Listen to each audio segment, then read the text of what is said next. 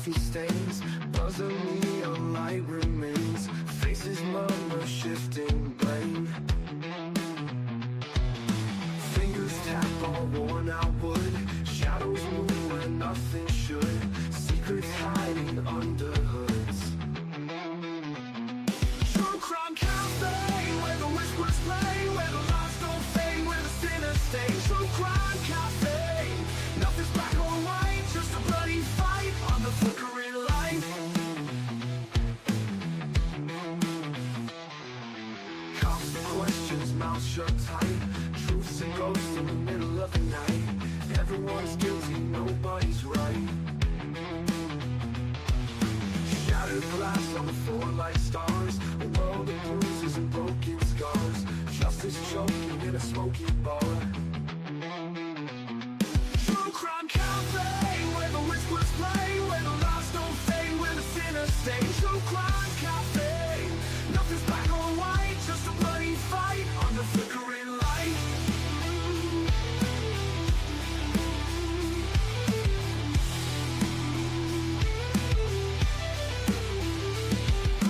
Constant questions, mouths shut tight, truths and ghosts in the middle of the night. Everyone's guilty, nobody's right. Shattered glass on the floor like stars, a world of bruises and broken scars, justice choking in a smoky bar. True crime cafe, where the whispers play, where the lies don't fade, where the sinners stay. True crime cafe, nothing's black or white, just a bloody fight on the flickering light.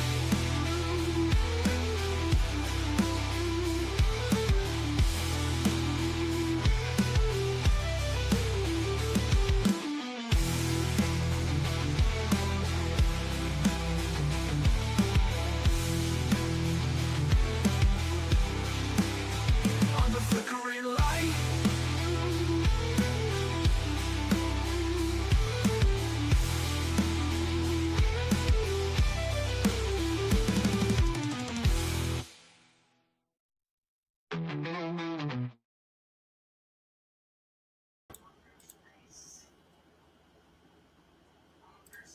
All right, welcome back, everybody, to the cafe. It's great to be back with you guys today. We are on part 4 of this supplemental report reading we've been doing, trying to see what we can come up with, what we've missed out on, what may have not been shown to us, whatever it is. We are here on part number 4. Hopefully we can get through this soon and be done. I think we will be able to. Maybe by today, we'll see. But either way, I appreciate you guys all joining us for this today and being back here with me. It's a lot easier to do with peeps than by yourself. So thank you guys once again for joining me. Please make sure to hit the like button on your way through the door and share this out and let everybody know we're doing in here. Besides that, well, you know what comes next.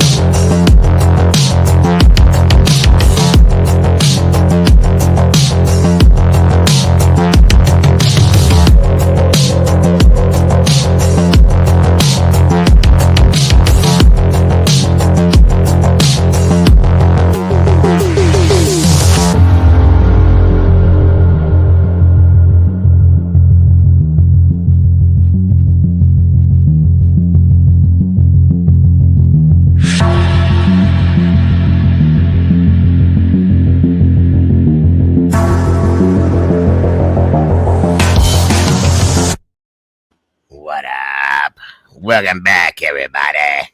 Great to see y'all. Great to be back with you guys, as I said. I hope you guys are having an amazing day today. Hope you all had an amazing night last night. It is great to see you all. So welcome back. Hey. It is hot outside, folks. I am about done with summertime, and I have been for a minute. I'm ready for fall. Ready for fall. Come on in. Come on in. Grab a seat. Grab your coffee, tea, whatever it may be. Come on in. Sit down, please, and have a conversation with me. Oh, I think it's time for a haircut, folks. I'm starting to look like a madman. They said this is how it's supposed to look. I don't know. Whatever. Yes, it stopped raining, and now it's back to hell. Like I said, I feel for them peeps down in Texas. I don't know how y'all do it. We got abnormal heat here in Ohio, folks. This ain't normal for us. It's really out of the record books. I'm gonna tell you, it's getting crazy. Come on in, come on in. So yes, guys, part 4 of the supplemental reports via the Idaho 4 case. All sorts of interesting things in here. A lot of stuff that we did know, yes, but a whole hell of a lot of stuff we didn't know that they never put out there for anybody for whatever reasons. Some reasons to ask more questions. It's given more questions, in my opinion, on top of questions on top of questions. So, I've been reading these on my own as well, but I'm really reading them with you guys and going through them and breaking them down with you guys. So, everybody's opinions, I love seeing everybody's thoughts and feelings on these. I love seeing it. Before we get going anywhere, as always, please make sure you're respecting each other. Everybody's thoughts, feelings, and opinions all are important. They all matter.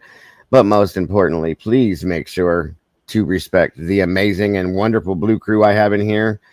These awesome ladies and gents with these wrenches. They know what they're doing, so please don't question them. They will not say anything to you out of the norm unless you have a reason to. I promise you. So just respect them. That's all I'm asking. We do appreciate that so much. Besides that, guys, please enjoy yourselves. Not that it's enjoyable, but what we're learning, what we're talking about, all that. I just want everybody to be happy and safe in here. That's all. Speaking of everybody, who do we have? Miss Meg P's in the house. SR BBBB. Welcome back to you. And Alicia J. Hey. Welcome. Good to see you. Karma Police in the house. So there you go. You gotta behave. Let's see. Miss Rowena, good to see you. Miss Diane, Dagburn, Johnny Gobbles, Dead Floozy Mama's in the house. Good to see you. Let me see. Show. Angel with an A. As compared to, good to see you, Angel. Thank you for being here. Midnight at the Mancheneal. I think I said it right that time. Mancheneal. Good to see you. Raquel O.L. in the house. Of course, the lovely Miss Paula and her positivity. Always happy to see you. Let's see. DKM, welcome back to you. Great to see you today. The done one. Always done in here. Good to see you. Good to have you. P. Fox, welcome back. Bry Guy. There's our Bry Guy, Mr. Dan Smith. Good to see you, Brian. Thank you for being here, buddy. Pissy Pixie's in the house today. Good to see you, Pissy. Thank you for joining us. I appreciate it, and I love your name.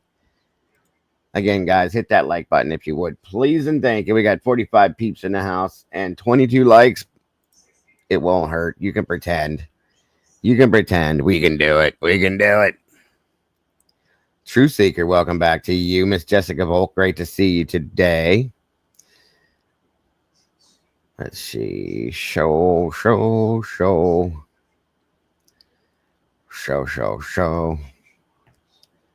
I did not, Meg, but I will. I was supposed to join Lana last night and I fell asleep, y'all. Gotta stop sleeping. It's this heat. I've been doing anything I do outside. I'm out there for 20 minutes and I'm like, that's it. I'm done. It's too hot to do anything. Did you hear that Dylan and Bethany were texting with Blaker on 11/13 allegedly, per what I saw? Really? Wow. That is wild.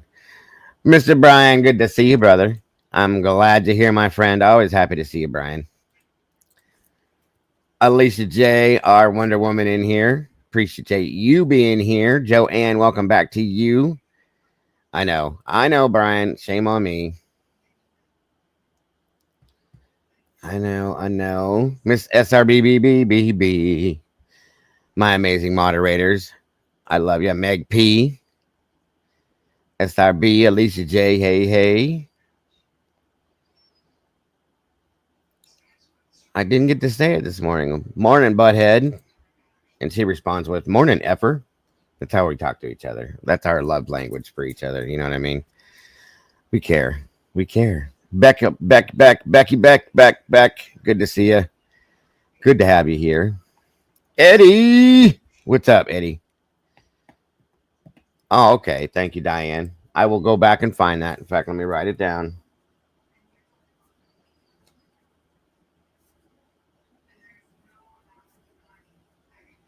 All right. Eddie. Good to see you, buddy. Hopefully he'll be joining me today.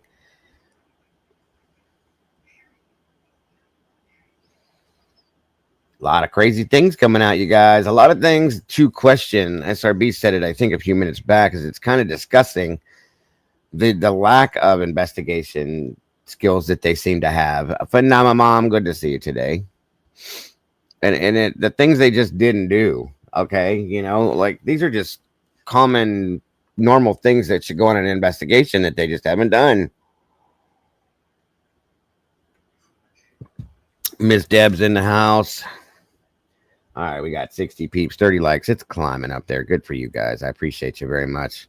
The cat lady finally is in the house. There you are. Good to see you. I have had a wonderful weekend, but it's even better now that I'm in here with all you awesome peeps. Where my meatballs at? Where my meatballs? I see you. Carrie Prashula, good to see you. I did not see that. It could be. We don't know. Mark Schumann, welcome back, brother. Good to see you. Has anybody seen Captain Jenks? I'm a little nervous, a little worried about the guy. I haven't seen him here in a couple of weeks now, I think, and he's always here, and I hope he's okay. So if anybody sees Captain Jenks, please let him know. Dago's looking for you. Just let him know you're good. I worry about you guys. Truly, I do. Gen 7, welcome back to you. Still loving that avatar there. Mr. Staley himself. Great musician. Okay. Good stuff, SRB. Is it over a week? Thank you. I did that too in Discord. I didn't get anything yet, so I don't know. I hope he's all right. Thank you, Alicia. I appreciate that. I hope he's good. Witchy's in the house. Good to see you. I lose track of time all the time, you guys. 70 peeps. Come on in, guys. Good morning, good afternoon, good evening, good night to you all. Whoever you are, wherever you are, I hope it's good for you, because it's great to be here with you all. I love you guys. I truly do. Beach Babe, welcome back. Good to see you. And once again, I should say, and there's our Christy. Good, Miss Christy. Good to see you. I have to apologize, you guys. I had a bit of a blow up yesterday. Listen, let me put it this way. I'm not sorry that I did it. I'm sorry that you guys had to hear it, for those of you that weren't involved in it, okay? Because I'm just tired of people acting like children. I'm tired of people like just doing those things, okay? And it's just ridiculous. It's enough. That's all I'm saying. And that's why I did it. I don't normally act that way. You guys know that. And I feel bad after I do it, but you got to have a point where enough is enough. So I hope you guys accept the apology. I really, truly did not mean for everybody else to have to endure that, but that's just the way it is sometimes. So my apologies. And the issue, it wasn't really even an issue. Nobody even had stated what was said in here. It wasn't that it was a big deal. It was not even an assumption. It was a thought. It was a thought. So that's all I have to say is, nope, it's not true from what I know. And you move on. There doesn't need to be any nastiness. And I will not put up with anybody treating anybody in here like shit. I just won't. There's no cause, no reason for anybody to treat anybody in here like anything other than the best. Because that's how I treat you guys. In turn, that's how you're going to treat each other when you're in here. That's all I'm saying. And to tell me it's not none of my business, none of my what? It kind of is. Okay. I have to make sure things stay that way. So that's why it was. Anyway. So, like I said, I just wanted to apologize. Anybody had to hear it, and that was it. Jesse Schul, Ricky Jesse's in the house. Good to see you. Fox Rooter, welcome, and good to see you. Thank you very much. I appreciate that. I truly do. But sometimes they just push them buttons. 120. It feels like it here. It does. I'm telling you guys, it's like it's 91 here, and it says on my little thing that the real feel is 109.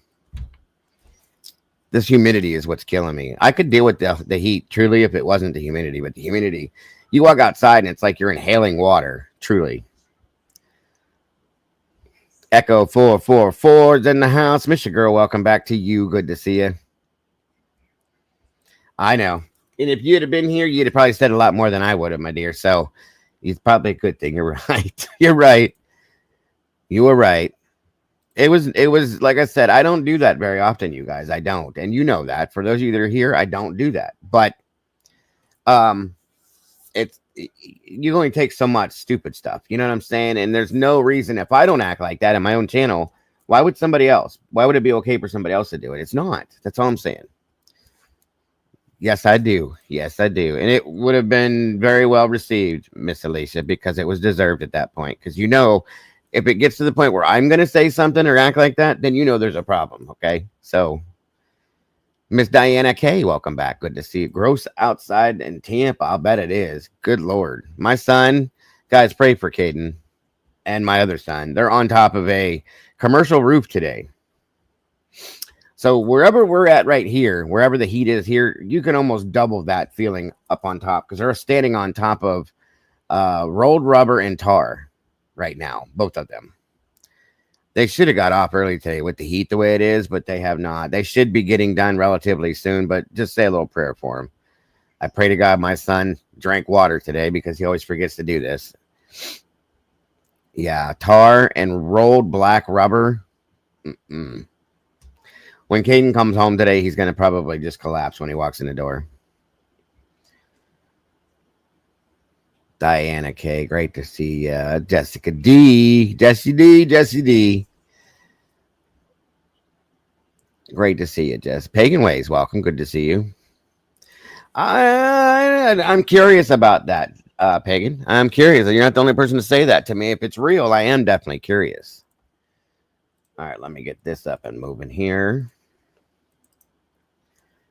I will paste and pin the link here for Eddie or Jesse or whoever. And you guys know the rules with that. If you have never been up here before, you got to make sure you show me your face for about 30 seconds backstage just to make sure that you're going to be showing your face and not your waist up here. That's all we ask. IME's in Akron. It is, isn't it? Yeah, we're about 15 minutes away from each other, IME. And I'm telling you, yes, it's bad. You walk out that door, it hits you in the face like a wall. Marty Fodrell, good to see you. Don't do it too long if you're out there. Make sure you're only out there for a few minutes. Dean, good to see you. Jaded, good to see you. Scott's in the house. What's up, brother? Peaky X, welcome. Yeah, Indiana's the same. Mama Bear said if she can get rid of her, she's got one of them headaches again. If she can get rid of it, she'll probably join us too. It is. It's beyond like a Sonya. You can't breathe, guys. And God forbid you got any kind of lung issues, forget it. Tanya Jordan, welcome. Good to see you. And thank you for that. I appreciate that, dear. Like I said, anybody who works outside, forget that. God bless you. Dogbone, welcome back to you. Guys, I'm telling you, it's working outside or anything. And I don't miss them days. When I was a firefighter, We used to have to, you don't get to take your pick if it's too hot outside to not put out a fire. So when it's hot like this and you're working in the heat doing that too, forget it. I passed out a couple times. You'll dehydrate immediately. It's insane. Michael Green, chili chicken. Good to see you, brother. Or ma'am. I don't know what you are, but welcome.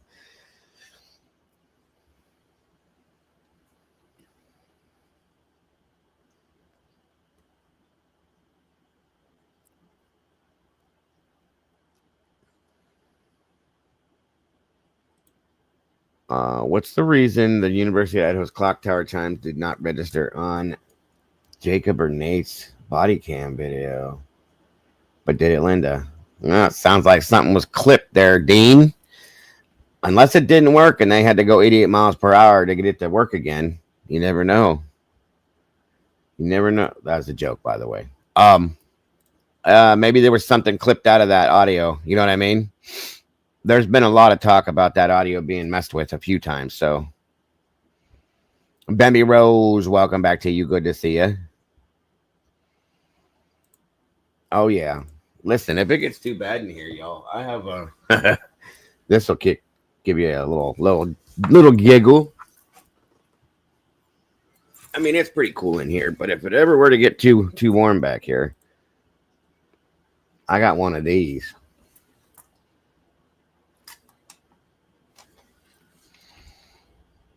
I can actually wrap these things up around wherever I want and just let it blow like that. Pretty neat. And it charges with my phone charger too. It's pretty wild. Look, my hair looks like I'm already doing it.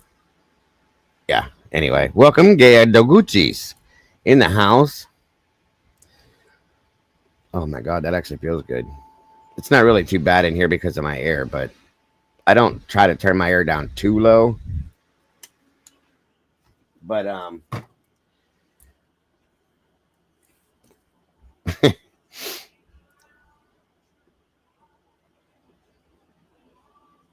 show.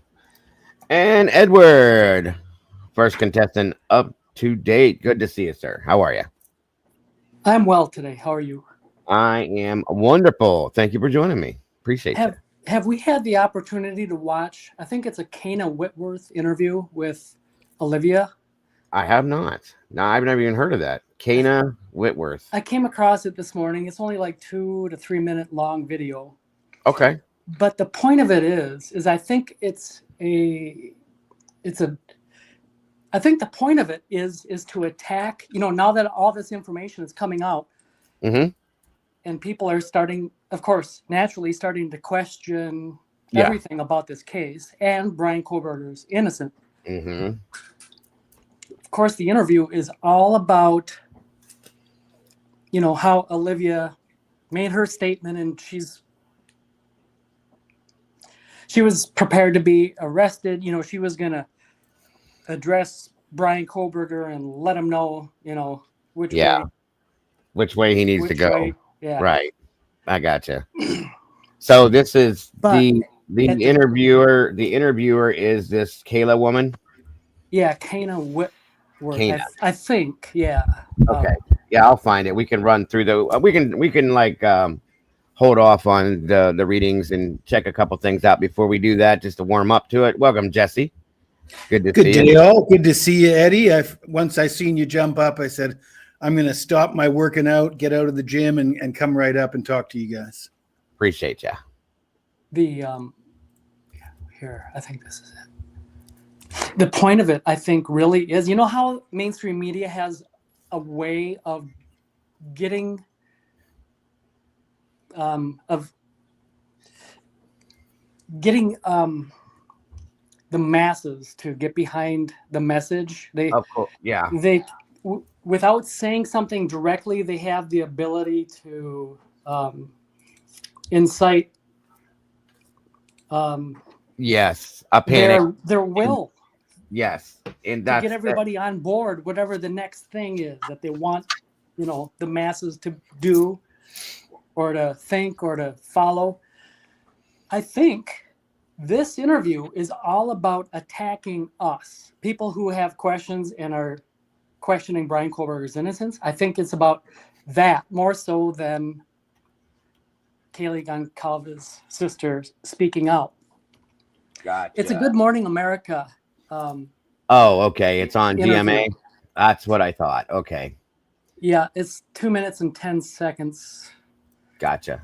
Before we play the clip, can I just add to what Eddie was saying on the same subject? Yeah, And go for it. also on the same subject as your apology this morning for what happened on yesterday's show. I was watching it. I saw what happened. It was unfortunate. But I just wanted to say that tonight I was sitting back with my son. Every night, it's a thing of ours. We like to watch Mindhunt. Well, we watch a variety of shows, but we're currently watching Mindhunters, one episode a night. Good show. I figured because of the true crime angle, most of you guys in the chat have probably seen Mindhunters and know the show.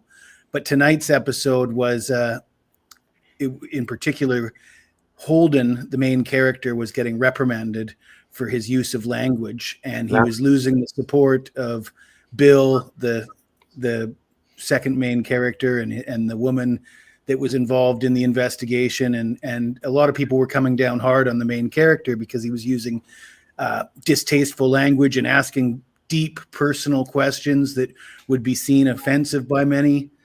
But we're talking about a guy and an FBI.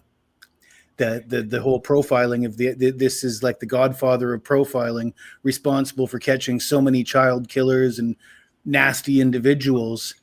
And in retrospect, I think it takes place in the 70s. So if you're looking back, the tactics that he's using are no longer controversial, right? Right. And when you apply it to this case, it makes me feel like every time somebody in the chat gets upset when I ask the questions about Kaylee Goncalves' sex life, how dare you talk about, well, what kind of investigator would, and I'm not an investigator, but I mean, we are witnessing a botched investigation. And I think the investigators need to be asking these questions, and you can't really conduct a proper investigation if you're unwilling to ask those questions and you're unwilling to offend some people. I think you got to go down those roads, whether it's drugs, sex, whatever it is. And a lot of people find it offensive. And I have to those people, I think that's part of the reason why we're in this position we're in now with such a botched investigation is people needed to be offended right off the bat. The hard questions needed to be asked and they weren't. People were cleared too quickly. And look at the mess we're in now. So that's my word of advice for the day, ladies and gentlemen. And don't you dare attack Dago for having these questions asked on his show. Well, thank you, sir. I appreciate that. And listen, like I said, first off, one of the main things with what you just said is very important to understand. We're in the true crime community. This isn't, ABCs and 1, 2, 3s. This isn't SpaghettiOs. This isn't kindergarten community. It's not a toy community. It's not a cartoon community. This is real life stuff. Okay. And it's real, like it's scary stuff at times. And there's a lot of bad stuff involved in this. And if you don't have the ability to understand, like the statement that was made was somebody had referenced about Molly McMichaels and about whether or not she was on drugs that night or whether something, I didn't even see that, but okay. And that person came and got mad and said she wasn't high that night and blah, blah, blah, blah, blah. Okay. Pretty fair question, to be honest with you. Somebody with a history of drug use. Yes. Seen at a crime scene. Were they high that night? I mean, I can't say for sure that she was, but I don't think it's an unfair question. It's like knowing that somebody eats pizza 5 days a week. And then on Saturday, they decide that they're going to have tacos. And for you to go say, hey, did you have pizza today? And they go, oh my God, no, I had tacos. Well, okay, I'm sorry, but it was a pretty honest question. You know what I'm saying? That's all I'm saying. And whoever asked the question, it wasn't me. So I was trying to keep somebody in the chat from going head to head like this. And the other person wasn't being nasty that I saw. Calm down. It was a statement or a question either way. Just if you feel that you're justified in what your feelings are, just say, hey, listen, I don't think that's what it was. That's how I feel.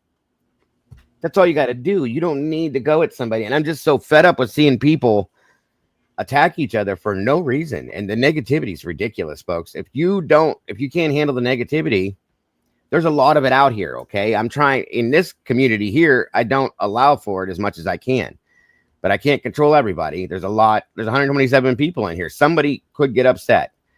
All I ask for anybody is to not direct it at each other. Everybody's going to have different thoughts, feelings, opinions, make statements that you may not be comfortable with or like.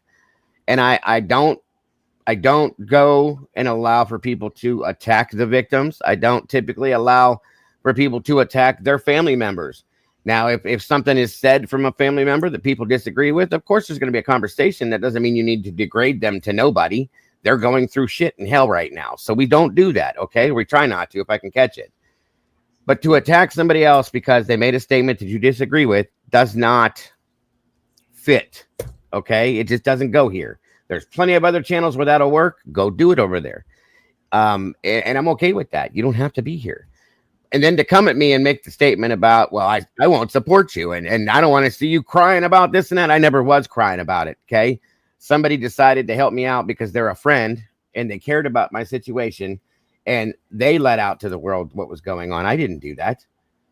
And because of that, and I'm very grateful. And then I wasn't even appreciated for it. I thanked everybody that was involved more than once. And I always have and always would.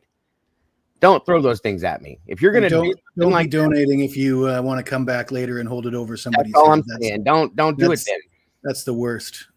I will. By the way, you mentioned that this is not a kindergarten, Dago. Did No. I tell you that I used to be a kindergarten teacher? You did. You did. I know a lot of people would have a hard time believing that, but I was a kindergarten teacher for a couple of years. I do believe it. And like I said before, guys, this is not Dago's daycare anymore. I don't do that anymore. I've been out of that work here for a couple years now. I try to take this as serious as I can. I do have a little fun in here because every now and again we do need to smile, okay? But don't come in here attacking. These people are amazing that are in this community, every one of them, and that person included, okay? But when you go at other people, it changes things. I'm sorry. So I bet you receive an apology from that person later on down the road. I'd be willing to make that wager. As a wagering man, I think there's an apology incoming. If I do, then I'm grateful and I'll accept it with grace, as I always do. My door is always open to people until it's not. And you know that, Jesse. Eddie knows that. Everybody in here knows that, okay? Of any creator out here, I'm probably one of the most forgiving. Truly, I always have been. To a fault at some extent, okay? But at some point, enough is enough, and I'm not going to be trumped on. I'm not a floor mat, and nobody else in here is going to be either, and that's just how that is. Sorry. So I appreciate your statement, Jesse. I really do. As I always appreciate everything that, you have to do with this community. It's very important to me. Just same with Eddie and everybody else in here. You guys are all very important to me. Every person that's in here. Welcome, Moonlit. Good to see you. Woman Power 101. Great to have you. Jaded, it's been a while. Great to see you again. West Side Crime Show's in the house. Good to see you. And you can still have your snack, Alicia. Don't worry about it. Mojo Rising, good to see you. And that's why I said that, like the Dago's daycare thing. My moderators are not babysitters, okay? They take this just as serious and want to know the answers to these questions as the rest of us. So in turn, they don't have time for that stuff. True Crime Unleashed, good to see you, Robert. Thank you for joining me, brother. And I think I've caught up with JS. Welcome, good to see you. And you're having tacos. See, there you go. I won't ask you about pizza, I promise. I know that. Go ahead, Eddie. Okay. Jesse, can I ask you a question? Sure. It is about what you said moments ago about a botched investigation. Mm-hmm. And my question is that just your general way of describing it, or do you specifically feel, are you using that as like a description of kind of what we may be seeing here because you believe that? Because the reason I'm asking this question is because a botched investigation kind of suggests unintentional. And my question is that your mindset about this? I don't think my commentary was meant to really define that question. And I'm undecided, but yeah, I do think that it would be a little bit naive to believe that everything that's happened in this case could be explained by incompetence. So, Thank you. So yeah, I'm very open to the idea that so much incompetence must point towards lies and corruption. But yeah, but I also think there is just blatant incompetence. Like even if you're even if your goal is to successfully cover up something, you're incompetent in doing that properly. The way they conducted interviews, the way they gathered evidence, the way they cleared people, the fact that everybody's story seems to change from their initial interview, and two or three interviews later, they're telling you a completely different story, and you seem happy with that. You're not asking them why the story has changed so much. That to me is, yeah. And then like I said, the pertinent questions aren't being asked, or they're being avoided. It's almost like they're doing that with impunity. Like they know there doesn't need to be a great effort to make it even look good, because they're covered somehow. They all have each other's backs, and there's no risk. Everything can just be explained away with, even if it's a half-hearted excuse. They're not fearful of. I mean, they're not abashed by anything. Whatever ridiculousness this ends up looking like, they're not concerned about it at all. Well, like I said yesterday, you guys are both right. Truly, there's a lot of mistakes. Well, at some point, mistakes turn into insolence and stupidity, and you're doing this on purpose. I'm sorry, but in a crime investigation, when it's real, there's no way in hell there's that many mistakes. Okay, and I said yesterday, like I said, yeah, I'll give you one or two. Okay, but like multiple, no, it's not. It's not. This is blatant, absolute blatant. Yes, Tonka, blatant corruption. Maybe a couple mistakes here and there based on the corruption that was built out of this, but yeah, most of it, in my opinion, is all done on purpose. I'll have to say. That's certainly the PCA compared to the interviews we're reading now. That's obviously on purpose. I mean, yeah, there's a lot of really interesting things in these documents that for whatever reason didn't make it in the PCA, and it's pretty easy to conclude why that is. Right. Absolutely. And sometimes when I'm up on these panels, I've had a few glasses of wine. I get a little bit tipsy, but I seem to remember reading a document that said Dylan saw an object that appeared to perhaps be a gun, not a definitive. She saw a gun, but she saw what could be perceived as a gun or might be a gun, shaped like an arrow. Yeah, you're right. Am I crazy? Is that a fact? Was the word gun used? Yes, it was. It said it was in the shape of an arrow after the word gun was used. Yes, sir. And shortly after that, Bethany sees a flash and hears a bang. So, I mean, when you put those two things together, how's that not in the PCA? How are they not looking for a gun? It just seems like that seems like interesting information to me that was just dropped and never followed up on. Yes, very good point. And like I said, it's impossible to believe that those two roommates were seeing and hearing what appears or sounds like and looks like gunfire, and their stories still hold. I mean, I'm sorry, those stories never did hold, but even less so now. Right.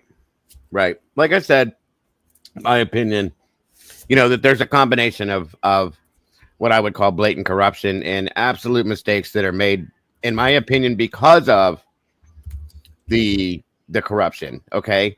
Not everybody is involved in knowing what's going on in the background behind this. Truly. Like I said before, I feel that there are pawns that were put into this, that people know they're just going to do their job. They're not going to ask questions. Welcome, Christina. And that's why they're there. So welcome, Josie Joe. Good to see you, dear. So you got to look at it from both sides of that, in my opinion, because there have to be people. I think Alicia just said something up here. There does have to be, in my opinion, people in this that do care about real justice. There's got to be somebody connected to this somewhere that does truly care, because not everybody in the world is going to be that person. But there's a lot of issues. Like I said, there's people that probably had no idea what was going on. They weren't supposed to know. They weren't looking into it because that's not their job. They're doing their job because they're doing what they're told to do, and that's all there is to it. come down the line, guess what? You know what I mean? So you can see it from both angles, in my opinion, for sure. Jade847 says we are not entitled to everything. And my answer to that is, well, that's probably why there's redactions in the documents. But if it isn't redacted, I guess we're entitled to it. Right. And Dago, Well, did you according to need me Hitler- to let you know which video that is, or did you find it? Oh, I got it right here. I'm just Okay. waiting for you guys to finish your conversation to throw it up. And Sure. once again, as always, I paused it just perfectly. That's wild looking. Oh. Always do it. I have a really good pause game. It's crazy, guys. Alicia said, I think the arrow shaped thing she saw was a knife. Very possibly could be. I just equate her statement with what Bethany saw and heard, and the just any kind of mention of a gun combined with what Bethany saw and heard, I thought was interesting. The flash and the bang, and then there's mention of that. Of course, they kind of go hand in hand, in my opinion. I agree. All right, let's see what Alicia had to say here. That's a little better looking than the last one. Be careful, JS. Please do, and stay out of the heat if you're dealing with it. I was fueled by seeing the rage on his face. Can you guys hear that? Okay. Hold on, and be safe out there, JS. If you didn't hear me. This morning, Kaylee Gonzalez's sister, Olivia, reflecting on her fiery and relentless victim impact statement. I was prepared to be arrested that day.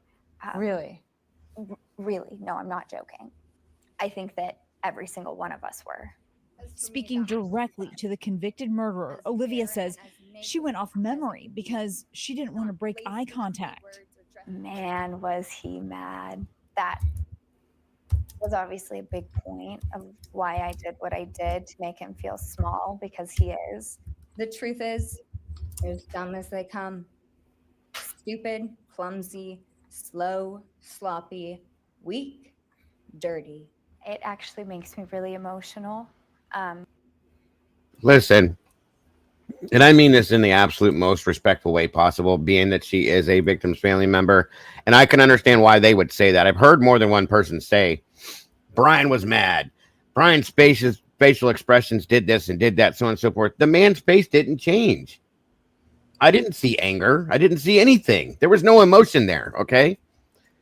So if that's what they need to feel to make them feel better, possibly, then I understand. But, like, don't say it like that, because it just doesn't match. It doesn't ride with me. I'm sorry. I like your jersey, Derek, Jesse. That's cool.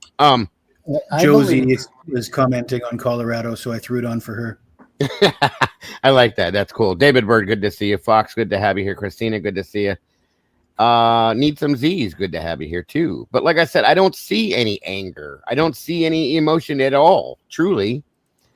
His face doesn't look like it moved, changed, anything. He looked the same through the whole thing, like he always does. So whatever. If that's what needs to work to make them feel better, I can understand. They deserve that in that sense. They deserve to feel better about the situation. I do feel that way.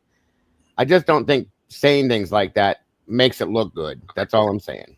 I believe what we're seeing here is a bit of the truth is coming out. The intent was to make him react like that, so that then that's what I latch said. on to that. If they could get a visual reaction out of him and to use that against him, they would have replayed that on a 24/7, news cycle. Look, this shows how bad of a person he is because he made this nasty face or something. Yeah, I agree with you, Eddie. That was probably, like I said the other day, she wanted him to react. Well, he didn't. I don't know what to say. It didn't happen. And if you think he's mad, then that helps you, then good. I'm glad. But I didn't see it, you guys. That's all I'm saying. I got up there knowing that my speech wasn't to Kaylee and Maddie, it was for them. You want the truth? Here's the one you'll hate the most.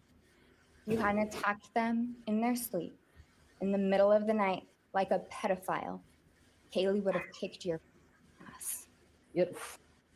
And I do believe that was uncalled for. The P thing, there was no sexual aspect to this case. There were no children involved in this, so on and so forth. And again, guys, I believe, in my opinion, that was stated to provoke a reaction, whether it be from him or for something down the road, maybe to insinuate a situation. I don't know. Either way, it was to provoke a reaction. And I understand, again, folks, they're angry. They deserve to be angry. They should be angry. That's not the way to get what you need out of it, in my opinion. But if that's what they have to do, I respect that part of it. But that was uncalled for, in my opinion. And I don't believe that Hitler should have allowed that, but that's not my place. So I don't know. That was the big one there. That everything else she said, I understand. I've seen this happen before in courts, guys. But that one, nah, you shouldn't have put that in there. That's all I'm saying. Frames the statement that what's really important in my statement are the victims, not the defendant. And I think that also makes a big statement. Diminishing him is really super important to victims. She says she sought out specific details to include in her speech. I mean, I stalked the stalker. I found everything that I could from him online from the beginning of time to now. It fueled me to Welcome, know that Boston. I got you pegged. I had one shot at it and I was going to make the most of it. She certainly did. Olivia says, though, that she and many others in her family have been receiving hateful messages on their phones and social media from people who support the killer. But Olivia tells me they are undeterred and they will continue to make Kaylee and Maddie proud. Guys. As they should, and such a powerful speech, a speech no one should ever have to give, but one she gave so well. Kana, thank you. Okay. So that right at the very end, you notice that the listeners are left with that. Now, if you go to the comments in that video, you will see the effect that has. And I think, again, the purpose of this, of course, there's nothing wrong with getting more mileage out of the theater that was the most recent hearing. Right. Because it was all just a show. Yeah. And there's nothing wrong with getting more mileage out of, reliving that day. But I think what we're seeing is not really what it is. I think what this is a way to rally the troops to get ahead of it, so to speak, get ahead of this damage. And gotcha. Keep going. Align everybody with the talking point, which is, anyone who thinks that, that he's not guilty, right? They need to be shut down and attacked. Of course. Yes, of course. That's been that way, Eddie, from day one, that anybody that thinks anything, and that's the thing, is they don't categorize it in the way that they should, okay? Because we ask questions of the situation and we don't go along with that narrative, we automatically think Brian's just a number one. He's a great guy. He's this, that. And that's not what it is, because I know for a fact, I'm sitting here and I've said before, I don't care. And I don't want this to sound wrong, folks, but I don't at this point. It's not about Brian to me. It's about truth. It's always been the truth. We're not getting the truth, obviously, or we wouldn't be reading these reports that are telling us things opposite what we've learned already, okay? What they've told us, so on and so forth. So again, it's not about Brian Kohberger. And not to sound heartless, it's not that I don't care about Brian Kohberger as a person. I don't care about that situation right now. I want to know why they got to Brian Kohberger and why we're reading this stuff that doesn't make any sense, showing how this case was done and handled and the wrong parts of it and how the whole thing is wrong in a sense, okay? So that's where they're wrong with this, the way they're feeding into this situation with all of us that do ask the questions, okay? Because again, that's not what it's about, guys. It's about truth and the fact that we all believe that these 4 victims deserve the absolute justice and their families. That's what we want. And I can say that I think everybody in here feels the same way. So that part of it and the thought process that they have about that is not in the right lane, in my opinion, I guess, for lack of better terms. So I don't. Right, that's it. Nobody should be threatening anyone, period. The families, the roommates, not even BK. If you think he's guilty, period. That's it. There's law for a reason. There's judicial system for a reason. Let it do its job if it's going to do it. And that's the problem. We're sitting here because it's not doing it, talking about it, asking questions about it. Period. Nobody should ever be threatening his family for any reason. They did nothing. They didn't raise him to do this if he did it. And truly, nobody should be threatening anybody. I agree with that wholeheartedly. So, and I'm not saying that it's happening in this case. I would never do that. But I wonder how many times when mainstream media claims that someone is being threatened, that there is actually no threatening whatsoever. Right. Or just a comment that they don't like, dear Christy, how would you like it if somebody said to you that Steve's going to get a lot of big D in prison, or, something along those lines, which would be not too out of bounds, right? Based on what they said in the sentencing hearing, you could turn that around on them and just tell them how distasteful that was. And how would you like it if somebody said that to you? And then they could turn around, tell mainstream media, oh, people are threatening us with prison violence. And, Now, one thing I want to say too, you're right, but one thing I want to say too that I've seen is there's people that are nothing but Brian lovers, I guess you call it, pro burgers for real. There's been threats that have been put out towards the Gonzalez too. That's absolutely uncalled for. That's what I meant when I just said that a few minutes ago. Nobody should be being threatened. These people are already victims. They've been through hell and back. Okay, regardless of what he said, this, that, everything else. They're victims, period. Just as much as we would be if it was one of our children, God forbid. Nobody needs to say a word to them. Okay, they've been through enough. Just as much as nobody needs to say a word to Brian's family or anybody for that matter. The Ann Taylor and the team, they did their job. That's what their job is to do. You may not like it, okay, because they're defending what some people believe to be a criminal that committed 4 murders. That's fine, but you don't need to threaten him. That's their job. Just as much as if somebody were to threaten me because I put a fire out in a house that was burning down. Well, sorry, that's my job. If you wanted it to burn, you should have called somebody else. I'm sorry. So again, that's what I'm saying. Nobody should ever be threatening anybody in a sense like this, especially not the Gonsalves, the Chapins, the Kernodles. Any people like that definitely don't deserve threats, and neither does Brian's family. And nobody else should have threats coming at them either, guys.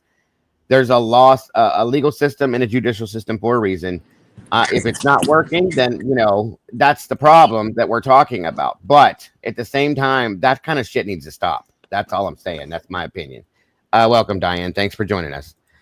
Why does it say Rose? I don't know. That's the name that somebody must have put in there for you. Okay. And that's what I mean, Gaya. Nobody should be threatening anybody, period. No matter. Now, I get it. Okay. They're angry. They're hurt. They're angry. That's a lot of pain to go through. I understand. And maybe it should be being redirected in different directions, but still, there's no excuse for any of that kind of stuff, any which way. Better cancel your Twitter account, kids, because if you're on Twitter for any period of time, you're going to get some threats. Well, there's a lot. Yeah, that's why I stay off of it. Go ahead, Diane. There should be no, but Steve has nothing to bitch about. Nothing. He helped get it to this point. And he did. And my heart really does go out to the Gonzalez's and all of the other families. I cannot imagine what the hurt, the pain, the anger. But he, with his own words and his mouth and his actions, helped get this to this point. And I agree with you, and I'm going to blame 70. So I'm going to Judge Hippler. I will blame 40% on Steve. The rest of that, I'm going to blame on whoever was feeding him what they were feeding him that wasn't true to cause the problem. That's what I'm going to say. Once again, they never got to, in my opinion, of course, to grieve this. Okay, they went into action immediately, as any parent probably would. So I'm not condemning that by any means, but they didn't get a chance to grieve. So if you take the fact that they're the hurt, the pain, the anger, the vengeance they feel, as I would as a parent as well, add that to the bullshit and the miscommunication, the misdirection, the misinformation that was fed to him, you're going to have a problem. And they do. Okay. And it caused a lot of this. I agree with you. None of us know how we would react in a situation like this. We can say we do. Unless you've been through it, you don't know. And I have to say that because I know that's how I feel. I know I'd be angry. I know I'd be mad. I know I'd probably feel the way he does in some ways, but we don't truly know unless you go through it. And God forbid anybody ever has to. That's not what I'm saying. But it's a whole lot of a mess. And it's been made worse, in my opinion, by the shoddy investigation. Did you see the video today of what is her name? She was just on what's the Megyn Kelly? No, the interview. Olivia Gonzalez? Yes. There was a video out, Olivia's hitman. Or what? Olivia's hitman. I've never who got seen it. pulled over on a moped. No, I didn't see that. Oh yeah. And I'm thinking, what? You know, and I'm reading that, you know, I'm like, damn, maybe I had that eye surgery. They say I got 20/20. Am I reading this right? And it was, I'm not going to say her name because she and I have had some words. Translucent. Anyway. That's who put it out. And I'm reading and I'm looking at, and I'm watching the video, right? This is supposed to be the hitman that's going to unalive Brian. He's on a moped. He gets pulled over for riding on the sidewalks. And he's from Pennsylvania. And I'm thinking, what in God's name is going on? Because, for one, all of this floating around, oh, he's going to do Steve's got a hitman and this and that, and her brother, blah, blah, blah. And now here's Olivia's hitman. That is doing them no good. Because if something happens to him, they're going to trade. Because the prison, they're kind of responsible for his safety, but then again, they're not. There's only so much they can do.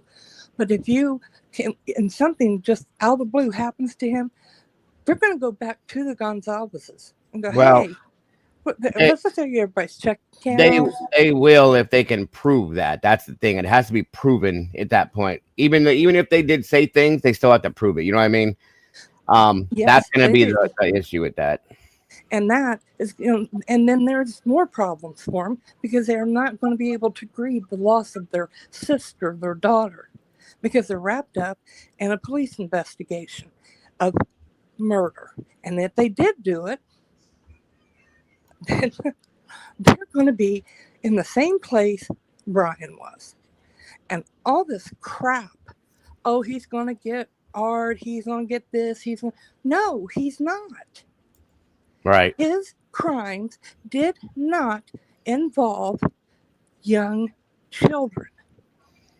It didn't. And that's why I said I know that was probably uncalled for in that aspect. And I think it was just out of anger to provoke a reaction. I agree with that. Now, I don't know if you guys saw the other interview that Brian Hinton put out last night. I can't stand him. I understand. There's a lot of people that don't care for him. But what was stated in this, I thought we could review real quick based on what we've been talking about.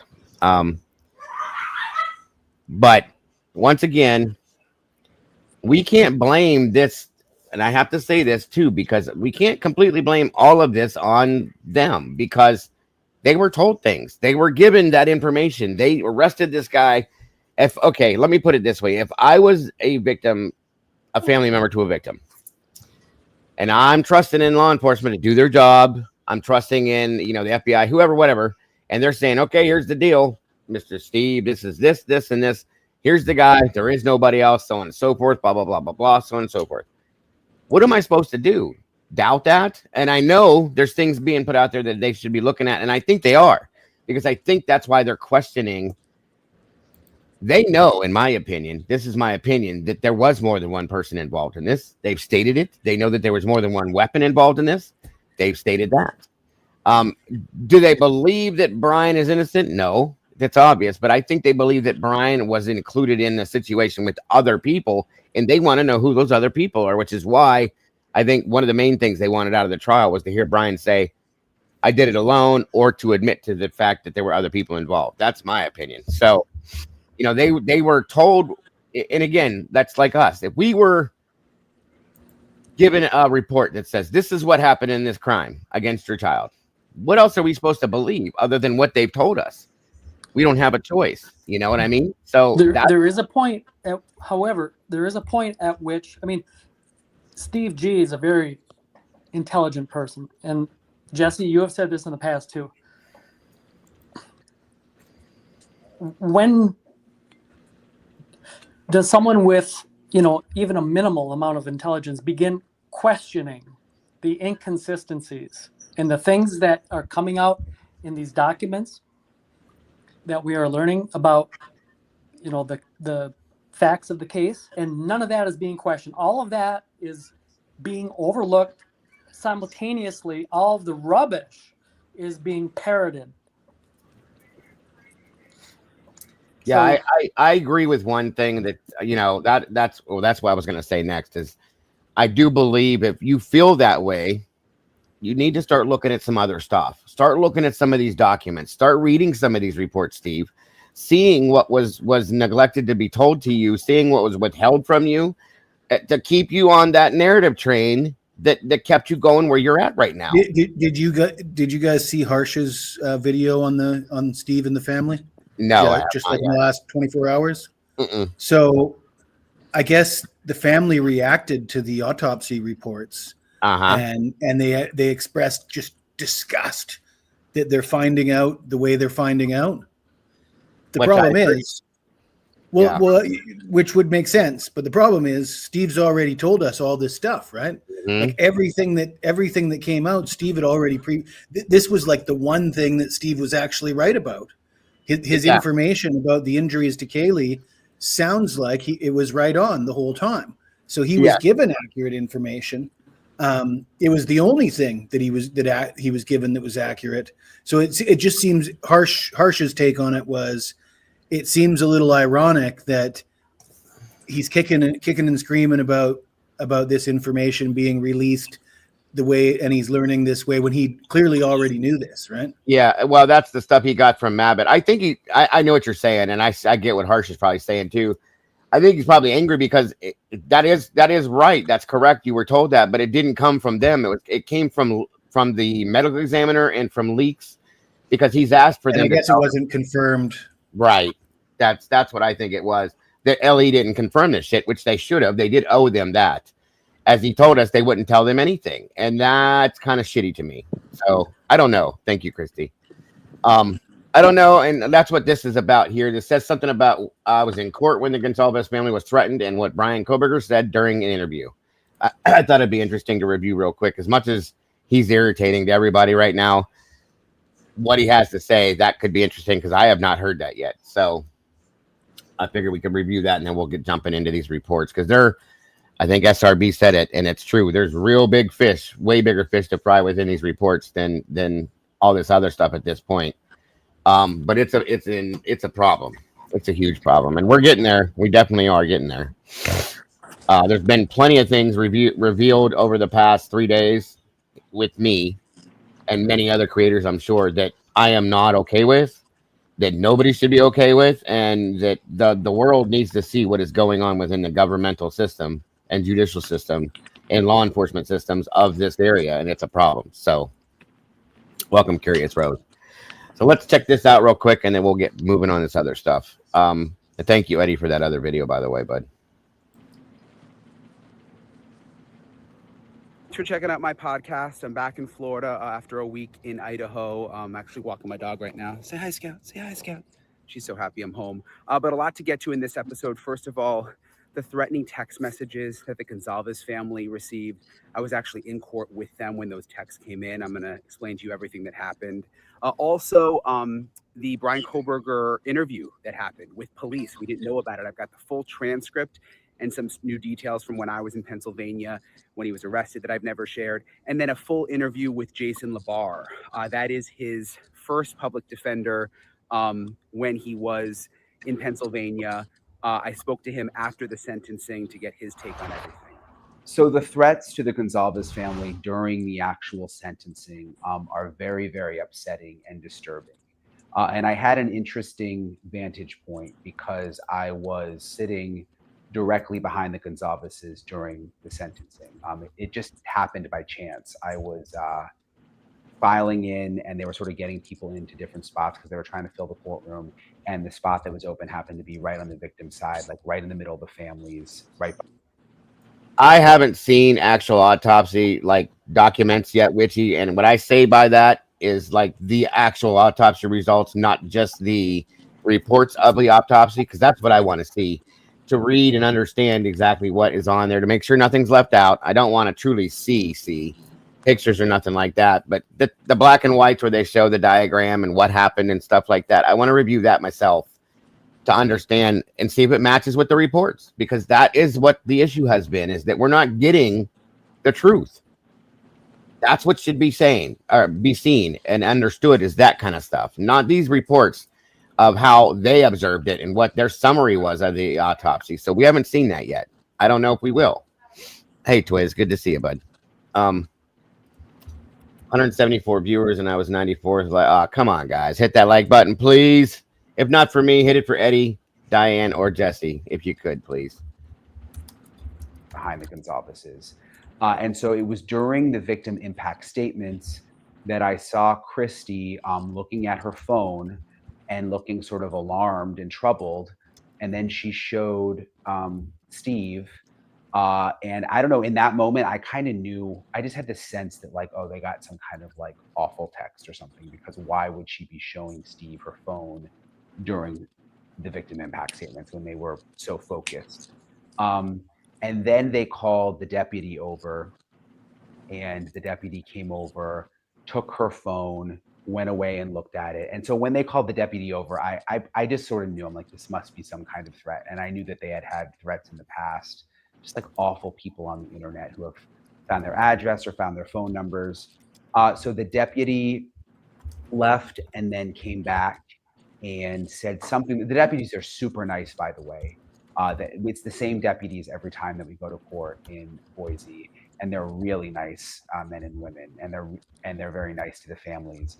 And so he said something like, "Okay, we're going to look into it, but I got you. Don't worry, I got you." And it, like, just in the nicest way that really calmed them down. But I'm going to read you. So I initially didn't report on this, obviously, just because there was so much going on, and also I just felt without their permission, it just, I don't know, it didn't feel right at the time, but they've now gone public with it.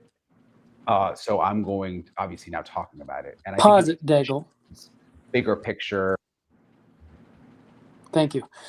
Are you buying any of this? And I don't mean to put anyone on the spot. No.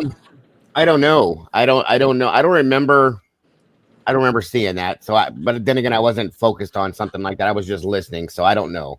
Of course, if you don't buy it, then you're just automatically a scoundrel too. So there's that, right? That's 100%. And it like I said, victim, it could be you're victim blaming. Victims, yeah. You're victimizing them a second time all over again. How dare you? Right. I mean, they're selling this, receiving threatening texts so hard right now. And of course, I have an interesting take for you, Eddie. Threatening texts were rolling into her phone. I mean, right. How convenient. That's it just could be true. Right. It could be. And he knew what it was all about. So that's what I'm having trouble buying, is him knowing anything about it. But it could be, guys. I don't know. I'm not going to say. Let me point out one thing. I don't know if you guys saw the call in to the Ashley Bamfield show.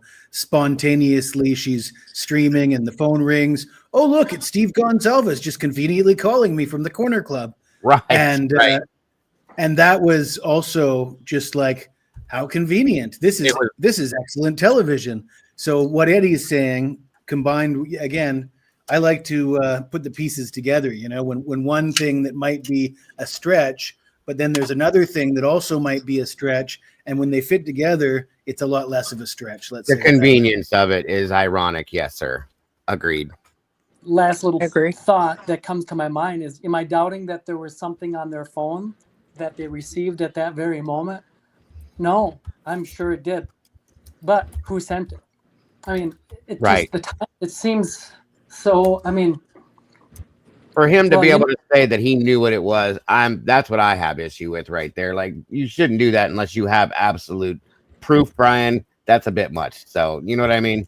Of course, at the end of this, they'll leave it, you know, it's kind of suggested, like, you know, who did it, we don't know, but you can automatically assume it's those goldarn Proberters. You know? Right. Let's get them.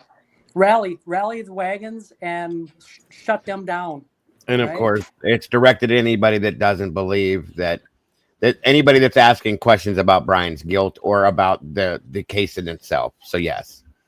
Thank you, Brian, for that. Really, really appreciate you, buddy, and very generous again. Whoever got that, I do not see it because of everything that's up right now. I'm so sorry, but congrats and welcome to the sauce. I appreciate you, and I appreciate you, Brian. Thank you so much, my friend. Everybody's got to remember, both of them have some family members, Steve and Christy.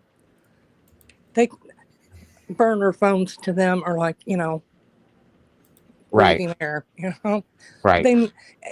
I don't buy it. I didn't buy it when it came out because it just smelled instantly of, oh, we're still in the spotlight. I don't think he should have done this because you don't have a 100% fact.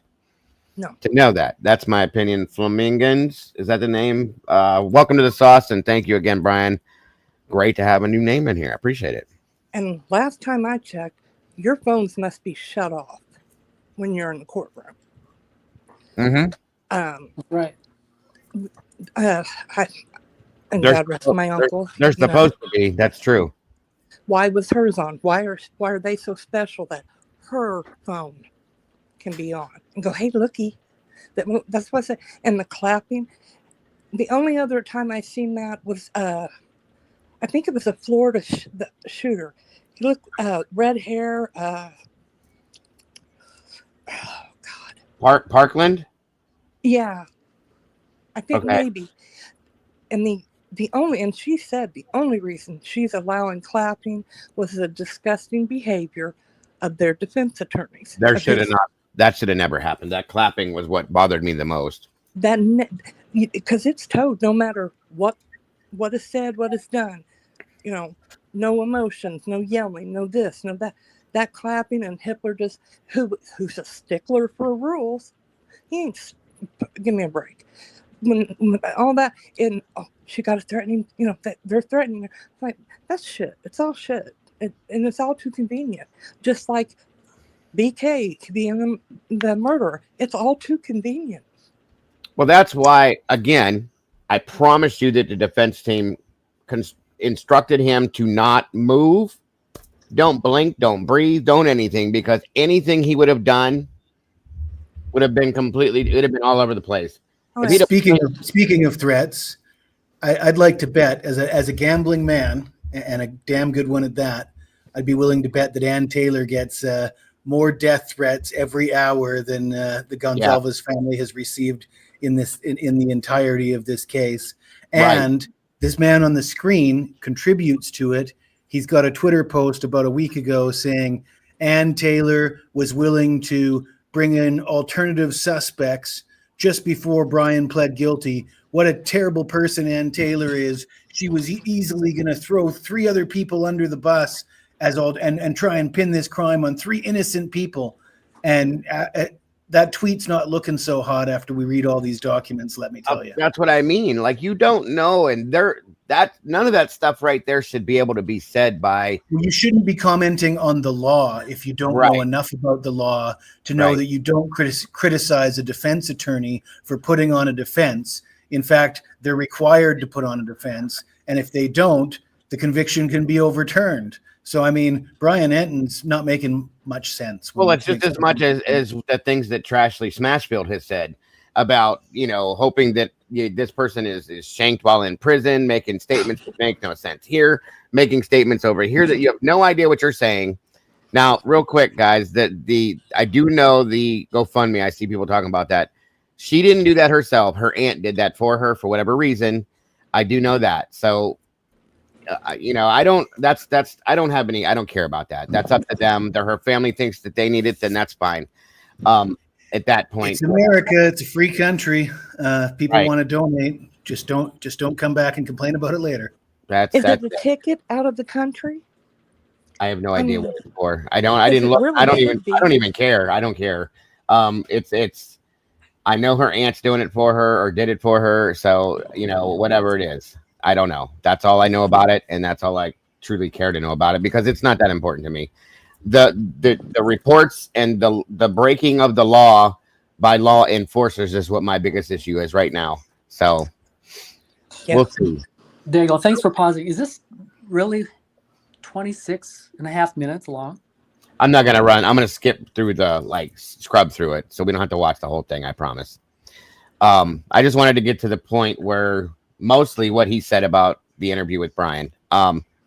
Welcome, Andrew Myers. Good to see you. Great to have you here, my friend. Please excuse some of the names that I throw out there from time to time. That's the way I deal with not liking certain people. So my apologies. Yes, I call her Smashley Trashfield or whatever you want to call it. I just don't like the way she deals with things. On we go. What these families have to deal with, how awful it is. These awful, crazy people online who go after the families, even after Brian Kohlberger has now admitted. Yeah, they're the street. Now, the funny thing is, you notice he's not talking about the people that are going after the Kohlberger family. No. He should be, okay? Or the people that are going after Ann Taylor and her family, as he should be. It's Justa Gonzalez, and nobody should be being attacked. I'm telling you that right now. Nobody. Whether it's true or not, if it is true, nobody should be doing it. I don't care who you are or what your reasons are. Don't. That's not the way this works, okay? But if you're going to bring it up, bring it all up, bud. That's all I'm saying. Lights. This is a very different vibe. It's pitch black in the neighborhood. People are on like 1 or 2 acres. It's kind of.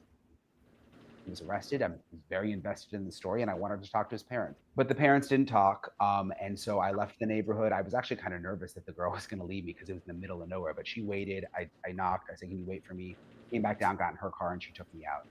And then I ended up going to the jail, waiting to see if I could see anything there. What I didn't know, which I have now learned since more documents are coming out, that he was actually taken to the Pennsylvania State Police barracks later for an interview, which I had no idea Brian Kohlberger did an interview. So I'm going to read you the full police report now. And this is all the detail. Obviously, there's video. We don't have the video yet, but this is what the police report says. Okay. On December 29th, 2022, ISP Detective Sergeant Gilbertson, FBI Special Agent Shirley, and I arrived in Albrightsville, Pennsylvania, in preparation for the service of the arrest and search warrants for Kohlberger and his family's residence in Albrightsville, Pennsylvania. After several coordination meetings, Detective Gilbertson, SA Shirley, and I drove to the Pennsylvania State Police Barracks at Stroudsburg, Pennsylvania, to await the arrival of Kohlberger after his arrest and to interview him upon his arrival. At approximately 200 hours on December 30th, 2022, Kohlberger was brought to the PSB Stroudsburg barracks and placed in an interview room. The interview was recorded on the built-in video system at the barracks, as well as Detective Gilbertson's pocket recorder. Can't wait to get that video. Possibly, Detective Andrew. Gilbertson and I were the interviewers present. This is a summary of our interview with Kohlberger and is not a verbatim transcript of the interview. A full interview transcription will be attached to this case file. I don't think we have that yet. Okay, so here we go. Detective Gilbertson and I began by introducing ourselves and stating which agencies we represented. When I stated who I was, Koberger stated, "You do look familiar." Detective Gilbertson and I prepared our note-taking materials, and Detective Gilbertson read Koberger his Miranda rights advisement. Detective Gilbertson asked Koberger if he understood his rights, to which he replied he did. After collecting Koberger's personal information and inquiring about any medications, Detective Gilbertson and I began to speak to Koberger. Detective Gilbertson asked Koberger I about agree, the operation of the Josie. house, to which Koberger replied he was concerned about his parents and dog. Detective Gilbertson asked Koberger if he was going to Washington State University, to which he replied he was. We made small talk with Koberger about sports for some time. Koberger stated he didn't follow WSU football much, but was a baseball fan. Detective Gilbertson asked Koberger if he had only been at WSU for one semester. Koberger confirmed this and said he came to WSU with his father on July 1st. Koberger then went on to say he was a first-year PhD student in criminal justice and criminology. Detective Gilbertson asked Koberger what the process was to apply for a PhD. Koberger stated he applied to two places, UC Irvine and WSU. Koberger said he was going to graduate with his master's in criminal justice from DeSales University and was inspired. Koberger then asked if it was okay to engage in small talk like we were, to which we replied it was. Kind of an interesting ask. After briefly mentioning he was strengthened by the fact his mother and father were okay. I thought it was interesting the way he said that he was strengthened by the fact that his mother and father were okay. Koberger said he applied to the two aforementioned schools because they did not require the GRE exam. Koberger then spoke about the GRE for a brief time and then said he was accepted by WSU. Detective Gilbertson then asked Koberger what led him down the road of becoming a professor. Koberger stated it was because he loved being in college and stated knowledge was far more important to him than money. Koberger added WSU had a good program to study under, and then said, "You guys know all about this more than likely." Koberger then asked questions about University of Idaho and other Idaho universities before stating he didn't know much about Idaho or Washington and had not left the tri-state area much. Koberger then returned to speaking about his focus on learning and how he thought he could obtain his doctorate degree. Koberger then said he recently returned home to see his family. It's interesting he's talking so much. He must be wondering why he's actually there. Detective Gilbertson then asked Koberger about his time at DeSales University. Koberger spoke for some time about his time at Northampton Community College and DeSales. Koberger then spoke about how he became interested in criminal justice and stated he thought about being a police officer but did not want to make that commitment unless he was absolutely sure. Koberger then continued to speak about his education and universities. Koberger also spoke more about the process to get into a PhD program and how competitive it can be. Detective Gilbertson then asked Koberger about his move to Washington. Koberger said he drove across country and wanted the challenge of driving cross country and experiencing it with his father. Koberger then said he took a different route back home with his father for Christmas break to avoid snow. Koberger spoke about his travels and the risks of summer travels in winter. Koberger then began to speak about the beauty of the environment and its relationship to God and a higher power. We spoke about this for some time, and Koberger said he was raised Christian, but was always a skeptic, except when confronted the beauty of the material world. Detective Gilbertson asked Koberger if he had ever been to the Pacific Northwest prior to coming to WSU, and Koberger said he had not. I asked Koberger if he and his father made any stops along their way back to Pennsylvania. He told me they visited Colorado, but the main goal was to just drive. Koberger then told a story about seeing an unmarked police car near Kansas City speed up behind him, catch up to another vehicle, turn on its emergency lights, then drive away. Koberger thought this was strange and was unsure why it occurred. You have to wonder, was Koberger thinking like, was he nervous in that moment that they were going to get him? Probably was. Detective Gilbertson then asked Koberger about the job he mentioned. Koberger stated he was a teaching assistant. Koberger then talked about how busy he was and how the funding package that comes along with being a teaching assistant is what makes the extra work worth it. Koberger then discussed ongoing projects with WSU PD and Pullman PD. Koberger spoke more about how being a TA is essentially assisting the professors in the department. Koberger stated he did not get to assist with teaching with the exception of assisting with office hours. Detective Gilbertson asked Koberger if he would be a TA again next semester, and Koberger replied that he would. Koberger then stated he understood why we were engaging in small talk, but would appreciate it if we explained to him what he was doing there. Detective Gilbertson asked Koberger why he thought we were there. He said he wanted Detective Gilbertson to tell him. Detective Gilbertson said we were there because of what occurred in Moscow, but did not provide any further detail. Detective Gilbertson asked Koberger if he watched the news. Koberger said, I watched the news. Detective Gilbertson then asked Koberger why he thought I looked familiar. Koberger said he wasn't sure and stated I had a familiar face and looked like someone he used to know. Detective Gilbertson then said we were there because of what happened in November, but off the University of Idaho campus. Detective Gilbertson asked Koberger if he knew what that was, to which Koberger replied, of course. It's interesting. When prompted to elaborate, Koberger said it was the incident we had been investigating for how long has it been? Koberger said there were probably several incidents, and then said he was aware of a homicide because of a WSU alert that he received. Detective Gilbertson asked when Koberger received the alert. Koberger said he wasn't sure, but thought it was sometime the previous month. Detective Gilbertson confirmed that was why Detective Gilbertson confirmed that was why we're there and asked if Koberger wanted to talk about that. Koberger replied, well, I think I would need a lawyer. That's sort of where it seems like things shifted. Koberger then asked if we would explain to him what we were there for specifically and added he was tired. Joanne asked me to stop it. What did I do? You mean stop this or stop something I'm doing?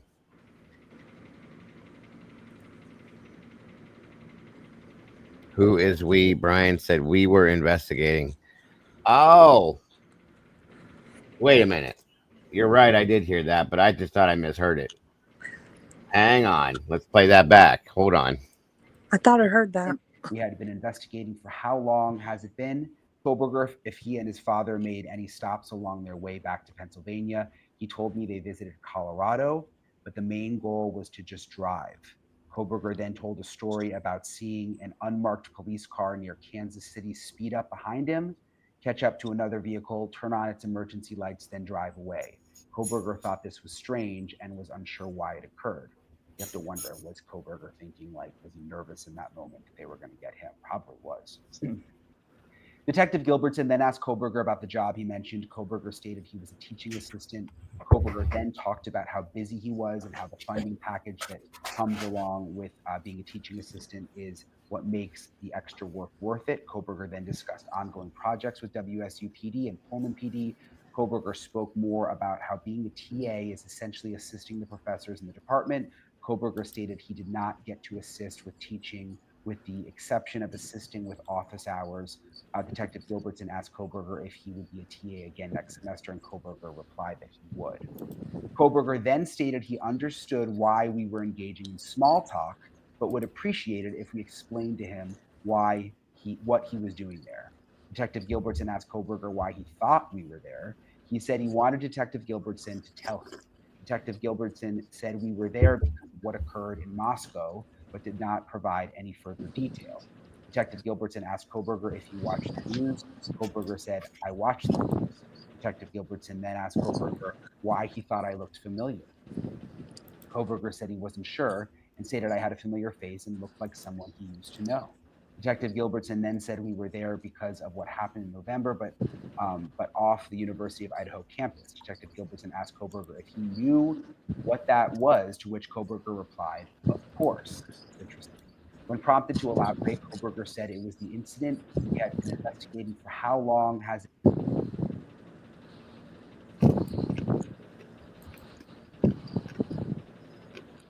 It was the incident we had been investigating for how long has it been? Is he saying that he is involved in the investigation, or is he stating it as in it was the incident they had been investigating?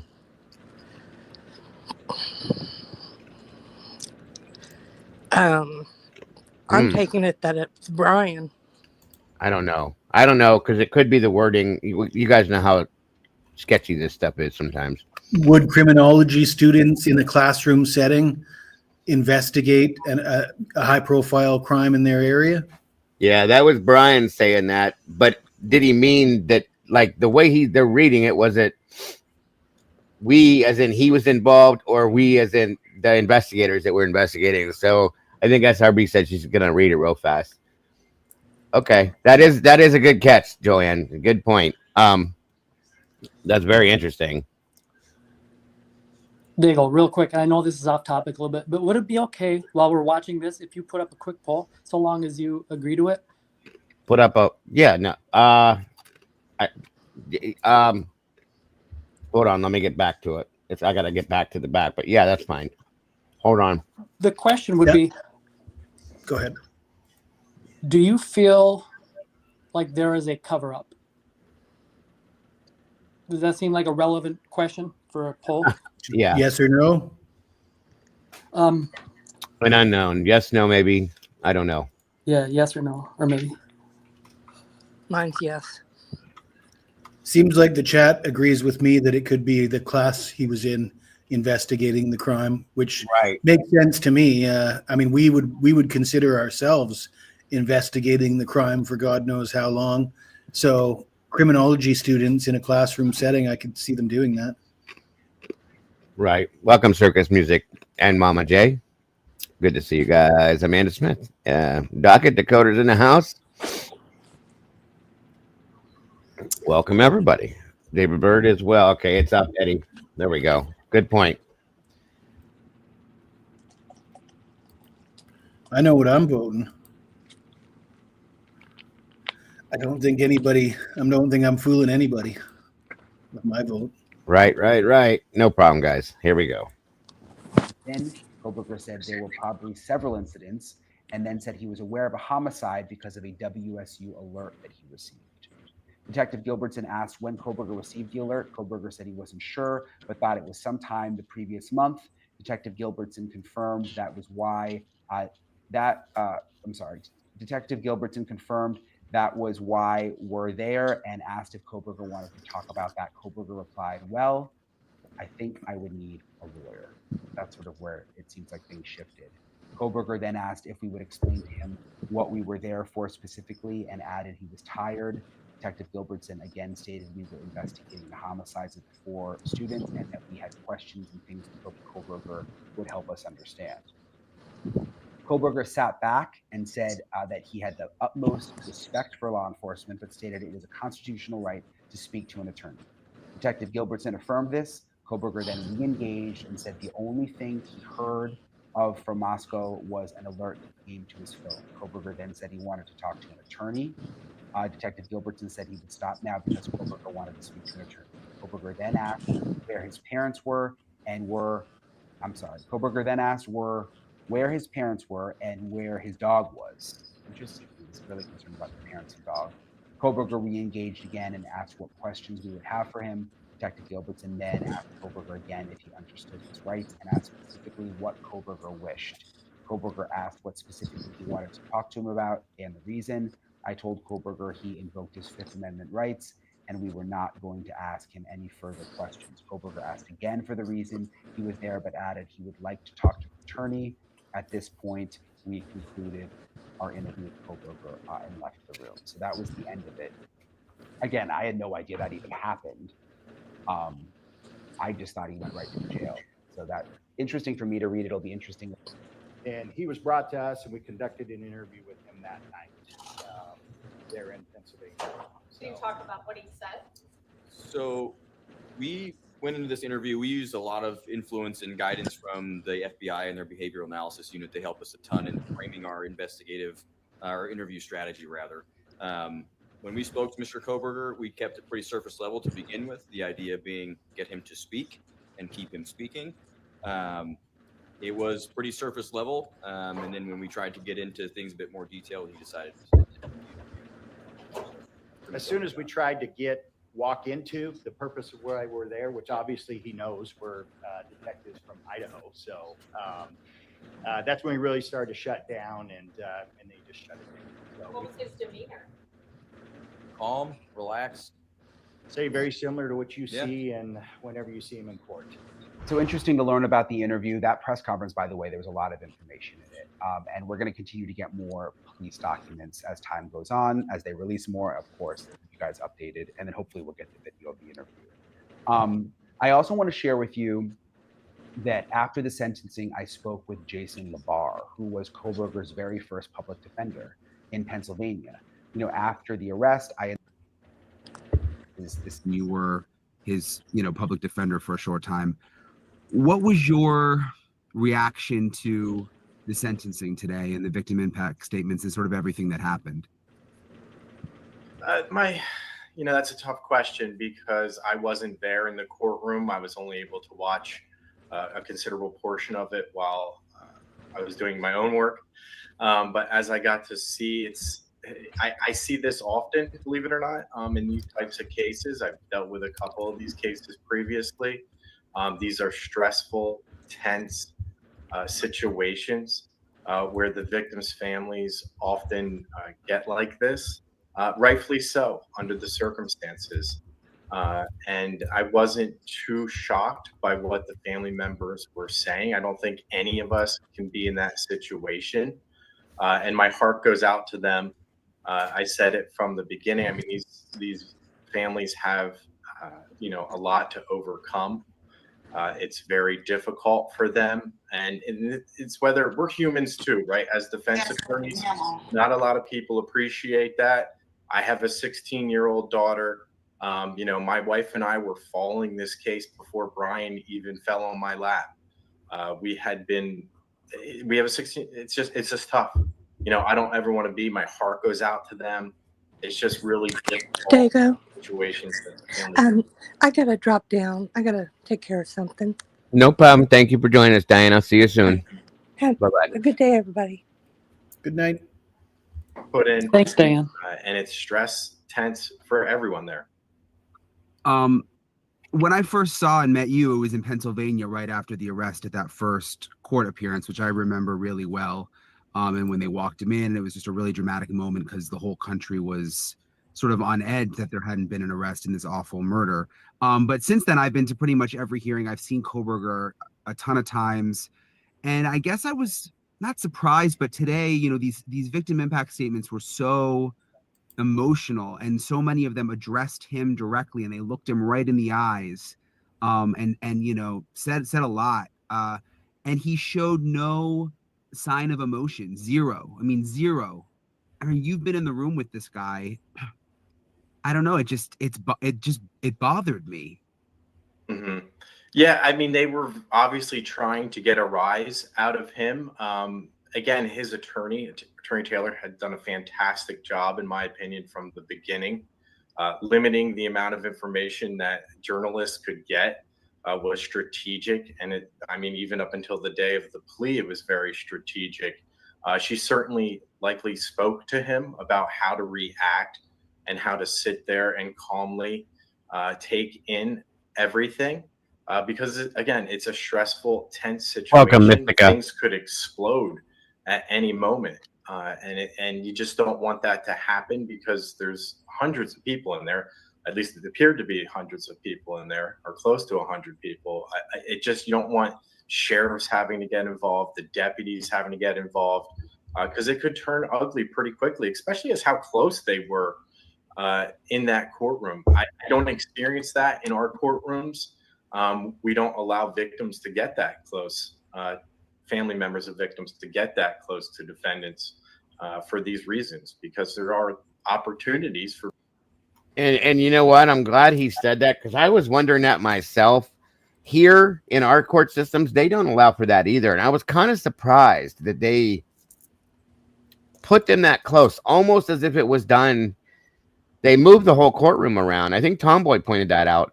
And it was definitely not something that I believe would be normal. Okay, that's just my feelings on this. Because I even mentioned that when Tomboy brought that up, that I was surprised myself that they had moved things in the directions they did, because over here we don't do that because they worry about people. They have jumped over things and attacked people.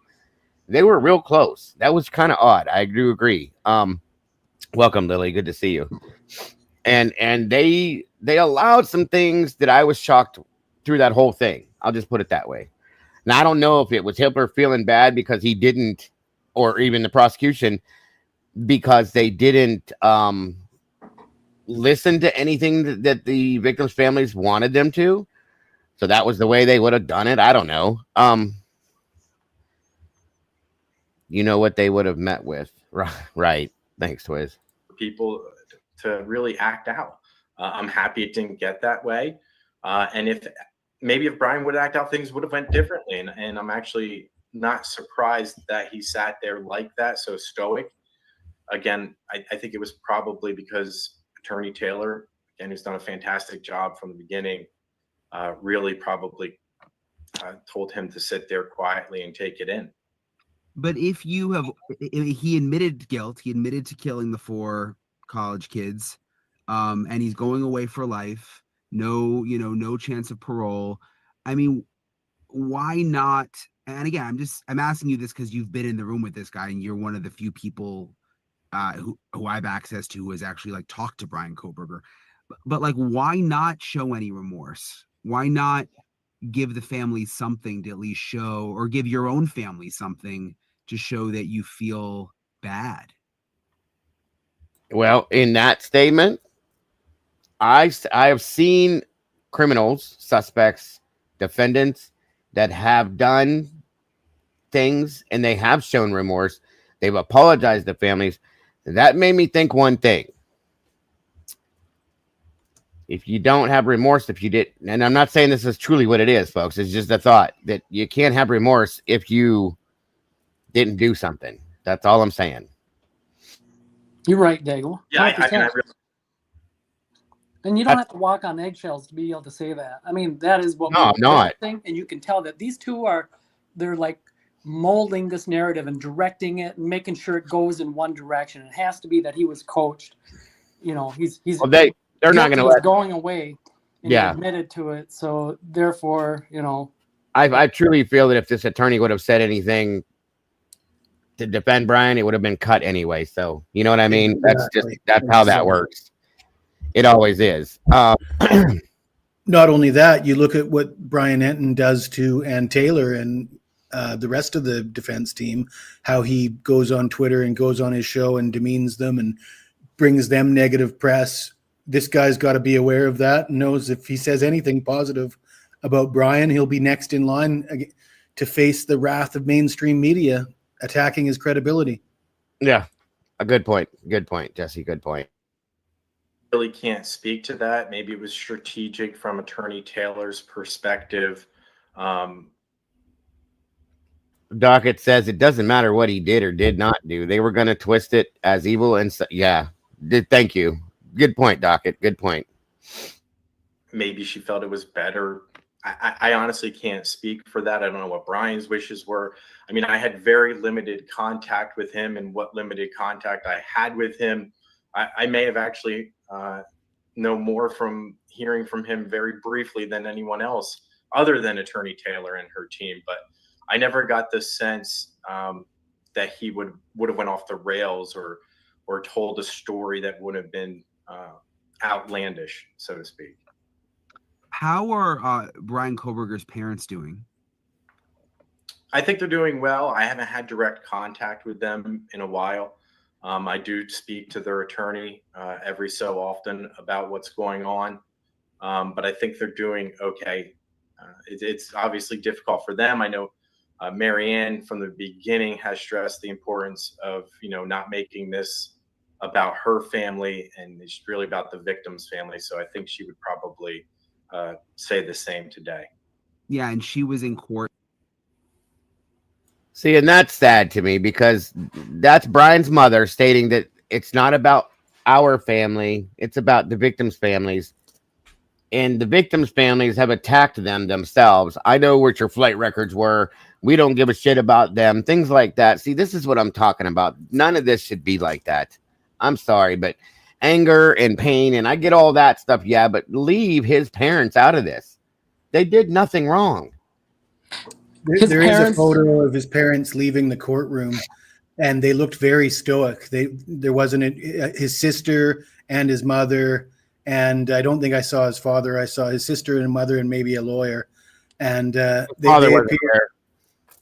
Yeah, they appeared to be very composed, and I thought that Brian's comments when Hippler said, "And I presume that you're going to decline to offer a comment, Mr. Koberger," and he sort of leaned in, looked at Hippler, and said, "No, I respectfully," and he said it very strongly. I Like, no, respectfully decline. I respect, but he said it in a way that's like, I'm not just declining, I'm respectfully declining. And the way I interpreted that was, you know, after they just vented on him and said all these horrible things about him, he was doing the right thing by not commenting. Right. And not feeding into that, the baiting that they were trying to put it, not taking the bait. I don't know. I don't know how much more you can infer as to how he said that. Twiz just said it. He put some respect on respectfully. Yes. That's what I thought. Yeah, I thought there was something there. Anyways, it seemed a little bit more than just the words. Yep, I agree. Today, with Brian's sister, his dad wasn't there. His dad was there for the plea deal, but I didn't see him in court today. Do you think that they'll, there was like this rumor going around, and I think it was a fake article. I don't know if you saw it, saying that they were going to get paid money to do interviews. I mean, have you heard anything about that stuff? My understanding is that was a false article. I don't think there was any meat behind it. I don't think they're going to be paid to do any articles. And I think they're happy to move beyond this too now at this point in time. I can't speak for them, but, from the beginning, I think that's what they would have said. Even though Brian agreed not to appeal as part of the plea deal, technically he still could. Just the Supreme Court says you can always appeal. Do you think could that be why he stayed quiet? I mean, do you think he's secretly planning to do that? I really can't. I can't speak for him. I mean, really, the only appellate issue would be the ineffective assistance of counsel at this point in time. And again, I really do believe Attorney Taylor went above and beyond her duties and responsibilities as a court-appointed attorney in his case. I mean, just look at the docket and the number of filings and the teeth and bite that were behind each motion that she filed. And also look at how many were denied and rejected too. Make sure that's quote in with that as well. She did a wonderful job, in my opinion. And again, that's just from an outsider who was watching the entire time, from what you could gather from what was said in court and on the docket that we could read. Were you surprised there was a plea deal? Not in these type of cases. These type of cases usually resolve, especially given the prosecution side of things. I know it's difficult sometimes for the family members of the victims to understand why a plea deal is considered and why it's being offered and why it should be accepted. But I think we heard it today after the press conference. I mean, there's really still limited evidence in this case. And the IGG was essentially the gust of the prosecution's case. Imagine 5-6 years from now that either the Idaho Supreme Court or US Supreme Court determines that was unconstitutional, that it was an illegal search.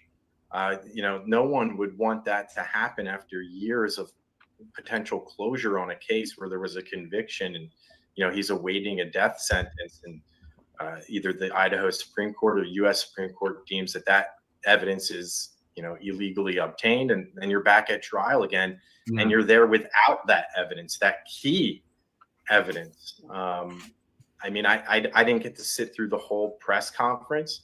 I just saw you on Cuomo, and I got a little bit more information about the 50 stab wounds. I mean, that's incredible to me. And I thought, Kaylee suffered, I think, at least 20 stab wounds. I mean, it's sad, it's tragic, it's unfathomable in my mind. But this information is going to come out. I know there was a lot of documents released, too many documents to go through.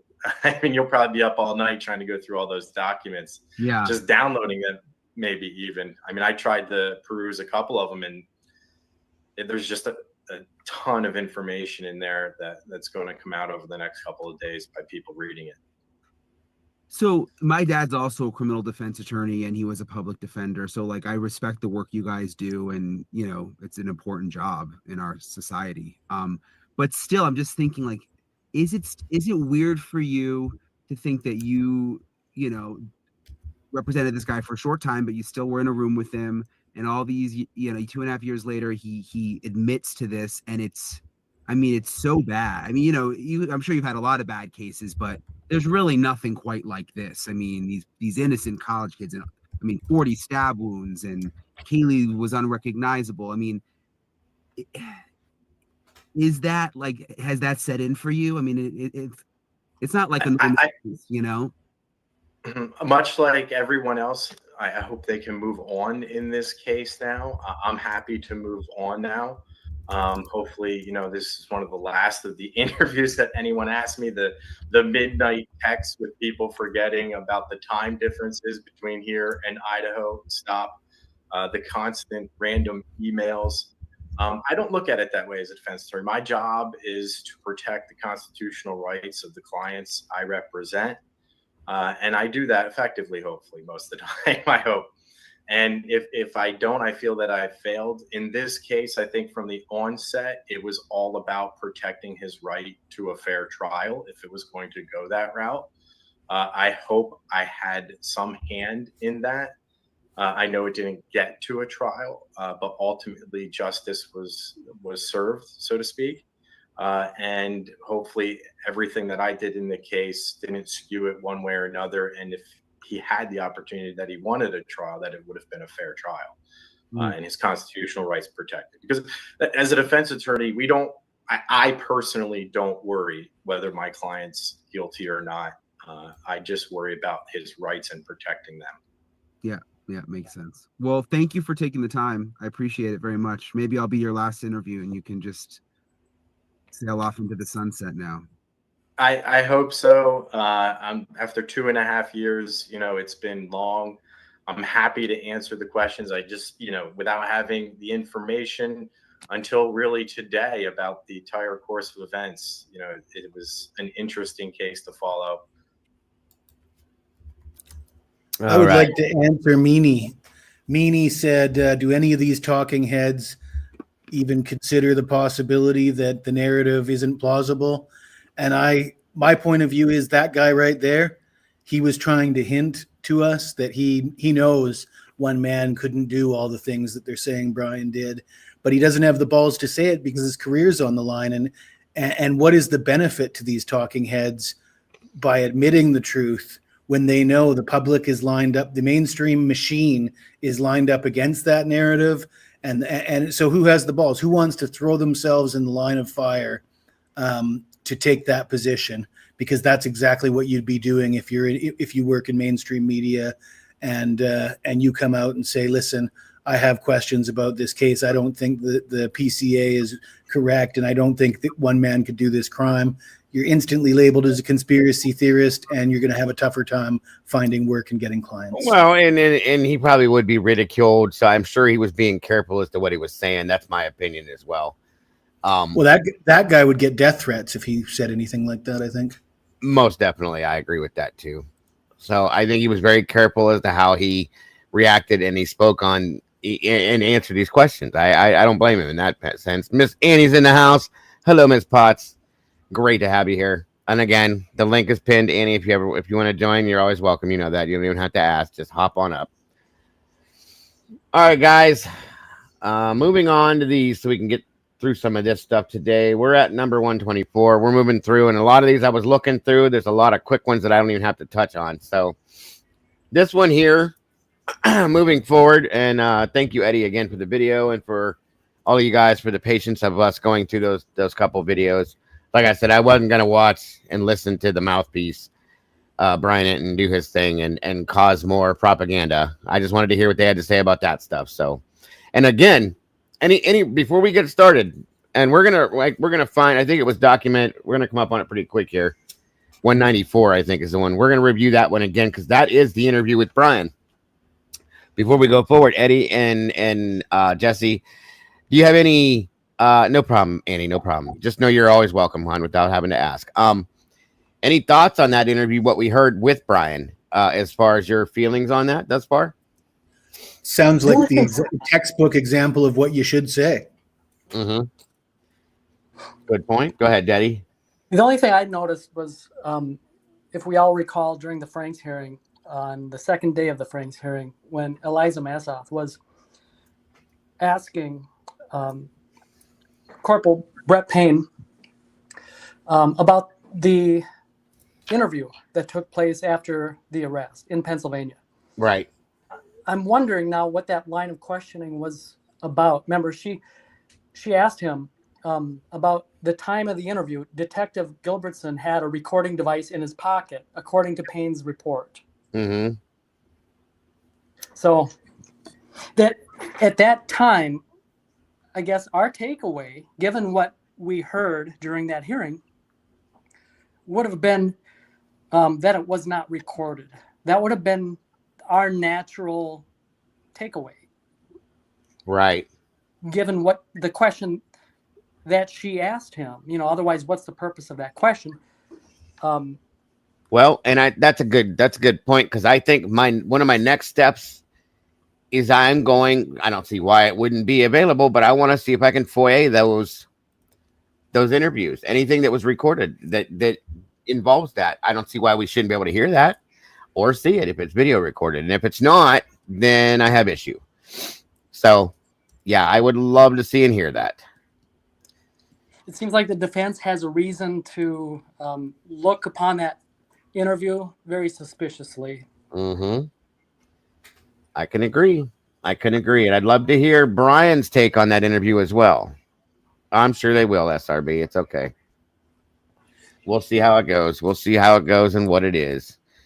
I know at one point it was like, Jesus, they charge stupid amounts for those things. But hey, Fizzy, good to see you. Fizzing on in here. Michelle F., welcome to you. Kim Young, good to see you. Meanie's in the house. Of course, the amazing Miss Potts. Diana K., Fox Rooter, I think I've seen you already. Mike Benjamin, welcome. And thank you for subscribing, my friend. I appreciate you very much. Christy, good to see you. I appreciate you all. Again, welcome to the Sauce Flamingans. Lady Speedwell, always happy to have you here. Good to see you.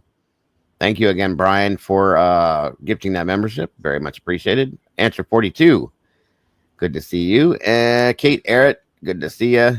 Pebbles, always happy to have you here. Anybody I may have, the Devil Woman's in the house, good to see you as well. And anybody I missed, I will catch up, I promise. Great to have you all here. I appreciate you very much. Okay.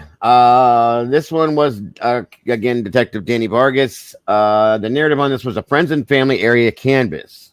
On November 20th of 22, multiple friends and family of the victims gathered in Moscow, organized to several groups, and canvassed several areas in Moscow for possible evidence. I was contacted by several people from the groups. When they located something of interest, I met with groups and photographed and collected the following items. A clear food service grade plastic glove located at the top of the hillside to the west of the walking path in between Nez Perce and U of I Administration Building. Hold on a minute. That's actually a really good statement. We don't know how much Hitler would have allowed in trial. He was so biased for prosecution. It's a good point. I got 3 emails back from Matthew Gammett and 2 others with ISP saying they need time to gather all the information for my FOIA. I kind of figured that was going to happen. That's why I'm kind of waiting a little bit, Annie. But at some point, I'd like to see if they allow for these things.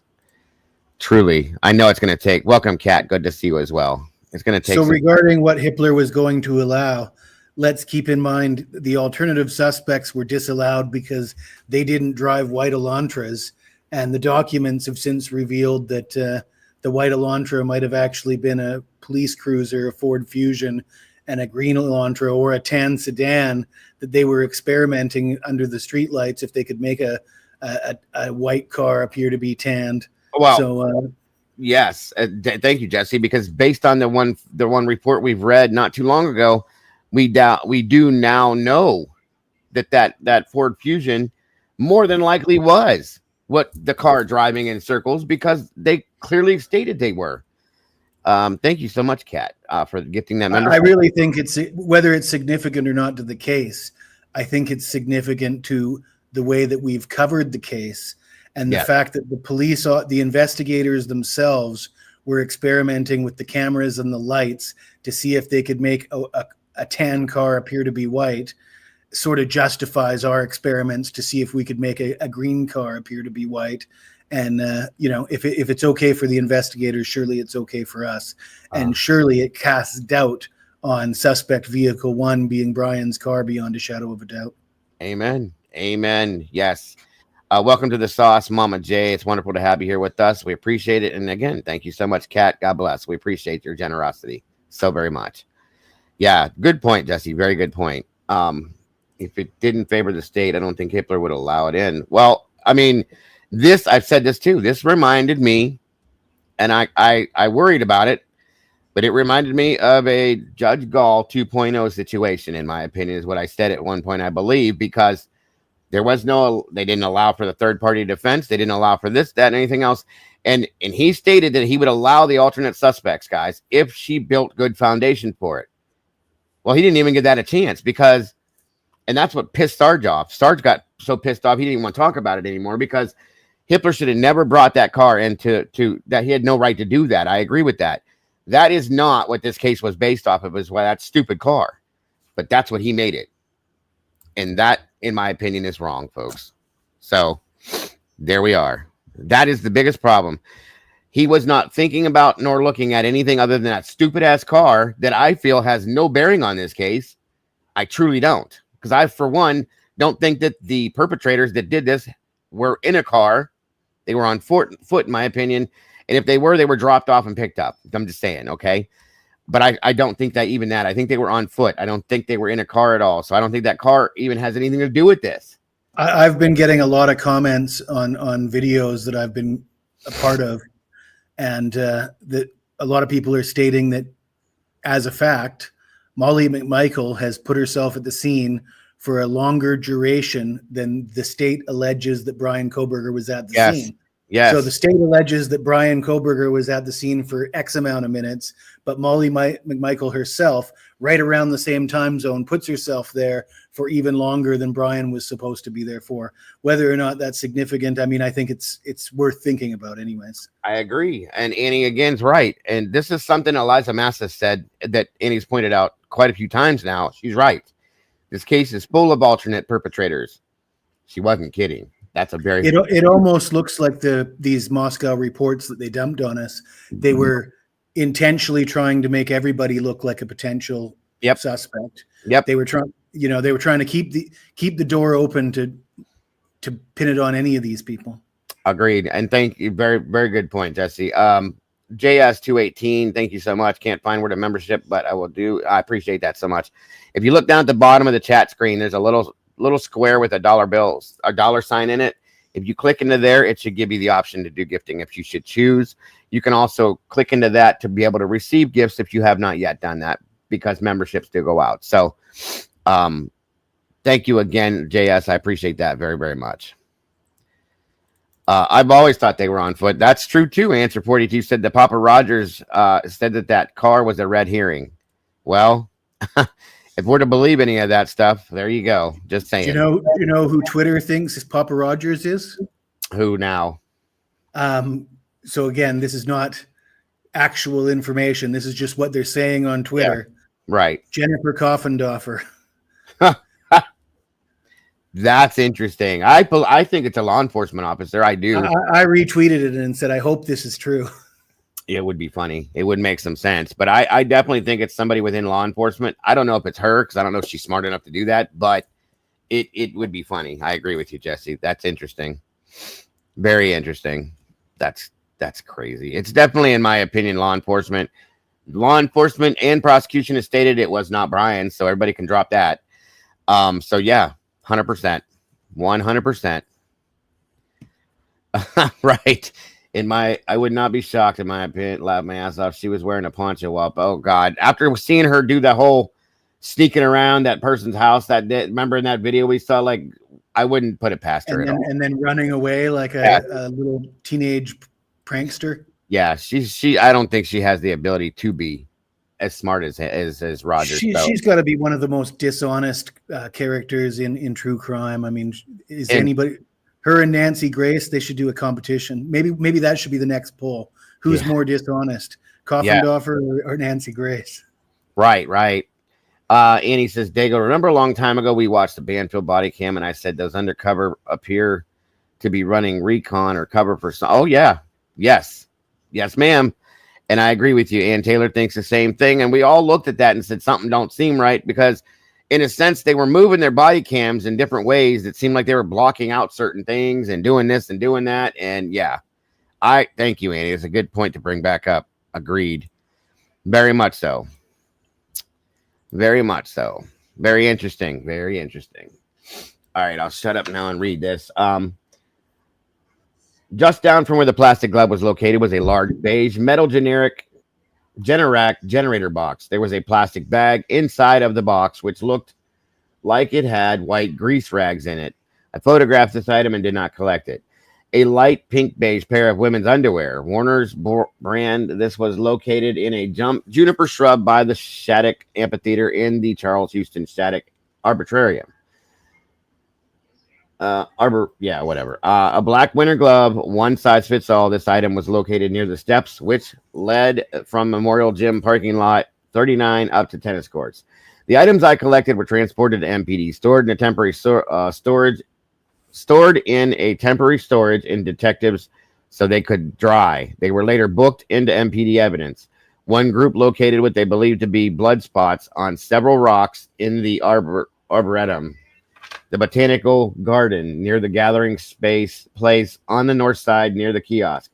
Detective Talbot with ISP tested the spots and determined they were not blood. Interesting. One group located what they believed to be blood on the stairs at Building 5 at the Grove Apartments. Detective Talbot determined this was not blood. The photos I took were copied to a DVD and booked into MPD evidence. Interesting. Wonder how many things were thought to be blood that weren't tested because they didn't look like blood or they didn't feel like testing them.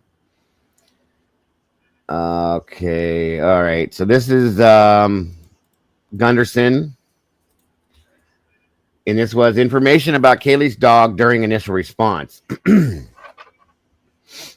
On 11/13 at approximately 12:05 hours, I arrived at 11:22.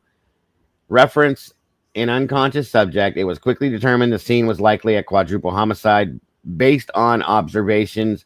When I arrived on the third floor to assess the scene, I noticed a medium-sized curly-haired tan dog on the bed inside the western third floor bedroom. Later identified as Kaylee Gonzalez's room, the dog appeared timid and scared and didn't react to our presence. Due to the chaos surrounding the scene, my initial concern was preserving the scene. As part of the process, I asked one of the officers to shut the door so the dog did not attempt to jump on the bed with any of the victims. So what they're stating is at 12:05 when he arrived, that's Gunderson, that Kaylee's door was open and Murphy was on her bed and seemed timid and scared. Okay. Now, we've heard 4 different versions of where this dog was. 1, that he was in the room with the door closed. 2, that he was in the room with the door open. 3, that he was outside. Which one is it? Okay. Right, Kate. Kate's saying that, and that's what Diane was talking about. In the neighbor's video, Murphy was outside with the friend group with one of them holding him. Interesting. How many ways this changes? After the area was cordoned off and the area was secure, Corporal Snyder began taking photos of the scene. At some point prior to this presence, the dog moved from the bed to under the desk in Kaylee's room. After photos were completed, I asked LSCO Deputy Olson to respond and assist by taking the dog to the Humane Society of the Palouse for safekeeping. I collected the dog from under the desk. The dog was timid and took some coaxing to move from under the desk, but did not appear to have any obvious injuries or stains on its body or paws. Due to the amount of blood inside the bedrooms where the victims were located and lack of blood on or around the dog, I don't believe the dog was on or around the victims. I walked I walked the dog to. Would you two quit? Speaking of dogs, I walked the dog to the front door where Officer Warner was stationed and asked him to hold on to the dog until Deputy Olson arrived. A short time later, Olson arrived. I walked the dog from OFC Warner to Deputy Olson, who was standing in the street. At my request, Olson transported the dog to Humane Society of Palouse, and I asked Deputy Olson to write on the intake sheet for the Humane Society to not release the dog to anyone unless MPD gave approval first. After I released the dog to Olson, I resumed managing the scene until I was relieved by the other detective unit. I did not take any photos of the dog specifically during my response to the scene. Some of the photos taken by Snyder evidence item have the dog in the background. The dog can also be seen on my BWC, body-worn cam. In reviewing Officer Nunez's body-worn cam of his initial response and clear of the residence to the door, Gonsalves' bedroom was open upon his arrival and the dog was lying on the bed. I certify or declare. See, I don't understand this. I don't understand that. I do not understand knowing how close that this dog and Kaylee were. You got to take off, Jesse.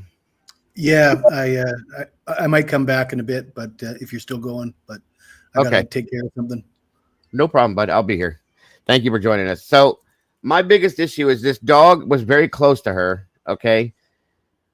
And maybe got scared hearing all the noises and stuff like that. I understand, but that dog stayed in that room, did not go looking for her after that. They're going to go find comfort in the person they're closest to, in my opinion. I don't understand that. And that door's wide open. That dog had access to everything. That's crazy. I don't understand it, guys. I just don't get it. But whatever. I don't know. Any thoughts on that one? Well, I just recall watching that interview. It was, give me a second. I'll recover it here. It was about Murphy the dog, and and Aaron Snell was interviewed by Fox News, Lawrence Jones. Right. And when Lawrence Jones asked him about if they had tested the dog, or after they found the dog in the house and brought the dog in, Aaron Snell's look at Lawrence Jones was amazing, because it looks like deer caught in the headlights look. Because obviously the dog was never tested. Yeah, no, they didn't do anything. They just claimed, and that's what my next statement was going to be, was that there were no pictures taken of him. There was no testing done of him. They didn't check anything on him. How and why? Once again, I mean, I get why and how, because it was a shitty investigation, but that would be, in my opinion, one of the main things you would do. So. Right. I mean, for all we know, was any of the killer's blood left on the dog? Who knows?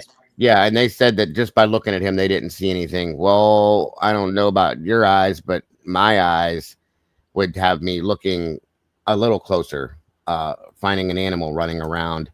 Should have been running around at the scene, That's all I'm saying. My dogs would have been all over that situation, okay? They'd have had blood all over them, tromping through it, whatever it is, because of how close they are to us. That's just all my thing is, but I did whatever.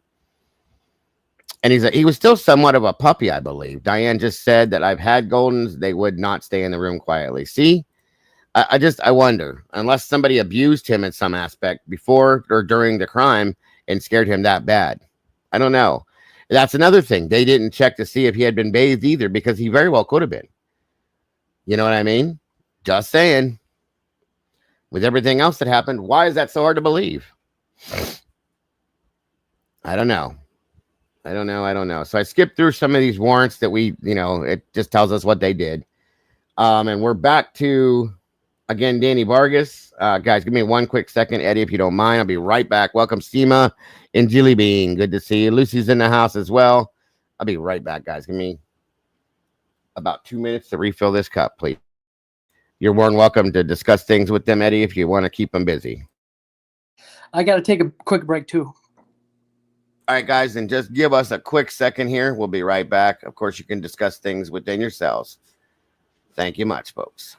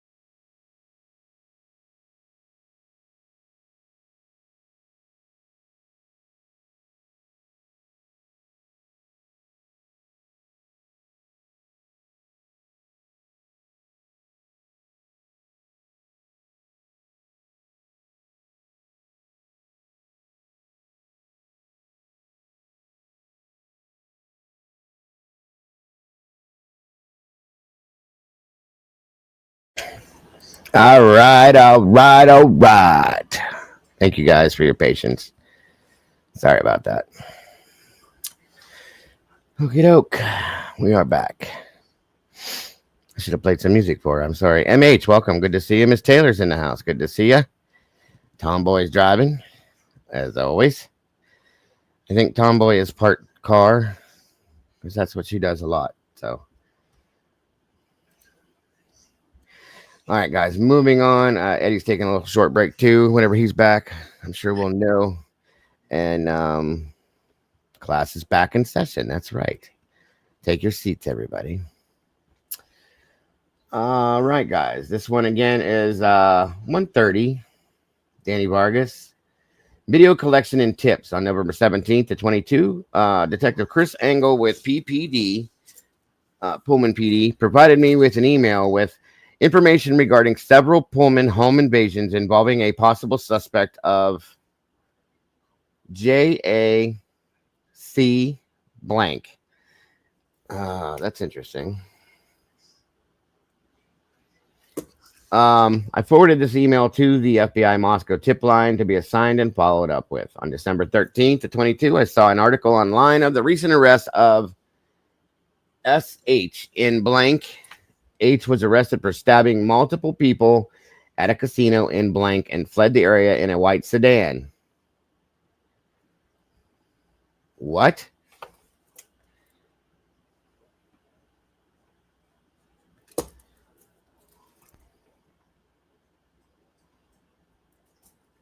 SH was arrested for stabbing multiple people at a casino in blank and fled the area in a white sedan. I reached out and spoke with Detective MA with Blank County SO, Sheriff's Department. Detective A provided me with a description of the suspect vehicle and the weapon which was used in this offense. That whole bit right there is redacted. That's interesting to me. Never heard of that before.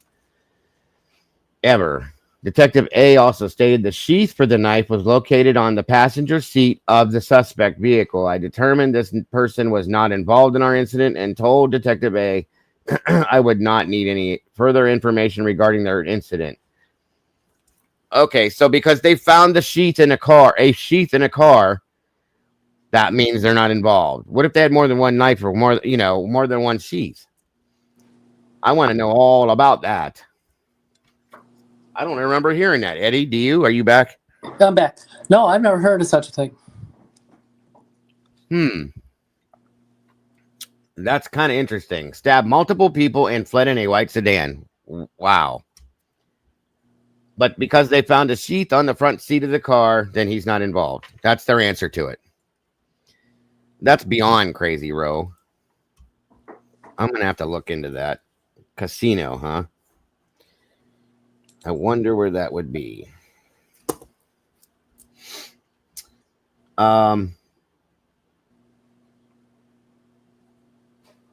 On December 15th, I received a phone call from Detective F. something from Blank County Sheriff's Office with information on an abandoned 2016 white Hyundai Elantra, which was located in Blank County near a residence. That would be the one in Oregon. I called Detective Blank back, and he provided me with the plate number, which is registered to CC, it looks like, out of blank. Detective F stated there was a past contact at the residence where this vehicle was seen parked involving a relative of CE. So that would be Estes. PCNR-LS. Detective F sent me a photo of the vehicle, which I determined did not match the suspect vehicle description. It didn't, huh? Well, I like how they're making these decisions about things that make no sense, but okay. Sergeant Blaker also received this tip from Detective F and spoke with him. And that was December 15th, right? Yep. Okay. That was the Oregon car. I've always had questions about that car. That's a little too ironic for me. Once again, I don't believe in many coincidences in this stuff. Video obtained and downloaded to MPD evidence on November 15th. I called KF, the property, that would be Kane Francis, the property owner for Blank Linda Lane, and asked about video footage he had on his property. Francis stated that he did have video and later sent me an email with direct login to his camera system so the videos could be viewed for any time frame. Details of the email are below. RND below is a link to a Google Drive with footage from our cameras at Blank Linda Lane. I uploaded videos from two cameras from 0200 to 0600 on 11/13. One camera shows the parking lot of Blank, including a little bit of the parking lot from the Queen apartment below. The other camera covers the street of Linda Lane looking toward Taylor and Blake. The longer videos, larger files, show an entire hour, while the shorter videos show clips where the camera system detected motion. That's the link that they have redacted, which we already have those videos. Well, we have a version of those videos, I should say. The videos are currently uploading, so keep refreshing if they are not all there. Additionally, I'm providing a login to the camera system so you can review any of the cameras for the time frame. All of that stuff has been redacted as well. So it's interesting to know that they had these videos at a certain time, and we all know that those videos were leaked by specific people. There's Miss Molly. Good golly almighty. Good to see you, dear. So, aha.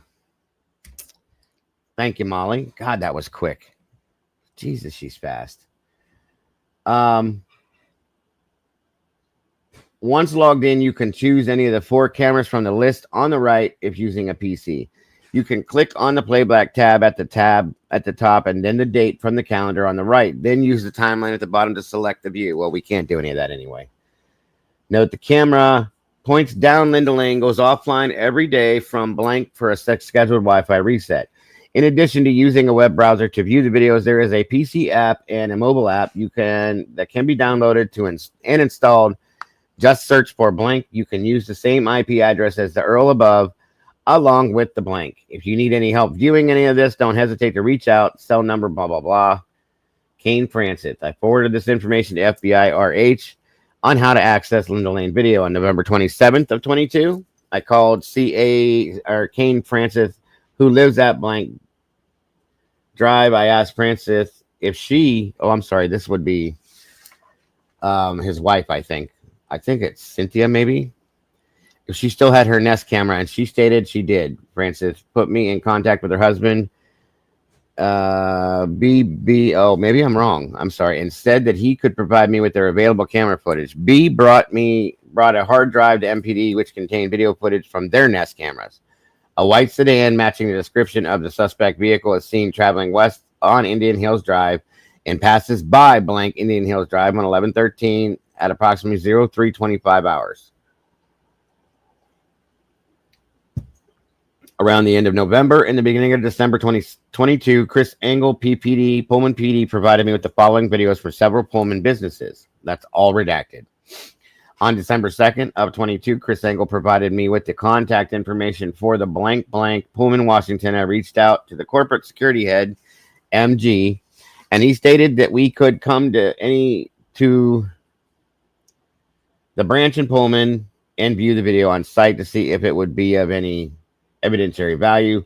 Prior to requesting a search warrant to obtain the video, FBI RP made arrangements to view the available video at blank. FBI P called me and told me he viewed the available video and did not locate anything of evidentiary value. On January 3rd of 23, KL Pullman PD record specialist sent me a link to ppdevidence.com and shared all videos. Wait a minute.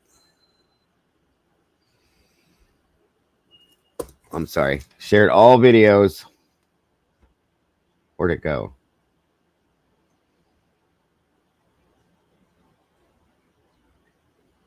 And photos for 2 PBD cases.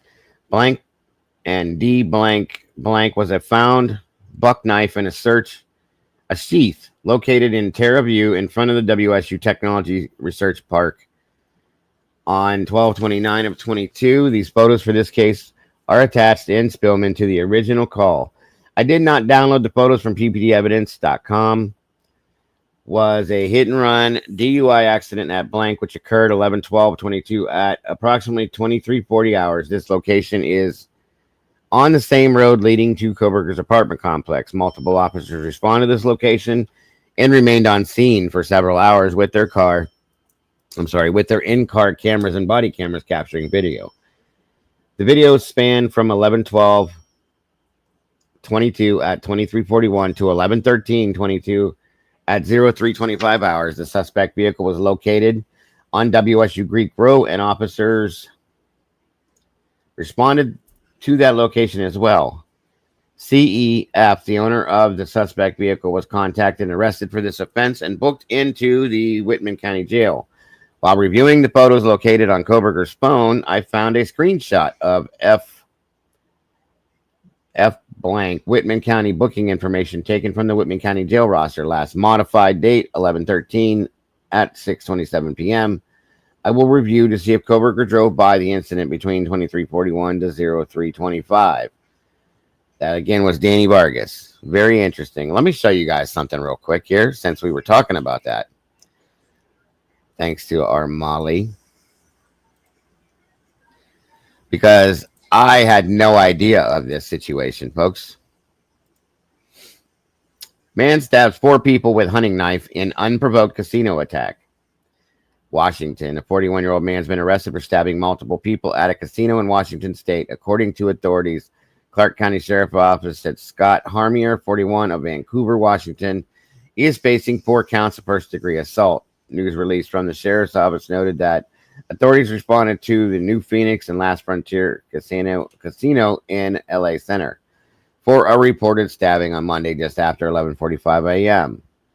Callers told dispatch at least 4 people were stabbed in what was described as a random, unprovoked attack. The release noted that several employees, and casino patrons witnessed the attack and tried to confront the suspect, but he was armed with a hunting knife. The suspect then drove away from the casino in a white Nissan sedan. At the casino, a total of 4 victims were transported, by American Medical Response to the hospital with knife wounds. According to the release, law enforcement from multiple agencies secured the crime scene and began gathering more information. Early Tuesday morning, authorities said they spotted a man driving a car that matched the description of the suspect's vehicle with high-speed chase ensuing.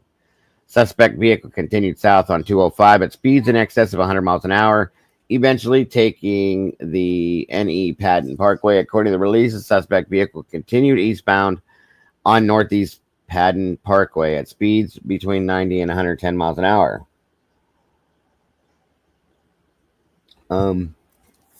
Authorities said they eventually stopped the car and the driver was taken into custody. Police also said they reviewed the security footage from the casino and saw the suspect sitting at a poker table. Then he started stabbing a man next to him. Without provocation or warning, the suspect then appeared to stand and began to stab the male sitting to his left, approximately 5 times in the head and chest area. The release noted multiple patrons attempted to intervene, but the suspect began swinging the knife at them. The suspect then approached a female who was sitting at the same poker table and appeared to try and stab the female 3 times. Suspect then chased the male outside to the parking lot while swinging at the male. The male fell to the ground, and the suspect appeared to stab him 2 more times. A large amount of blood was on the ground in the parking lot where he was stabbed. The people who were stabbed are expected to survive, adding that 3 men were released from the hospital Tuesday morning, and 1 was admitted for further observation. And again, this probably has nothing to do with anything, but it's kind of important, in my opinion, considering the situation. That's all I'm saying. Interesting. Thank you, Molly. All right, back to where we were. Let me remove this. And on we go.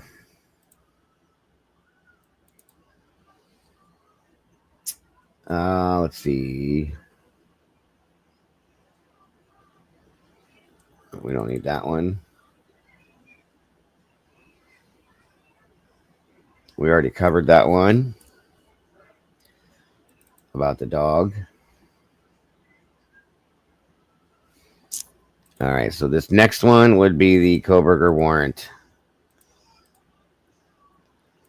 Sorry, you guys.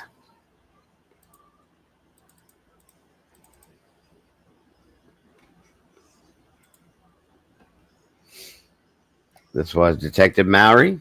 On January 24th, I applied for I applied for a warrant for the user subscriber information and user data associated with a Tinder account. This is another warrant. I'm sorry, you guys.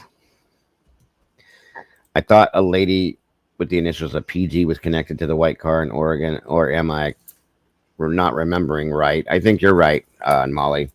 But they also said that that vehicle was connected to, um, I believe it was Scott Estes at some point, which was one of the owners of the house that the murders happened in. So coincidence is too much for me sometimes. I'm sorry, you guys. This one was one we didn't need to look at. My apologies. Another warrant. Hold on.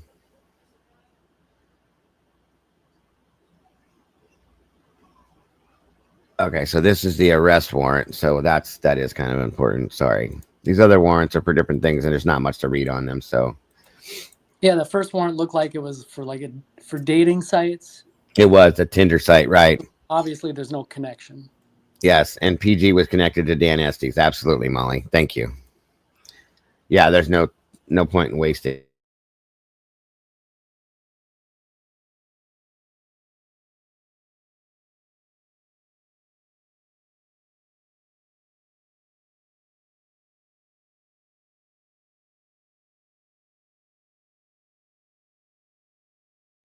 All right. SD is in. Oh yeah. Estes is friends with Scott Green. That's true. They're in. They have. In fact, I understand they're in business together, folks. There was some LLC stuff involving the house that, in regards to Scott Green and Dan Estes. So there's that too. And then the vehicle in Oregon was a 2013, not a 2016, right? But again, how many mistakes did they make on this car, you guys? Just saying. That's all I'm saying. I don't put anything aside anymore because it's crazy. Based off of information obtained during the course of this investigation, I applied for an arrest warrant for Brian Koberger. Magistrate Judge Marshall, that would be Megan Marshall, signed the warrant on December 29th of 22. Previous search warrants and information led investigators to believe Koberger left Pullman, Washington, and returned to his parents' home in Albrightsville, Pennsylvania. Sergeant Gilbertson, ISP, TS, FBI, and I flew to Pennsylvania on 12/29/22 and met with the Pennsylvania State Police and FBI personnel there at approximately 0100 hours on 12/30. The PSP CERT team conducted an operation at blank and took Koberger into custody based off the warrant signed by Judge Marshall. Koberger was taken into custody. I'm sorry, taken to a nearby state police barracks where Sergeant Gilbertson and I interviewed him for approximately 45 minutes. See Gilbertson's report on the interview for full details, which is what we were talking about earlier, and we will get to that. The warrant was served to Koberger upon his extradition back to Idaho and his booking into the Latah County Jail. That's that. This is another warrant. Like I said, a lot of these we won't even have to touch, so we'll be catching up with the rest real quick here.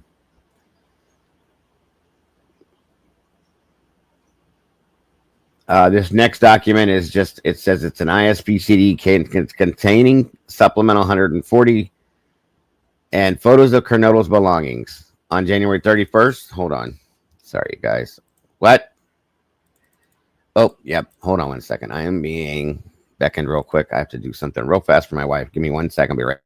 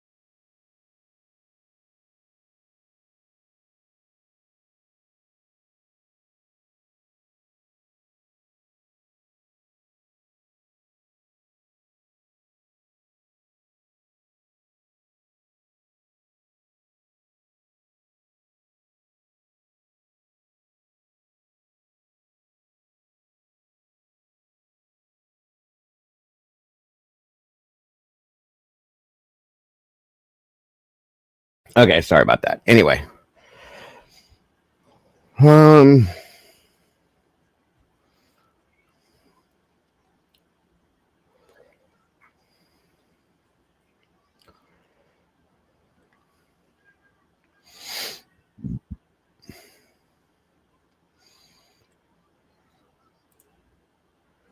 Yes, Molly, I do remember you do have that. If we need to look into that, we definitely can. Because that shows who actually owned that house and the bullshit behind it. All right, let's not start having problems in here, guys, because I'm not going to go through that again today. So if anybody's in here causing some issues, let's not do that, okay?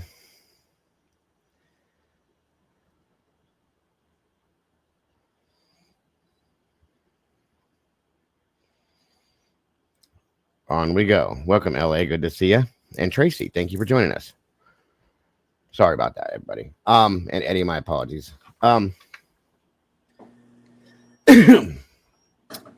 Brett Payne document here. ISP CD containing ISP original copies of non-disclosure agreements made between ISP and disaster response as well. That's not something we need to read. Okay.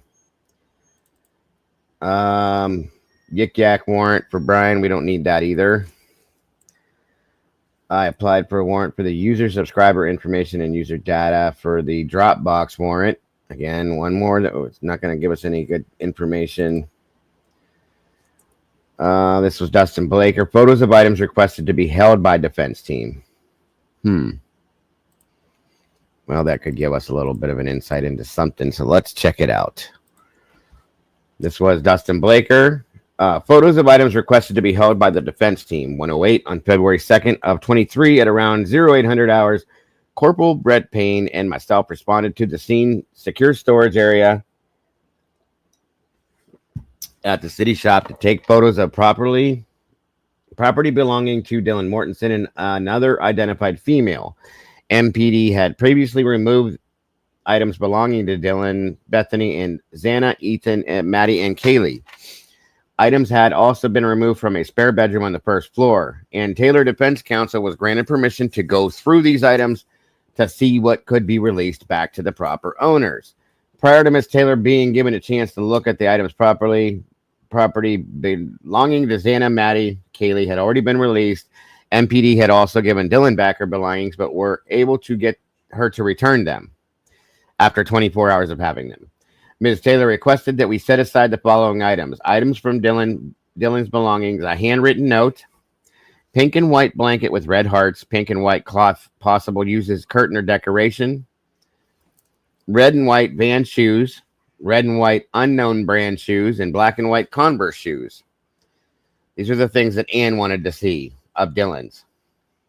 Items from the spare bedroom were Adidas black and white short sleeve t-shirt, small size, green and pink coat, unknown brand, and the above items were placed in cardboard boxes and set aside until Ms. Taylor can get a court order stating she can take the items. I'm curious to know why she wanted to see that stuff. I bet you I can understand why she wanted to see the shoes, but okay. Interesting. I'm sure none of those shoes matched anything that was found as far as footprints go in the house. Probably, well, the latent footprint is what I was thinking, but interesting. What's wrong with you, Tomboy? No one said y'all are good. Issues, don't y'all worry. What?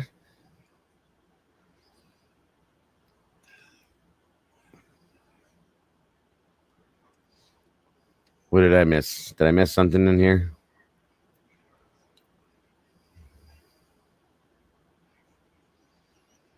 I don't know. Sorry, I'm trying to keep up with everything, so hang on.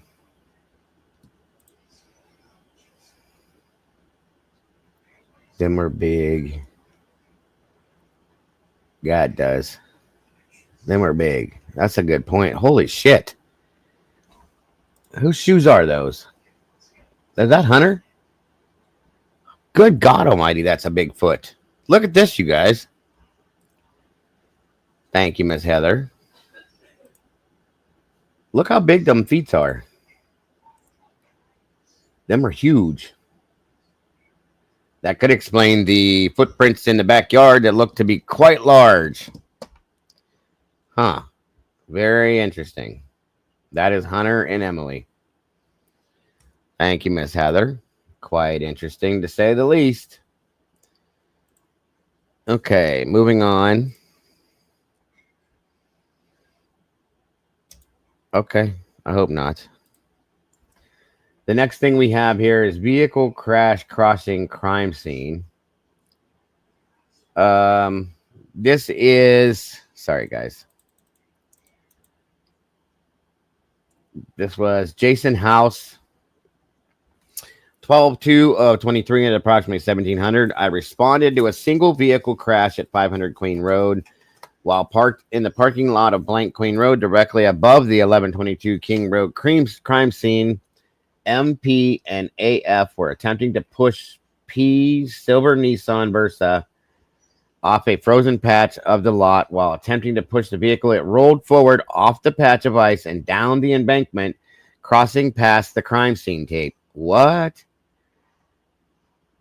Oh, that's wild. And striking a tree approximately 20 feet from the house. P stated that he crossed the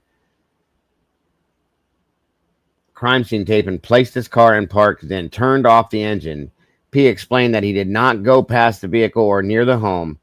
Blank came and removed the vehicle while officers were on scene. No one went past the front of the vehicle or approached the house, but the taped off scene was entered for removal of the vehicle. Of course, just more things to screw up the crime scene. Really? As if there wasn't enough already. Unbelievable. Blank came, removed the vehicle while officers were on scene. No one went past. The vehicle sustained damage to the front bumper and was still operable. The DR has been attached in the involvement files for this report. The involved parties in the crash photos have been viewed in the case file. Wow. Wow. What'd you do, Twiz? Whoa. What the hell are you guys talking about over here, weirdos? Anyway. Back to where we was. Next up is number 142, I believe. This is just on the release of the Chapin's vehicles. We don't need that. Apple Watch, we don't need that. Warrant again on the Twitter account. We don't need that.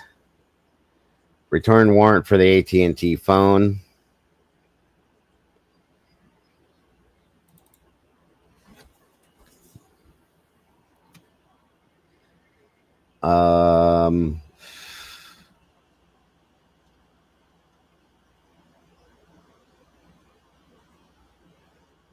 This next one, it says,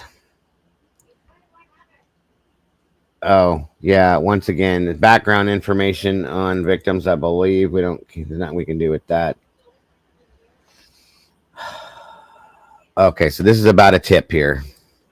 Let's see here. On February 16th of 23, I was notified by Sergeant Blaker that JM had called requesting follow-up on a tip he provided. JM. During the investigation, Sergeant Blaker provided me with the phone number of blank. I called M at that number and spoke to him. Conversation was not recorded. Surprise. How many times has that happened, Eddie, that they didn't record these conversations? Too often. A quadruple homicide investigation, and they're not recording conversations. Gee, what's wrong with that there? Just saying. Hey, Willie, what's happening, bud? Yes, guys, make sure we're treating everybody nicely. I guess we are. I don't see anything wrong, but anyway. Who is JM? JM. M started by stating he lived at blank in Moscow and had called in a tip early on in the investigation about seeing a vehicle drive by his house at approximately 0425 to 0430. On the morning of November 13th of 22, M told me he was out in front of his house at that time, placing items into his recycling and trash bins. M stated he was wearing a headlamp at the time because it was dark and his front house lights were not on. M stated there was only one street light on in the area in the corner of his property. M stated that he had been in and out of his house several times. On the last of these times, he told me he heard a vehicle approaching his home from the north. Conestoga Drive runs north and south in the area, headed towards West Palouse River Drive. M was adamant he could not swear to what type of vehicle he saw. However, he remembered seeing the headlights and taillights. M described the taillights as being teardrops shaped and about waist high. The only thing he remembers about the headlights was that they were lower to the ground than the taillights. M also told me the vehicle was going faster than usual, but did not seem to be driving erratically or dangerously.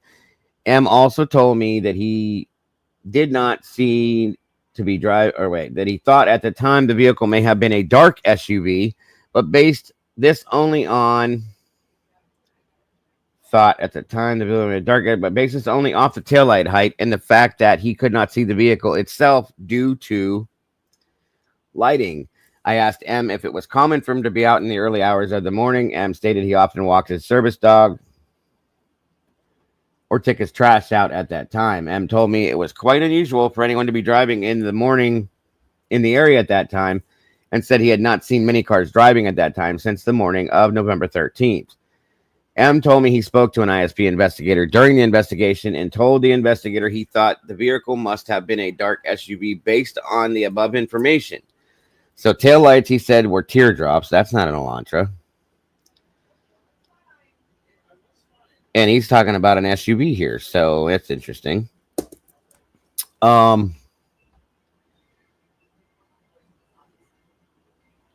However, M told me that since he tried to tell the color of the other vehicle driving by his house when it was dark outside, that he has been able to tell what color the vehicle are because of the poor lighting. M stated he was contacted by someone from Kootenai County Public Defender's Office who asked him about the dark SUV he caught on security camera.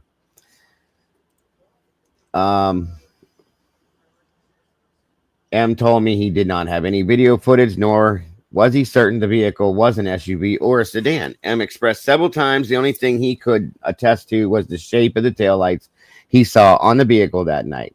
I thanked M for his time and told him to call me with any further information. So this guy's saying that he saw it was driving at a decent rate of speed with teardrop taillights and that the headlights were closer to the ground.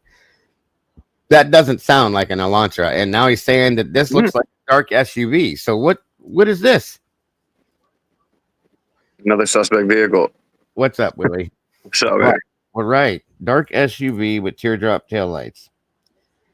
Is that what a Jeep? What does that even mean, dude? Well, right. I mean, what is the Jeep's taillights? Are those kind of like teardrop like that, or am I wrong? I don't know. I never really looked at taillights like that. Right. Yeah, we need suspect walkers, not vehicles. But it sounds like something that's on a new vehicle, not a 2000 and it's, I don't know. It's just. Yeah, you're right. I'm going to have to look that up and see what I can find. Dark SUV with teardrop star shaped tail lights and that the headlights were closer to the ground. That's interesting. And that got, Ian claimed something about a black SUV he saw at that place, but not to mean that means anything, because who knows? And where does this tipster live again? He lives at... One second, buddy. 1 second. Let me blow it up again. Where are we at? Yeah. So... it's a vehicle approaching his home from the north, Conestoga Drive, and it runs north-south in this area, headed towards West Palouse River Drive. And that was brought up before. That was one of the road areas where they saw headlights and trees or some shit like that, wasn't it? Conestoga Drive to West Palouse. Okay. Taking that down as a note for later. Good question, Eddie. Good question. All right, so that one was the warrant again for Google. We don't need. Yeah, okay, let's see what this one says here. Punky, welcome. Good to see you.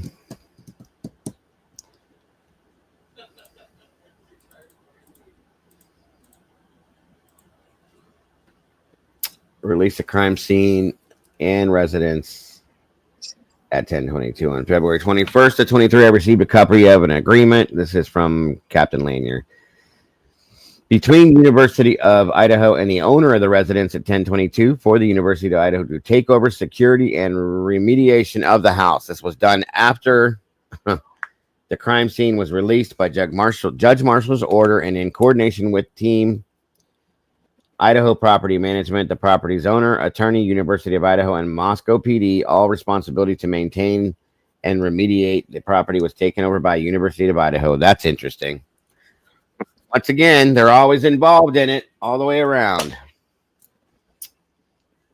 I know they were going to end up with property ownership of the property, but still. Old-timey cars, and they are close to the ground. Gotcha, KP. Thank you. Ridiculous stuff here. 150. Plates from Ames for FBI techs working license plates. I don't know if this is any bearing on anything, but we're going to look at it real quick. Anyway, a few weeks after November 13th, I was at work when I was asked by MT, analyst for the FBI, if we had a way to run our records to see if we had any license plates for a white Hyundai Elantra to 2011 to 2013. I was able to run all vehicles through Spillman and had DE, parking enforcement officer, to run vehicles through Ames. Ames is our parking ticket software. E provided me with a printout of the plates that I had handed, and I handed it to T so it could be provided to the FBI techs who were checking plates and looking for leads. I was recently provided with the printout of these plates, and I provided to MPD records department so they could be scanned to the case. I'm sorry. Once again. All right, so that was number. All right, give me a minute, guys, so I can back this out real quick and jump to the next.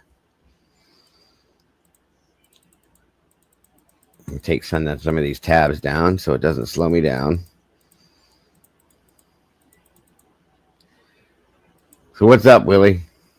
What up, man? What number are you on? I am on number 151. We're getting there. Shit. We're getting there. I missed. You read that shit yet that this DoorDash driver chick was fucking walking around for like 10, 15 minutes? I think we did do that one already, yes, sir. Bro, so nobody can tell me that she wasn't lost, and that's who the hell we saw on the Linda Lane footage. Kiss my ass. Yep, I think we did. Okay, so that one we don't need. Wait a minute. That one we don't need. Walking around for 10, 15 minutes. Yeah, I don't even know what why she wasn't looked at as a suspect at that point. But she what? But that's the thing, she was, dude. As soon as she went in to like give whatever information, they fucking started tracking her. I meant like after that, you know what I mean? Yeah. Why more of an investigation wasn't done into her, in my opinion. What's up, Jesse? Yeah. Well, I mean, it seems like they looked into people, but they only looked into them until they got Brian's name, and then they were like, "Fuck it." Yeah, they didn't need it any. Seriously, it's crazy. And then, like, do we know? Like, did she hand the bag to anybody in the house? Did she leave it in the front door? Did she leave it in the back door? Was that explained or no? From what I saw, she walked around for a while, and then eventually she left it by the front door. By the front door. I think that's what I read. So Xana must. Okay, so that means Xana had to come down to the first floor to get her food, correct? Dago, I think you're right. I believe it's the front door. Yeah, she dropped it at the front door, and then she took a picture. And then when police arrived the next day, there wasn't DoorDash on the front porch, was there? So somebody must have came down and picked it up. Yeah. So here's my next question: is what was it? Food or was it something else, Willie? I mean, you still have to get an order. You still have to get an order because you have to coordinate that, right? Like you have to coordinate you placing an order and it going to the person that you want it to. Yeah. Which, if there's 3 people in the same area, you're kind of taking a risk there if your driver that you want doesn't get the order. So, I get the whole thing about her maybe dropping off more than food, but she still needs to get that order from DoorDash for her to take it. Make sense? So like, yeah. Yes, definitely. I don't know. I mean, I thought about that too, but it's just like, it's kind of risky to have it on record of you basically ordering drugs. You know what I mean? Like, I don't know. It's just, well, there's no way to prove what was in the bag unless, they show on video somehow what was in the bag. But yeah. Yeah, but we know they would know what she ordered. So she must have ordered actual food from. Well, I think I had heard before, and I can't prove this right now, but I'm sure somewhere I can find it, that it was $25 worth of food, I guess. Whatever it was, it cost $25. Yeah. Now, whatever else was in there or whatever was in there to begin with, I don't know for a fact because they've never said it, on top of that. Yeah, the door that was open all night. Exactly, bud. I'm just saying, man, $25 sounds like a lot of food for one person that just ate a few hours ago. That's why I'm not buying that Ethan is fucking passed out, sleeping this whole time, and she's just ordering food for herself. Sorry. I don't know. Very good point. I understand. I mean, people can say all they want. Oh, he slept naked. That's why he was in bullshit. Depending on what time the food was actually ordered, what time the order went in, he could have passed out from being so inebriated per se, and the food was. Yeah, but like you're naked. Like if you're waiting for food, you're gonna pass out. Fine, but then when you're naked, like you're obviously getting ready for. So I don't know, man. It's just 2 and 2 doesn't equal the 4 that I wanted to. So there's I get it. There's some questionable things for sure. For sure, I get it. This next deer is again Danny Vargas. Receipts collected by Detective Schwecke, Idaho State Police, and provided me with a folder that contained the following receipts he collected during his investigation from some local businesses, and the details are listed below. This is through Walmart and Pullman. Brian Koberger's U.S. debit card ending in that number, and it was 10/28. This is starts, but way back in October 28th. November 7th, November 10th, November 12th, November 16th, November 17th, November 23rd, my birthday again. Let's see, November 29th, December 1st, December 2nd, December 5th, December 6th, and December 8th. Okay. Mm-hmm. Now, and once again, this proves that that's a lie, that Brian stopped using his debit card after the murders, because we go from October through December, never stopped. Okay. Yeah. I see little schemers down there attacking Twiz. Leave them the fuck alone. What did I say about this before? Come on. I don't know, bro. These fucking people, dude. It's like, it's the same ones too. And I don't know how many, I don't know how many times people have to be warned until like they see what the fuck people are actually talking about here. I don't get it, dude. I really don't. It's like nobody can just have a conversation about their opinions and just leave it at that. It always has to be, fuck you, or something personal. Jesus Christ. Nobody's right. Nobody's right. We're all wrong. How's that? We don't know we don't know the truth. All right. And everybody just calm down. Relax. Everybody, please. I'm good. It's just I'm gonna see 3 people fucking going at Twiz, dude. I'm gonna say something. Sorry. The moderators let them do their thing. That's what they're here for. So what the hell am I looking at now? So these are all, let's see, that's 354. It doesn't say AM or PM. 2237, 2119, 2234, 2300, 2251, 2225, 1858, 2135, 1834. 2235. So again, if we count all these up, and there's probably more of these, they're trying to say that Brian was in this area 23 times. Well, I mean, the dude's obviously he's out and about all over the place. You know what I'm saying? That's what I mean. So like, that could be if he's doing this in Pullman. Well, I'm sure. Why couldn't he do this in Moscow too? I mean, it would just state that the dude goes shopping, he does things. Most of it's food. It says a majority of the items purchased were food items. On 11/7, Koberger purchased a beanie hat, but there were no description of the hat. It's a beanie hat. What the hell else do you need? I spoke with an employee of Walmart, and he stated at the time that he met with Detective Schwecke that they were unable to locate the details of the exact beanie which Koberger purchased. On December 1st, Koberger purchased utility clothes. I spoke with an employee from Walmart who told me this item was 9-pack of hand towels, which were 2 shades of gray. There was nothing else of interest listed on the above receipt. So he bought towels for his apartment, a beanie hat, and utility clothes. Okay. And we got Target. Two things at Target from the debit, and that was November 10th and November 9th. Then we have November 8th, 6th, 4th, 24th of October, the 20th of October, the 19th of October, the 18th of October, the 13th, the 10th, the 6th. Then we got September 30th, September 26th, and September 10th, and August 31st. One receipt from Target was provided from a transaction which belonged to... Wait, what? Hold on, let me blow it up bigger. I'm sorry, that's the problem here.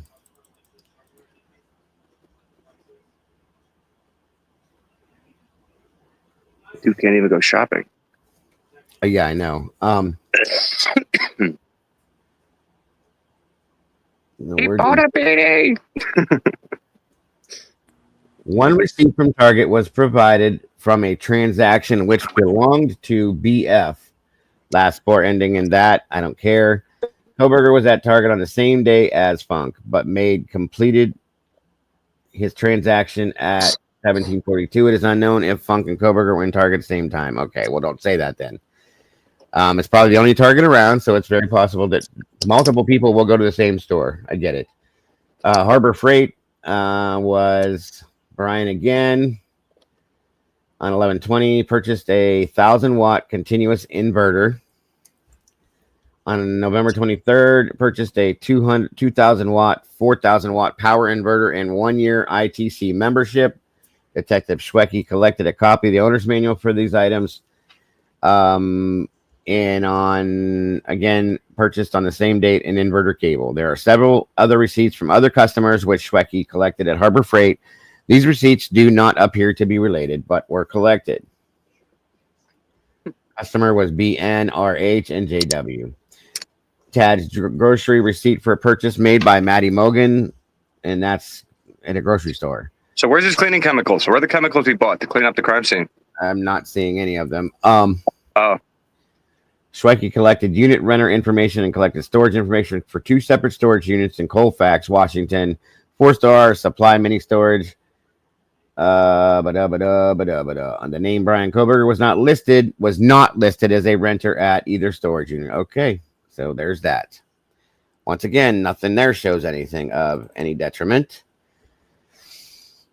Brian must have used the supplies at his disposal then, which were under the sink. Oh, I guess. This is Brett Payne, LFCO traffic stop and WSUPD traffic stop footage. This is on February 28th of 23. I emailed request. Did I go too big on that? Hold on. I did. Jesus. Hey, Dylan, y'all got any bleach? All right. What's up, buddy? Good to see you. Thanks for joining us tonight. I emailed a formal request to Captain Anderson with LSCO for a copy of all video and audio obtained during Corporal Duke's traffic stop of Koberger. I was notified on March 1st that the video was ready for me to pick up. I responded to LSCO on March 2nd, retrieved a thumb drive, which I later reviewed. The thumb drive contained the video of Corporal Duke's traffic stop of Koberger. In addition, Blaker provided me a copy of the WSUPD traffic stop of Koberger, which I also burned to a thumb drive. I uploaded both traffic stop videos, the case digitally and maintain possession of thumb drive. Okay. Next up, we're getting up there finally. Once again, another warrant. Exploring narrative on the phone reference. Oh, okay, so we have another tip here. This is Brett Payne again. Okay. On Friday, March 3rd, I spoke to VH on the phone, referenced a tip she reported to the tip line. I did not record our conversation. Surprise! Do you know how many of these documents we've read, you guys, that have not? They didn't. Okay, we're investigating a quadruple homicide, but you don't record any of these conversations. Can somebody tell me why that happens?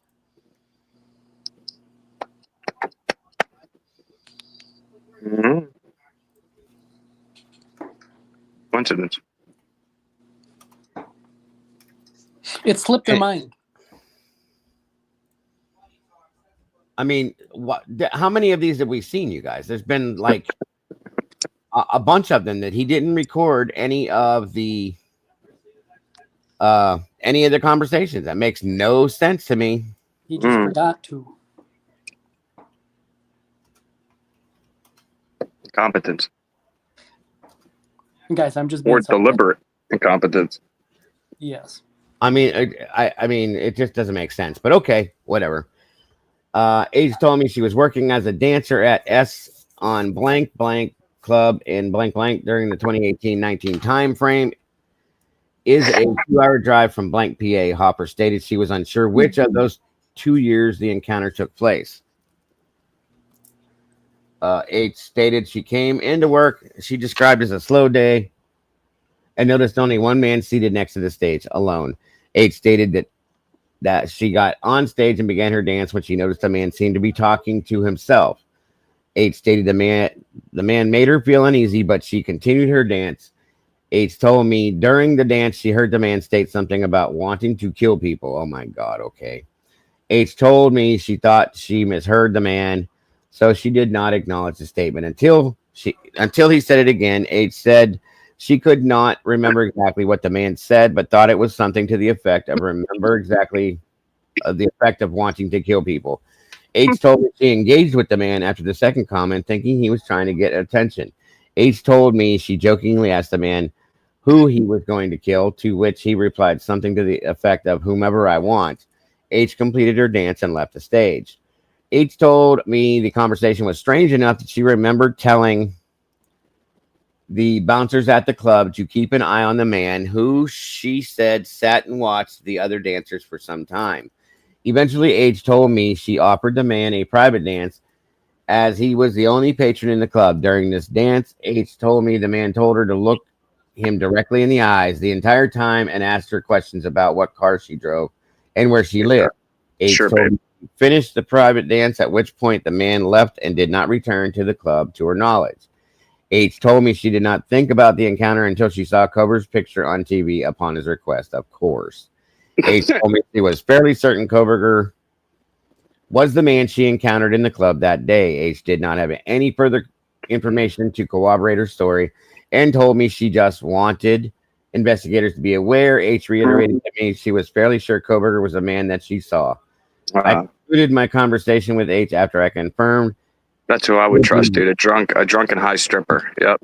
To speak again. Well, here's my thing. First off, that's credible.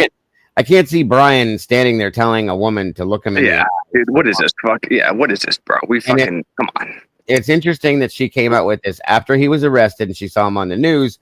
If somebody said something about killing people I would have said something to either security or somebody right there. She probably sees like 200 people a day. And she's like, oh, look, the ears look similar to somebody that I gave a dance to. That's probably what it was, bro. I have to question this. I'll be honest with you, folks. I'm just saying, dude. I don't think Brian ever been to a strip club. I don't think so either. He just don't look he just don't look like, I don't know. Maybe it's me, but I don't know. It doesn't. I mean, I'm not worried about the credibleness about her being a dancer. None of that. That has no effect to it to me. But why did you not say something before you saw him on the news? Yeah. If you're talking about killing people, you should have went to somebody immediately. Mm-hmm. And I don't know. I can't picture Brian because he doesn't look people that in the face like that. So why, you know what I mean? That's why I question this, is all I'm saying. And got nothing to do with her. Yeah, it doesn't have nothing to do with her job because what'd she say? She did? Look me in my eyes and tell me everything about you or whatever. Like, come on, man. That doesn't fit his personality. So there's that. But okay. I'm not saying that she's wrong. I'm just saying I question this one because Yeah, of the right, time. KP. If Brian went to a strip club, he'd show up in a fucking like one of those biohazard suits, dude. If he had to wear gloves to go to the grocery store, imagine a strip club. Yeah, he was very, He'd be very like Bubble Boy. right. So this next tip, there was a lot of these tips that came through that I questioned too. Such a good movie. AL emailed a tip to the tip line on February 18th, stated that he was on Johnson Road on November 13th, saw a white car parked alongside the road between 5 and 6 p.m. that day. I called L on March 8th of 23 and spoke to him over the phone. Our conversation was not recorded. Jesus Christ. Oh, wow. Another one. Surprise. And this is, once again, Brett Payne. Okay, when are we going to start to say there's a problem with the fact that the man didn't record any of the... But this is exactly what they did in the Karen Reed, dude. Every time they went and interviewed these people that they knew they didn't want, you know, the people that were suspect, none of that shit was ever recorded or ever put on the book. So, like, we're having the same shit over here. I mean, is anybody seeing a comparison? Like, I don't think I've seen any... I don't think I've seen any calls that were recorded. Truly. That's what I mean. So, and over there, like reports and calls and sit downs and all this shit over in the Karen Reed case, none of it was recorded. This is like the same thing here. None of it's recorded. Why?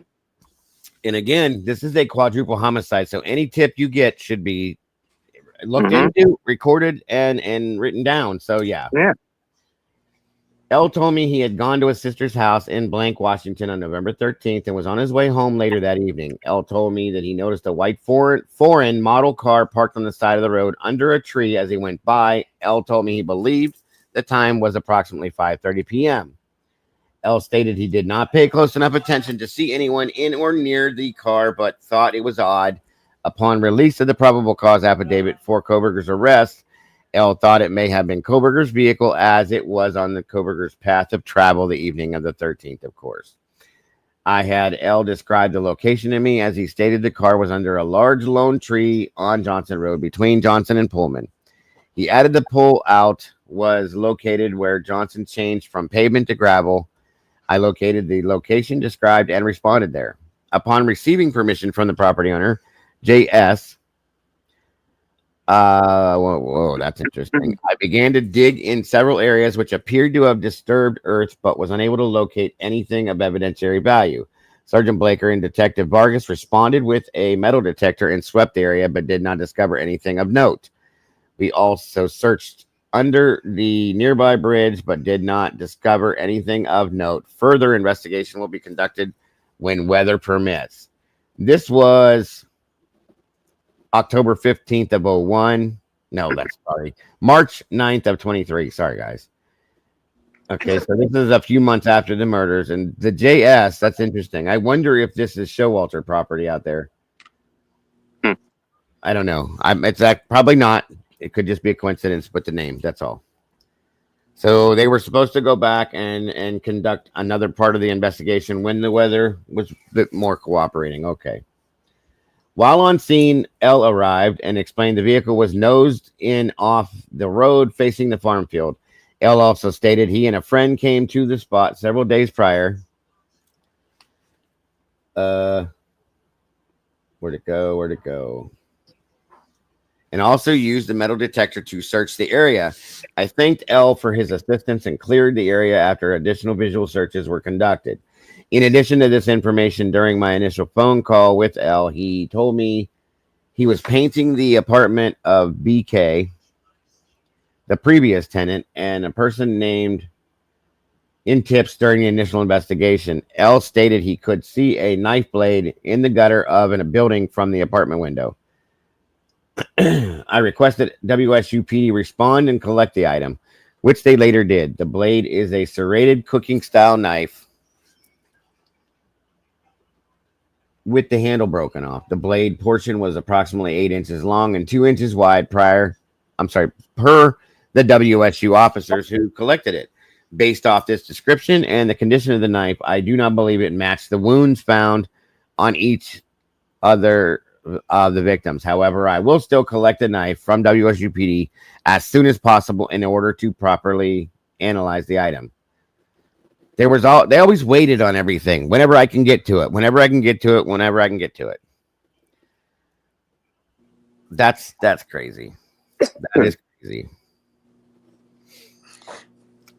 Dago, you have a good memory. Yesterday you had mentioned that long ago I said that this will never make it to trial. Yes, sir. Do you recall the reason I gave for that? I don't, unfortunately. I have good long-term memory, but some of my short-term is really bad. But I do remember you saying that. I don't remember the reason. Basically, the reason is because an investigation wouldn't be conducted in this way, and a prosecutor would ensure that his investigators have such an airtight case, and he would double check, of course. He's not going to accept this kind of work and then go to trial with it. He would be made to look a fool. His reputation would be on the line. There's no way that this is real life where someone is willing to perform this type of work, such as Bill Thompson's work product here. So, gotcha. Okay. So we. Good point. Of course, we never could have foreseen that it would have been, him playing. And of course, that doesn't mean that he's guilty. It means quite the opposite. It means that he's innocent. And the question that we have to ask is, how were they able to perform this sleight of hand, this magic trick like this? They have nothing, and yet he pled. So what explains that? Well, if that wasn't to take it to a higher court, then he's stupid as shit. That's all I have to say. Good point. 38 days. Dude, listen, if he doesn't fucking appeal this in 37, 30, however many days he has left, I will never talk about this case again. Ever. I won't talk about him anymore, but I'm not going to let go of the corruption in this damn town. Well, I mean, like, they're never going to do anything about it. Once Brian, once they have their guy and their guy can't, do anything about it, and it has exhausted all his avenues, then that's it, dude. They knocked down the house. They buried the house. They don't give a shit about the other profiles. That's it. So if his team isn't, if this is a reason Ann and all them aren't coming out and talking because, they don't want to give away kind of what they're doing and stuff like that, fine. But dude, if he doesn't appeal this shit, then what? Well, like I said the same thing the other day. I said if he doesn't file an appeal within that 30 some odd, I think it was 39 days when I said it, that I can't say anything other than, okay, that's it. We're done. That's your choice. I respect it. And that's the end of it. We're moving on. But I'm not going to stop talking about this. That's just my own personal feelings because it's bullshit. And it may not get anything done, Willie, but if we keep talking about it, at least they're going to still know about it. Yeah. I just think if he doesn't appeal this, not only is he making the most stupidest, decision, I think, but his defense team is absolutely pathetic. As much as you love what's her name, dude, Eddie, pathetic. I'm sure they it's better a calculated move. Putting shit in motion, dude. Whatever they're doing, I'm sure it's a calculated move. I hope. That's kind of what my thought is too. Hang on a minute, guys. Because there has to be a reason why they're trying to get every single thing on record. She tried everything. They were trying to get every single thing on record for a reason, and it can't just be all for naught. So I still have some hope.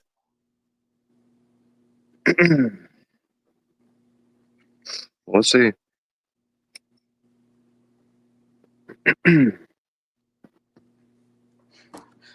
Yeah, I think patience will win. I think before too long, right. we'll understand. There's a riddle here that, may come to light. I kind of have to agree with that. Like I said, if nothing happens after those that period of time and there's nothing else that can be done, I'm going to step back and say, okay, that you made your choice. I understand. I may still not agree with it, but that's what you chose to do. We'll see though. And I just don't feel like that's going to happen at this point because the more. But why? Why? Dude, if us fucking Joe Schmoes are out here that, can see right through this bullshit, you're telling me 3, 4 fucking defense attorneys aren't sitting there salivating at the mouth to get some kind of justice for their fucking client? What are they doing? I Like, don't what know. the fuck are they doing? Not only what are they doing, what the fuck is Brian doing? Does he want? Does he like it in there? Seriously, does he like it in there? Has anybody spoken to him? Does he Have like you? it in there? Why would you ask me that question? Not you. I'm asking just in general. Like, does he like it in there? Like, fire your fucking counsel and get some people that want to help you. Because I'm sure there's other attorneys out here, like, hey, Andrew D. Myers, that are looking at this and they see it's corrupt as well. That'll help you pro bono if you just get rid of who the hell you have. But it seems like he really, really likes them. Loves Ann, loves what's her name. Are you certain that his mindset is that they are genuinely not helping him? That's what I'm thinking. Is that Because he that's may your point of they are. reference. That's the way you or we can see it, given the limited, Well, that's what I mean. We're field the of outside scope looking in, dude. that we He's have. in, you know. That's why I'm not asking those questions right now, because we They can don't be telling know. him whatever they want. I don't. Let me ask a quick question, Public Billy, defender, if it's dude. all right. Did you vote in the poll? Do you think that there's a cover up here? But yeah. Okay. And if he was really guilty, what would be the purpose of them, you know, the state, the prosecution? What would be the purpose of that? If they had him dead to rights anyway, airtight case, why the fiction? Why the smoke and mirrors? I don't know why the plea. Well, Karen Reed wasn't even facing goddamn life, and she was like, "No, I'm going to fight this in court." Karen Reed and Brian Koberger, these are completely two different cases. Though, I don't give a shit. You still have defense attorneys that came out and fought during a trial and exposed the corruption. But over here, you have defense attorneys that are, okay, well, you know, we'll plead so we could do this later on. Yeah, you don't know that, though. You don't know what's What do you going mean on. I don't know that? He pled, dude. That doesn't fucking mean anything, dude. You don't know what the fuck they did in the background. That's what I'm trying to say. How does that not mean anything? Because it doesn't. We don't know what it fucking means. We don't know what was done in the background. That's the third time you cursed at me like it's my fault. He pled guilty, and you have another person that fought it in trial. Is my point. A whole different case with a whole different set of circumstances. But if both are innocent, both are innocent. That's not completely true, though. You have a whole town of corrupt cops over here, right? And that all lied and didn't put down shit on the reports and yada yada yada. And we're kind of reading the same thing right here in the reports. But what? It's that vast of a difference. You're telling me that this couldn't be fought in trial? Both angles, okay. But I'm gonna wait and see what says. And if anything's said by that period of time, then that's fine. But until then, I'm not gonna waste my time on it because it's not gonna do any good for me. That's But if his team is doing shit behind, like if his team does do something or file or something, would we even know about it? No. Why would they put that out there? Because if they put that out there, then the whole fucking not about it out there. I mean about it being like public information. No, I don't think it would. I don't think they can. I don't think they can. I'm just saying, like, I'm gonna wait like a week or so or two, maybe two, I don't know, and see what happens because I don't see this dead settling like this. It doesn't make any sense. I know that's what everybody's saying. And like I said, if that time goes by and not a damn thing happens, as far as I'm concerned, that's the end. I'm done with it. I get it. I'm not even talking about him though right now. I'm trying to get through this shit and figure out why all this shit happened like this.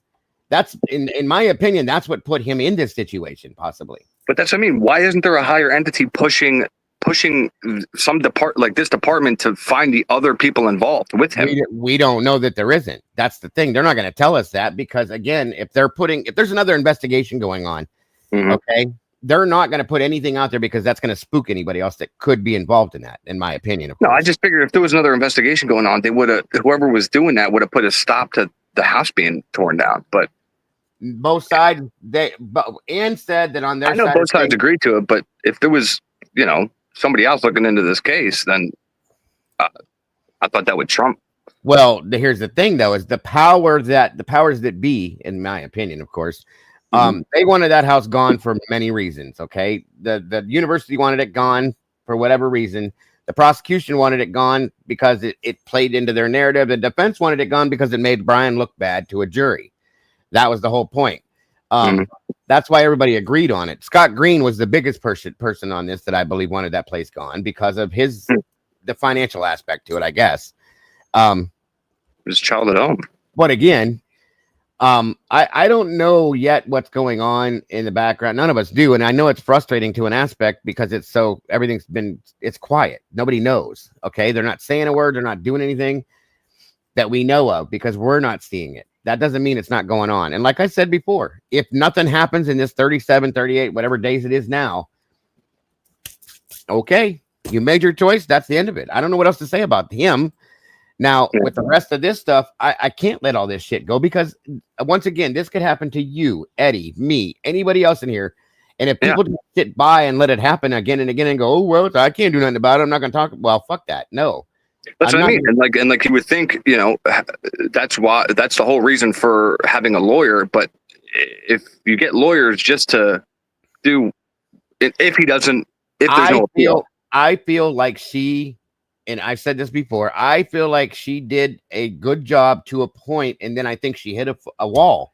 And I think once you hit a wall, listen, nothing that she asked for was approved by this idiot judge. He gave them nothing. Anything she asked for, he denied it. Yeah, but he kept telling her, like, I mean, he kept making it a point to her over and over, shit, my fucking phone's overheating, to fight it out in court. Like, he kept saying, fight out in court, fight out in court. That's what she was trying to do. But then at the same time, as she was putting forth these motions, he was denying everything. So she couldn't.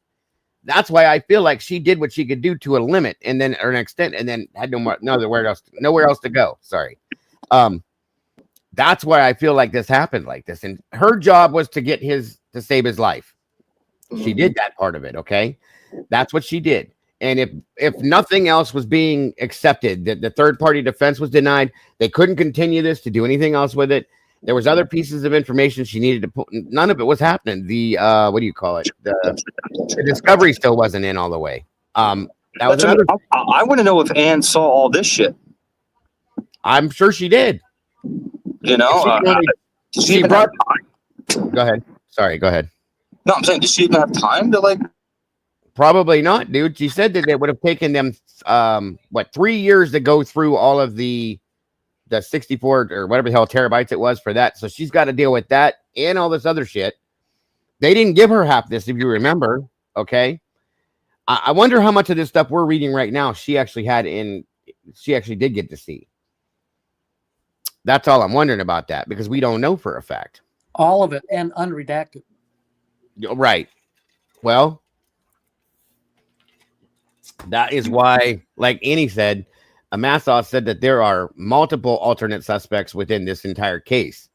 And that's a huge point right there. I agree with Annie on that, because everything that we've read thus far points to a lot of other issues that they were having with this. Truly, you know what I mean? Oh, his phone went. Okay, it overheated, obviously.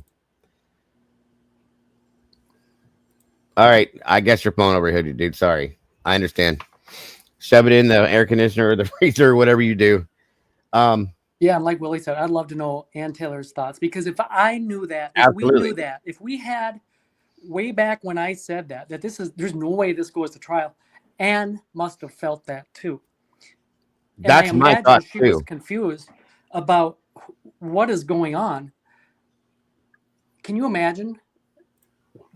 Absolutely. She's living in this reality where this is even happening. I mean, this is unprecedented. Right. Welcome back, bud. I think that's a good point, Eddie. That was my other side. Is she sees all this stuff in the background. If she's looking through this and, like you said, unredacted, what is her thoughts? Like, what the hell's going on here? Like, how do I deal with this? Like, what chance do I have to be able to do anything with this? If like you said, and Willie even said it, this was never meant to go to trial. None of this shit could have ever came out in trial. And if she sees what this is for what it is, she probably, like I said, felt like she's at a wall now. What else can I do with this? And said, Brian, listen, at this point, we don't have any more options. He's taken everything from us. There is no ineffective assistance for counsel through the court systems. Okay. She gave him, he gave her no tools to work with in this. So therefore, at that point, you hit a wall. You know what? She knew way before any one of us could have known. Remember how I always try to dance around the subject and call it a more pleasant or benign term. Rather than saying they're all, I know what you mean. They're all on board is what I call it. Right. The whole right. No, I know what you mean. Yeah, you list the individual, the state actor that's had a part in this, and they are all the agencies, every one of them, they're all in on it. And do I include both judges in on that? Yes. There were 3. Ann knows it too. She can't prove it. I can't prove it. None of this is apparent. None of this you can prove, except by making the court record like she did. And that, like I said, that could be in itself what her main priority is to get all of this on court record so that down the road he can go file an appeal and they can bring forth and bring the corruption to the table and say, this is what I was dealing with, to another court judge, obviously. This is what I was dealing with, Your Honor, trying to defend my client, and here we are. And you know what I'm saying? And see what that means. So yeah. I've always said corruption at the top is necessary for there to be corruption at the bottom. Of course. And like I said, as a public defender, Ann Taylor did what she was supposed to do, and she got the death penalty off the table. She saved Brian's life in that aspect. As far as all this other stuff, she probably didn't have the time to do any more with any of this than what she could have done at that point. And that's why I think the frustration probably came into play. Will she do any more? I don't know. What is she doing in the background? What are they doing, themselves? I don't know, if anything at all. I'd like to think with what we're seeing here, what we have seen, that there could be that option.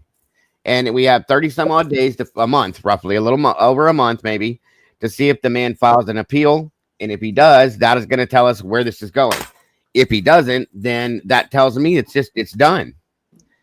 And they don't expect that. So along the same vein of thought, I put together a note this morning, getting some thoughts down on paper. So can I share that with you? Go ahead. Like reading Absolutely. A paragraph or so. I'm sure everybody's tired of hearing my mouth anyway. So yes. And I did, Debbie. Yes. So it goes kind of in line with that poll. So I asked, do you feel that it's possible that this is a state-sanctioned cover-up? Meaning that they are not only aware, but also involved with hiding the truth from the public. And by the way, I preface all this by saying that at times this dialogue with myself might sound like an argument between the possibility of a cover-up or no cover-up at all, but that's not the case. Rather, it's a discussion of a cover-up actively taking place and trying to understand who are the people the cover-up is being done for. So again, do you feel that it's possible that this is a state-sanctioned cover-up, meaning that they are not only aware, but also involved with hiding the truth from the public? And if so, then it's necessary to ask, who would they be willing to cover for? If you feel that there's a cover-up, have you considered that there's also the possibility that they, the state, are involved with perpetrating the crime? Ask yourself which is more likely, that the crime occurred authentically and investigators learned about it during the events following the crime and conducted the investigation and acted in a natural way, learning all the details in real time. So if this is a statewide cover-up, that means Ann's involved too, you're saying? Right? I got about another paragraph or so to read. Okay. So the question is which is more likely, that the crime occurred authentically and investigators learned about it during the events following the crime and conducted the investigation in a natural way, learning all the details in real time, and collectively they all decide that they must obfuscate the truth, destroy evidence, and lie, so that some perpetrators previously unknown to them remain undetected and get a free pass from accountability. And by doing so, their own necks and reputations would be on the line, of course. Or does it seem more likely that the agency, the government who is conducting the cover-up, is also the reason for the crime having occurred to begin with? Ask yourself, considering everything that you've seen thus far, do you get the feeling that all of the state actors have been playing their part in their respective positions and roles in a combined effort to achieve this cover-up? Or do you just dismiss all their suspicious behaviors as mere coincidence and disregard them? Ask yourself, who controls the media? In your opinion, if this is a cover-up for the perpetrators who are not on authorities' radar until after the crime, doesn't it seem that a state effort to cover for them would be risky? How would they ensure that everyone involved, including the criminals themselves, would adhere to the code of silence, never spilling any damaging evidence suggesting involvement of all of the others involved? Ask yourself, does it make sense that a lone perpetrator carried out this quadruple homicide and the unofficial motive is because he studied criminology and wanted to see if he could outsmart the authorities? Or does it seem more plausible that more than one are involved, which automatically means that there's a conspiracy and a motive? It's likely that if the motive were ever exposed, that would lead to those involved. Lastly, those considering that Brian has involvement, but others may be also involved, then wouldn't he be aware of the motive and the conspiracy? And since that would be the case, wouldn't it seem ridiculous that the state would bother framing someone with some level of involvement when it would potentially expose themselves? Those were my thoughts. Thanks. Man, that you got that covered, Willie? You got an answer for that? No, I'm too high for that shit. There was like 12 questions. I know. I'm still trying to wrap my head around the question. Like, but good point. Good points, Eddie. Good points. Thank you. I'll try to answer that. So, yeah, just in general, who are they covering? You know, what's the purpose of the cover-up? We all seem to agree that there's a cover-up. Thank you for that, Carrie, very much. I appreciate it. God bless, hon. Well, was a cover up, dude. I mean, and everybody can say it's not the same case. I don't give a shit. There was a cover up in Canton too. Willie, right? You sound like you're inside. Willie, you sound like you're inside a can, dude. I do. Yeah, there you go. That's better. Oh, my bad. I had to sit over the. I had to sit over the vent because the central air is on. But yeah, no. I mean, people can say as much as they want. Like, you know, this isn't like the Karen Reed case, but in my opinion, I think the Karen Reed case is worse as far as cops coming together to cover shit up for each other. This is, I mean, if you watched it, we saw two trials. That's true. That is true. I mean, the narrative with the Karen Reed case is the lead investigator lost I'm just saying, the lead investigator lost his job, right? Like they brought forth the information of the private text message between the cops. They brought forth the information that they destroyed their phones at, you know, all that kind of shit. I guess my question is, why wasn't that able to come out if that was happening here, you know, and all this corruption was going on, which I agree with you with, Eddie? Why wasn't all this allowed to be brought out in trial? What stopped that from happening? Is it the fact that, like you just said, this is a statewide cover-up? And I'm sorry, but Ann Taylor works for the state. She gets paid by the state. She might be private now, but you know what I mean. So was she part of the cover-up as well, Eddie? Is my question to you. My answer to that would be no. Of course, I can't prove it. That's just my opinion. So you would be why? Based on what I've seen. I think she's authentic, and she is one of the few that can be trusted. Okay. I have thoughts. Anybody want to hear my thoughts? Absolutely. Of course. I think it's an excellent comparison, Willie, because in the Karen Reed case, really, we're talking about just the McAlberts that were, you know, the guilty party.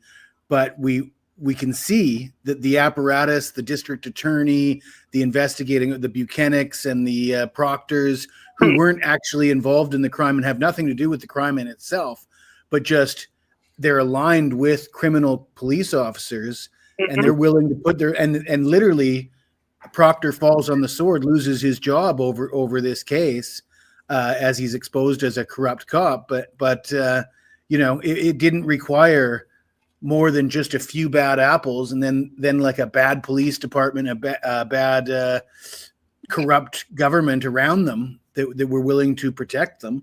So I mean, it could be that to think that couldn't happen in Idaho. And the main difference, like you've outlined it, and I do agree with you, that Alan Jackson fought the battle of the PR battle in the media. They went on a full onslaught of PR, and they were winning, and they put a lot of money into it as well, and they had a big team. So I mean, Anne didn't have that, but in my opinion, Anne was fighting the PR battle. She was throwing out enough nuggets for some more mainstream channels, and for even mainstream media people to ask questions like, could one man really do this, or was it really his car? And like, for example, when she came out and stated in the court, there's no connection, there's no DNA. Remember that one statement? There's no DNA in his car, home, or office. Yeah. Do you remember that statement? No DNA in his car, home, or office. No connection to the victim. No social media. Yeah. When she said that, but she also was on camera saying, "Your Honor, Brian is innocent." This is a while ago to Judge. So she knew the public was going to see that. And when she said that, it was mainstream media had to cover it. It was on every channel, even News Nation, even Brian Enton had to say. Brian Kohberger's attorney said there's no DNA in his car, home, or office. There's no connection. But it feels like after Hitler started ruling against her with everything, she stopped even trying to fight the PR battle. So they're not going to. Why not ask Hitler to step down before you go this route to, this very hard route? It sounds like. Why not try to get Hitler to recuse himself, or at least attempt to put something in to ask him, hey, listen, but you shot down everything we had. You seem like you just try something to see if. I think that she knew that was never going to happen. That would have been a wasted motion. She's all about getting someone on the record. There you go. Yeah, I'm just saying, get on the record that you asked them. That's all. Well, it's quite clear that the state fought the battle of PR because they leaked all this bullshit information that wasn't true, and it was broadcast on every channel, and mainstream media ran with it. Funny that none of this other stuff got leaked. None of the stuff about blood in Showalter's apartment. Right. I mean, don't tell me that the mainstream media wouldn't have been interested in that. They were reporting on Showalter in the beginning as well. Hoodie. Well, that's why I think it didn't get leaked, Jesse, because they didn't want mainstream to be able to put that out because they wouldn't have went off their narrative. Yeah, see, that's what I don't know. That you guys exactly, but is who they were like, who they had on the news and shit, and like who they were like before Brian Kohberger, right? I don't know anything about what MSM was saying as far as who suspects could be, or who like people in lives were saying the suspects could be. But then my question is, why did all those suspects then go away from everybody's mind just as soon as they arrested Brian? If now we know there was multiple perpetrators, it should open up the door again to all those people that everybody was looking into before. But now if you do it, you're an asshole to talk about, any other suspect. That's been that way the whole time because some of us never let go of that, unfortunately, and we kept that going. You know what I mean? But now we see why. I mean, I can't say we, but because I wasn't doing it. But now you see why. I mean, if it's all in here. That's why I was doing it that whole time, because you can't believe that other stuff. It doesn't make any sense. That's why we've always laid on to this. Yeah. And now this is showing why we were doing that, because there is proof out here that these things were valid. You know what I mean? I just love how much you're fighting, that something sucked up here, they go, because you know how long it took me, dude, to try to get you to the other side of the fence. I love it, man. I just want to say, I don't care how much you yell at me or we yell at each other. I love it, dude. I'm not mad about anything. I'm just yelling because I'm yelling. I don't think people understand that it's not personal. It's not a thing like that. But no. Well, I mean, people hearing it, yeah, but you're Italian, I'm Greek, so we're just loud. But I just love the fact that I remember at one point it was hey, Brian would have done this, yada yada yada. Now you're seeing the blatant fucking bullshit, dude. I'm just happy. I've been looking at this for a long time, and I've questioned. Like I said, I was on the fence, and I wasn't really leaning in either direction. But then I started leaning a lot more towards the innocent side to this, which is why it became so frustrating for me when he did take the plea. But that's why I stepped back and went, wait a minute. Wait a minute. With everything we've seen, and now we're looking at this too. Yeah. There's got to be at some point, somewhere, some reason that this happened. It just can't be, and I'm telling you, that's why I said this the other day. If this 30 some odd days goes by and there's nothing that happens, I'm washing my hands. You made your choice. You chose this. Obviously, you did it, or you don't understand what happened here, and I'm done with that. But obviously that still doesn't change the fact that there's no fucking way he did this by himself. Right? I agree with that 100%. And that's screwed up. They've even said that themselves, Willie. I mean, we've all watched that. The press conference afterwards, they stated that there's multiple weapons. The prosecution has stated there's multiple weapons. Everybody is claiming that there's at least one other person in this. If you listen and read between the lines, that's what we're hearing. Why are they not looking for that person? Why did they just let that go? Okay. That's what I'm trying to fight for here and understand as to why. And why are you not out here doing your job looking for this secondary person? We have blood splashes all over the damn place. We have extra DNA. We have all these other things that we're not looked into. You yourself are comparing to the blood to the crime scene. Well, just imagine how much different it would be if this shit was leaking, and when there was no consequences for the prosecution leaking bullshit. Yeah. Right. If it's time to play dirty, somebody should have been leaking this shit. Yeah. Do I think that Karen Reed's attorneys would leak the shit? I think they would. I know it's a gross violation, not professional, all that stuff. But if you get in a dirty themselves over and leaking shit, dude. You know what I mean? Like, you get in a dirty fight, you got to fight dirty, right? Yeah. I have to jump in and ask Willie a question real quick. Go ahead, before Eddie. the conversation moves too quickly. So you had said that there's multiple weapons, multiple people involved in the crime. Are you saying that the state is saying that, or that's the knowledge that we all have? Well, they have actually said that, though. In the press conference, the lead investigating detectives on this case came out and stated that there's information proving or pointing to the fact that there's more than one weapon. Okay, if that's the case, why are you saying this now after the fact instead of when it was important? Okay, and that tells me because you couldn't do that. Yeah, you couldn't do that because he wasn't in jail yet. He wasn't, convicted yet. Now that he's been convicted, it's okay to put that out there. Are you kidding me? Sure. If that's not fucking corruption, I don't know what is. Of course. And the state still maintains that just one person did it, though, for clarity. Right. Because they can't change their case, Eddie, and you know that. I know if that. If they were to go in, it would blow the case right there if they say that. Yes. So it's just us that believe it. Us conspiracy theorists, not the state. It's not even that. It's in the paperwork, though. Like, well, that's the defense's expert, and we went through that document yesterday. Yeah. And of course, the state, I concede the state would have their own expert, and they'd just waste a lot of time at trial, going back and forth, arguing, holding their own. That's the way that would have went down. I get it, but then how do we know that there wasn't anything in Brian's vehicle? Right. That's their investigator as well. So I'm going to take it as word, just like when they talk about evidence. Just like when the prosecution. If that was the case, the prosecution would have came forth and said, we found this in Brian's car. We found that. Yeah. They couldn't do that. They No, couldn't. I get it. I was just making a point as far as right. No, I understand the defense investigation, because they also found evidence of cleanup. Brian, how the hell did Brian have time to clean up if the actual timeline was 6 minutes, 7 minutes, wherever the hell it is? So there has to be more than one person. He didn't, Willie, and that's the point right there. He didn't have. They had themselves been their own. They've choked themselves out, in my opinion, by giving us the information. One, within these documents here. Yeah, two, what they stated. Yeah, the things they've stated alone. If you go back and listen to what Bill Thompson has stated, along with the lead investigators, they've told on themselves, in my opinion. Okay. Mm-hmm. But it doesn't matter now because they got what they wanted. They got what they needed, and now it's too late. Well, it's not too late, but to an extent, yes, this is going to be really hard now to prove anything other than what we have at this point. And they know that.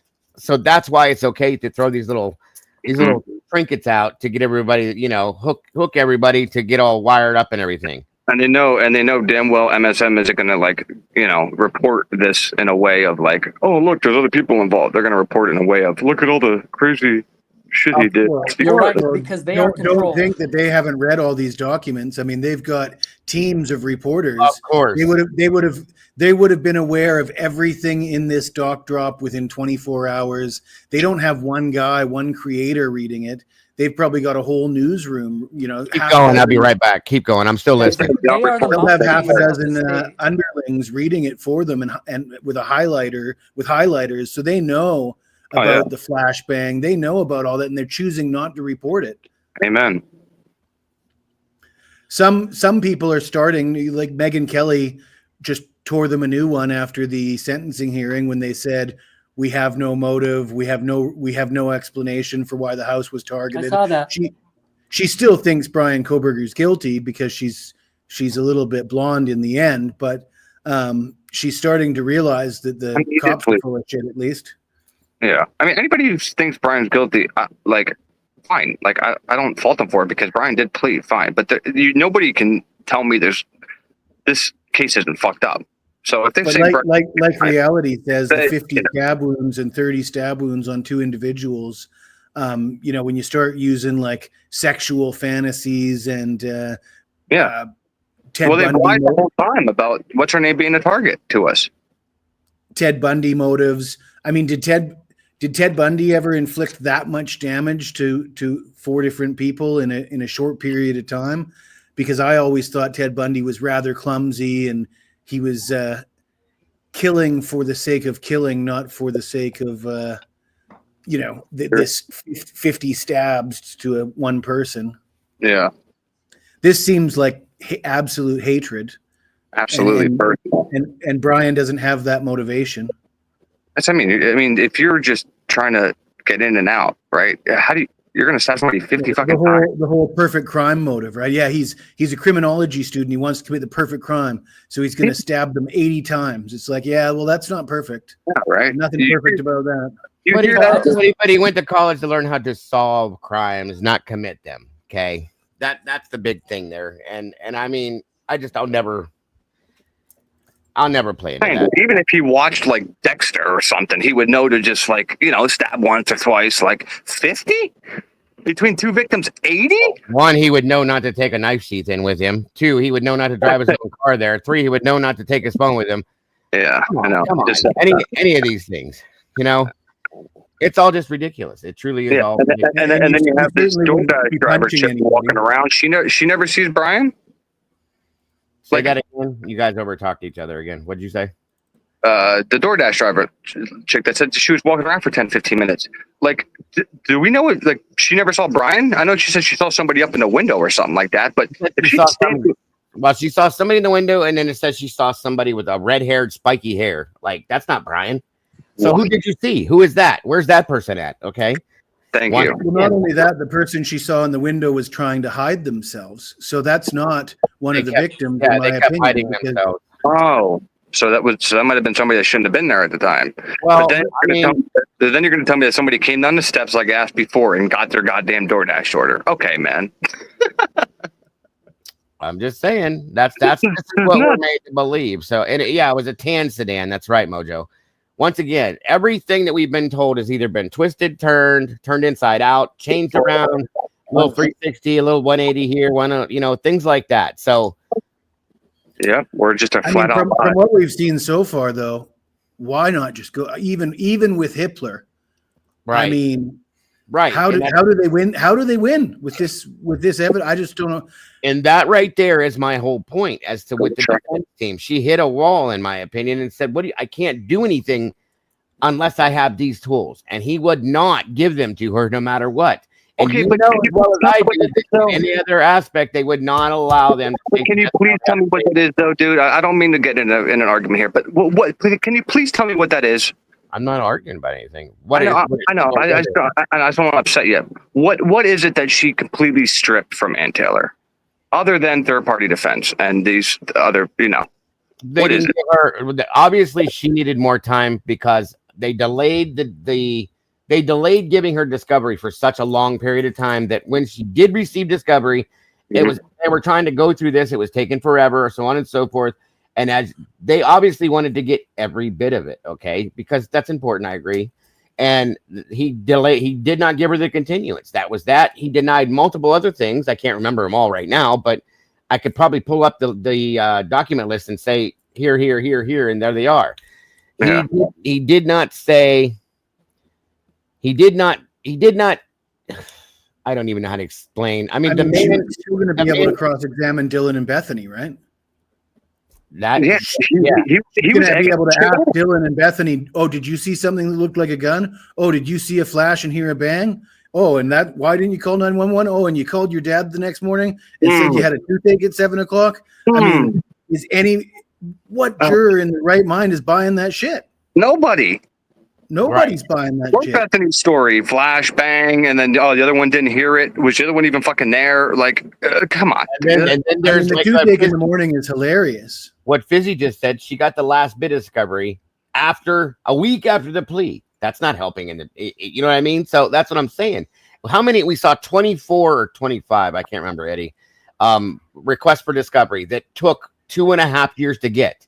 25, I think. Well, 25. if any of that's exculpatory and they had it the whole time, would that not be a Brady violation and you appeal based on that and an automatic reversal? It should be, and that's what I'm saying. That could be what they're looking at. I think she was getting everything on record that has been going on with this. We know that there's multiple counts of prosecutorial misconduct. We have, in my opinion, what I would call judicial misconduct now. His 16th Amendment was definitely violated more than once. All of those things are on the list for this case to be thrown in the garbage, in my opinion, from what I read to you guys, obviously for appeal as well. So that's why I'm sitting here going, okay. Now, not to mention the personal things that were going on, such as threats. And yes, I'm sure threats were going on the whole time, but I have a feeling that they got really heavy and really dark towards the end here.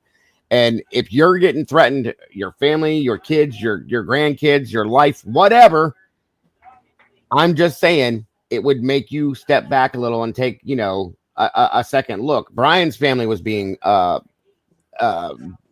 Jesus Christ, many Dago, come on. Threatened. Thank you. I don't know what I was reading and thinking, and sorry about that, guys. And thank you, Witchy. Can we do a live on every denied? We can't, sure. Because it'd probably take a couple days. I guess what I'm getting with that, dude, is even if I'm defending him and you take away everything, as long as I can just present fucking everything you have against you, that's all I want. If I could just get some shit out in the open on camera, and my client, find him guilty. He at least has all 8 of his appeals, whatever the fuck he gets, and then the jury still has to remember. The jury still had to implement the death penalty. Correct? That wasn't a given. So the jury could have been found guilty and then the death penalty not implemented. No, I get what you're saying. And I argued that in the beginning, like you still had a chance to this and that. I feel like there's steps to this and a reason why these steps were taken the way they were. Hopefully, if it happens, that it's going to show that and everybody's going to go, okay, now I understand. And I'm not saying it's going to happen. Like Alicia said a while ago, this could be just it, and that I don't think it's going to happen. And I can say I'm going to go 50 that way and 50 this way, either way. So, what would I like to see happen? I would love to see the real proof come out on this, which we're looking at a lot of it here, and for him to be found not involved in this, and for the prosecution and the state and the local law enforcement that was involved to be put on blast and to show the bullshit that they put out and what they did and how they got to him and how illegal it was in a lot of ways and all that shit. I would love to see that. But what are the odds that we're going to? They did such a great job at screwing this up. Okay. So, hey, Donkey, good to see you. And Miss Tandy, welcome. Good to have you here, dear. So anyway, that's where my thoughts are with it. I'm not going to attack the defense as of now. Okay, I'm gonna wait and see how all of this plays out down the road. People appeal, then I'm attacking the defense because they're definitely in on it if they haven't come out and spoke. And I may have some words at that point, but right now I'm just gonna wait and see what happens. I'm abiding my patience, as irritating as it is, and I'm just gonna wait and see what happens. And then later on down the road, guys, I can promise you, if I see something that I don't like, I'm gonna tell you about it. You guys know I will. But I'd in like to ask reality- Eddie a question. Oh, go ahead. Sorry. So Eddie, I got a question for you. Yeah, real quick before you with- ask, Dago, I think it's 24. You had asked how many. 24. Yeah. Thank you. I thought that's what it was, but thanks. So yeah, that's June 25th was when that was posted. If there's a 25th, I'm not seeing it in the court record. Okay.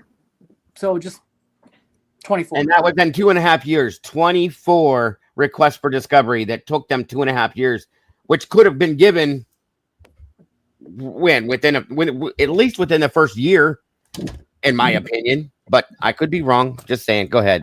So then what actually qualifies a trial by ambush then, if it's not this? Trial by ambush is the one side coming in and not giving the other You just side. keep, adding shit past a deadline of how many months, did they go past their deadline? I mean, a whole bunch of DNA evidence that they never told you they had, and then they claim that they have something like that. But that's what I mean. So there could be a trial date set, and you're telling me the defense or the prosecution could just start giving you evidence all the way up until that trial date? There's no cutoff? Not if you could prove that they had it before. Right. Yeah, but that has to be. You have to be able to prove it, though, Willie. That's the problem. And That's how what I you mean. do that? Have they proved it all these times? Probably not. That's So, what Eddie, I'm saying. Yeah. Go ahead. Question for Eddie. Eddie believes that this is all just a complete scam and a big setup right from the beginning. And I'm just wondering if this would fit your theory, Eddie. If this was all predetermined, Kohberger's sitting there pleading because he knows that there's already a backroom deal. That the reason that Kohberger was convinced to plea is because between Ann and Hippler and Bill Thompson, they've said, "Look, you scratch our back, we'll scratch yours. You plead guilty, we'll allow you to then uncover Brady violations, which will overturn it. The case will be over. It'll be embarrassing for us, but it'll never go to trial, and we'll never be able. The truth will never come out, and it'll all get swept under the rug." Could you see something like that happening, Eddie?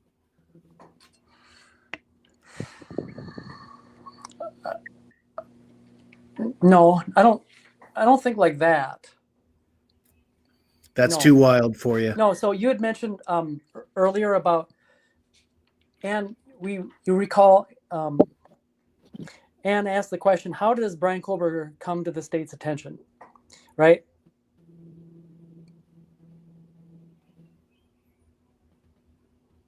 Am I muted? Did I ask that? Well, I thought you said something to that effect. That she said that on the 26th of January during the motion to dismiss hearing. What she's saying there is that there is no connection to the crime of and her client Brian Kohberger, and the state is not showing how they got to her client, right? I did hear Brett Payne say that without the DNA on the sheath, they still would have got him based on his car. And I thought that was pretty wild to say that. Yeah, with no license plate. Sure. Yeah, that's just hearsay at this point, right? Especially after reading these documents. Like I don't know, man. I'm with Willie.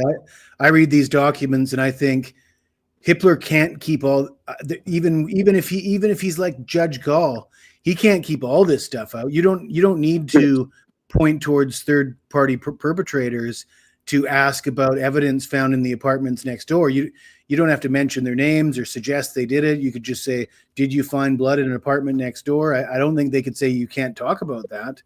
Yeah. To be honest, dude, if I'm the defense, I would have been kicking myself in the ass that we didn't just stick with Judge. Judge at least felt like, at points, he didn't know what direction to go. Hippler just seemed like he was just straight fuck you defense.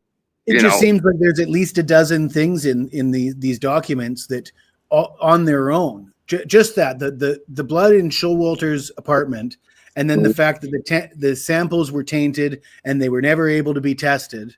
That's it. That's reasonable doubt right there. I mean, to me, I don't know about to you guys, but to me, that's just, you've got this evidence. You've botched the evidence. I mean, that's reasonable doubt. Welcome, DJ.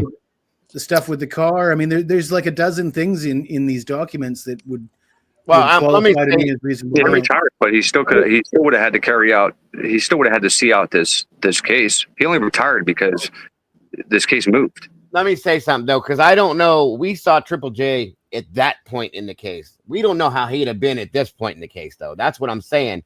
He did seem more laid back. I will give you that much, but I don't think, and I said this before, people disagree with me. I truly, I don't care who the judge was. They had 3 judges on this, okay, and every damn one of them kind of leaned in the same direction to some aspect, especially here at the end with this guy. Judge was right up there with Bill Thompson too, and like Right. these guys were doing backroom deals for the last 20, 30 years in Idaho. So I don't think he had any interest in being fair to Ann Taylor. Right. But Hitler didn't at all. So what the hell's the difference? I think Judge would have been more polite about doing the exact same thing with just a more pleasant more pleasant demeanor. Right. And this real quick, this statement that DJ JJ, welcome, by the way. What are your opinions on the fact that Koberger blatantly pled guilty to false facts that we know to be untrue, grounds for appeal to Supreme Court? Surely. Yes, I agree. And that really is my statement. That is why I'm looking at this the way I am, because he blatantly pled guilty to things of the false statements, false information, a bunch of bullshit. That is why I feel the way I do about this, because nobody, I don't care who you are, if you're a crackerjack attorney or not, are going to do something like that. Well, there better be a fucking guarantee, dude, because this is my freedom. That's all I'm saying. Without a purpose or without a point to it, I have to feel coming to me with that shit. I'm just saying, if somebody's coming to me with that shit, dude, my attorney's coming to me with that shit, like, okay, we're going to plead guilty and then do this and that. There better be some goddamn guarantee that, like, that's what I'm saying, dude. I feel like it's, I know it's hard to wait on these things because believe me, with my ADHD, I want this shit to be now and yesterday, but I can't. But that's what I'm feeling like, knowing what that statement. That's a great statement too, DJ, because that's exactly how I feel in a nutshell about this entire thing. For him to do that, with her to do that, which you go back and look at everything else she's ever done. She's an amazing attorney. Okay. This case, granted, is a harder type of case. It's a death penalty case. It's a quadruple homicide. And there's all sorts of little like thorns sticking out of this case all over the place. Okay. That any which way you go, you're going to poke yourself. You're going to poke yourself over here and over there and over here. I know that's a weird thing to say, but you know what I mean by that. Okay. So at that point, I'm waiting because I feel like if you did something like this, and I'm telling you, I'll be right where you're at probably. If he does not file an appeal or something else does not evolve from this, I'm right there with you. Like, what the hell did you do and why? And at that point, that's when I'm done. Okay. That's all I'm saying. But there's still some time, and it's been talked about so much. Even with the judge himself said something about it before he even gave sentencing. And it made me wonder, does he already know? Does he already know this is coming? It could be. All right, Jess. See you later, bud. Thanks for joining us. I mean, to sit up there and take those victim impact statements like that, he did not react. He reacted in no way, shape, or form, no matter what anybody says. And I think that was coaching. Okay, don't do this, don't do that. They're going to destroy you no matter what you do. Just sit there and keep the same, So, yes. Anytime, Jesse. I appreciate y'all. Part for me, dude. Fucking somebody telling me, like, I'm this piece of shit and whatever the hell they got to say to him. And the clapping. Dude, the clapping was that was the most childish shit I've ever seen in a trial. I've never seen clapping in. No, that was disgusting. We all agree on that one. And yeah, he can definitely appeal, and it could come with a penalty, but that's a good point, SRB. Is the penalty worth what he could win with this, or is it not? And that's what my thought is. Is it that why would you go to this extent to come out of this on the other end? You would have to come out shining like a shiny brand new penny at the end of this, and they would have to know something like that to go ahead and take this chance. That's my thought. So I think that's a lot. That's why I'm not looking at it like you are at this point yet. Okay, but don't get me wrong. Don't get me wrong. When this is all said and done, if nothing else prevails from this, we're going to have that conversation again, Willie. And it's going to be, me and you are going to be saying the same shit. That's all I'm saying. Welcome, JC. Good to see you. Yeah. The whole thing, it's ridiculous. Every bit of this is ridiculous. And going back to the impact statements, what you were saying, They absolutely were trying to get reactions out of him. I promise you they were. They wanted to get a reaction to say, see, look at how he is. See, look at what he's doing. See, this, that. And you know that MSM would destroy him, dude. If he smiled, grinned. They were like heartless co-burgers sat there with a blank look, like, and no emotion. Like, no matter what he did, they would have ripped him, dude. Exactly. That's what they wanted. That's why she did what she did. That's why Steve did what he did. Not to mention, and granted, we all know this, they're angry. They're very angry, and they have every right to be just as much as we would be. So they're releasing that as well. They're dealing with their pain. They're dealing with this. They're dealing with that. They're angry with the court systems. They're pissed off at the prosecutor because he didn't do his job, and that's a fact. But at this point, they are overlooking something that is amiss. Yeah, and go ahead, Eddie. They know more. They're not fooling me. They know more, and they don't believe that he is guilty. And you're right. Seahawks fan is 100% right. That was a calculated move. That was orchestrated in order to get a reaction out of him. Yes, and he didn't fall for it. That's 100%, and I think that was due to the defense telling him, Brian, this is what's going to happen. They're going to do this to you, Brian. They want you to do that. They want you to not do this. Period. And Taylor earlier put him in a chair and berated him. This whole thing, this entire time, has been trial by media, and the media is the mouthpiece of the state. Yeah, and 100%. It is a concerted effort. They are controlling it. Of course, there's no way to prove it. Right. But let me ask you this though: why was it so different over in Massachusetts? Why was everything so why even fucking Court TV would go live every night, and they would have one segment and they would let somebody talk about how she was guilty because of this, and then somebody would say how she was completely innocent because of this, where in this case, I mean, maybe one time, what's his name? Gregoros Dago, got to say maybe a couple words, but no segments ever allowed any guests or experts or anything to come on and talk about how Brian might have been innocent. But over in Massachusetts, that was happening all the time. People lining up in the streets with pink shirts on, and it was a completely different dynamic because I get it, but I understand, but I'm just saying why. I don't know, man. It just pisses me off that the media, because Eddie just said the media works for the state. How come over there the media was kind of a little bit unbiased for that? But we're talking about a cop's death, dude. I think there's a lot more proof. Sorry. I think there's a lot more proof in the Karen Reed case about the. Yeah, but now the media cares about proof. Look at these documents. I'm just saying in that it's a whole different area than what Idaho is too. The dynamics in the government and stuff like that are way different in my opinion, but there's more visual proof that the police are corrupt there. This is all underlying, if that makes sense. There's no way to prove it yet. Yeah. Over there, you could. I guess my point was, I guess it matters who you are and where you are in this country, as far as if you're going to get a fair trial or not. Oh, yeah, that's evident. Yeah, media, absolutely. So that's just everybody should get the same chance. Right. No, I agree. All right. And again, like I said, I know that went a little sideways, guys. I'm truly not trying to argue his innocence or guilt by any means with anybody or anything at this point. I'm more worried about this shit right here and how we got to this point. And it's funny because Tomboy just made a statement here. And says, after reading all the docs, I'm more convinced than anything that Gunderson is shiesty AF and that he's the line. I agree with you that there's a lot of bullshit that has been on his report. And that's what I'm doing is I'm trying to get through all of this, and I want everybody to perceive this the way that they do themselves, okay? Because I see it probably different than other people will.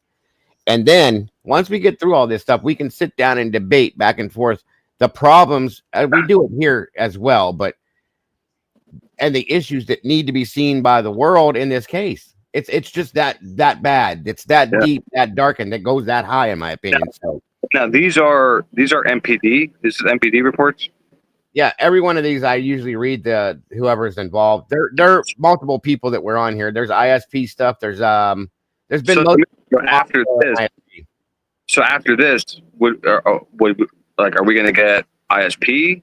I have no idea how it's going to work. There has been some ISP stuff in here, and I don't know what we're going to be able to FOIA, but I want like body cam stuff. I want audio recordings. That's another thing. Brett Payne. Most of the interviews that Brett Payne has given, and I don't know how many, I haven't counted, but Eddie can attest to this. That I'm going to say 80% of these he did not record. Okay, that's another. That's corrupt in itself for me.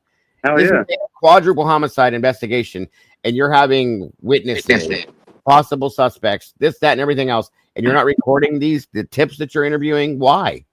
Yeah. Why are you not recording all of this? Welcome, JC. I'm sorry I didn't say that sooner. You're okay. That is crazy to me. That is part of looking at that alone says, dude, what are you doing? What if that was an important interview that you did and you forgot a piece of information? Yeah, then it goes to court, and now you don't have the record of it. Yeah, you don't have it on record. Thank you. That's what I'm saying. And you can't tell me it wasn't done on purpose. Okay, that's all I'm saying. Because at this point, you can only make that mistake. Or they're just incompetent because they're a small town, and they never had to probably deal with something like this. The incompetency, yes, that's I'm gonna give it incompetence going far. Yeah, it's both, in my opinion.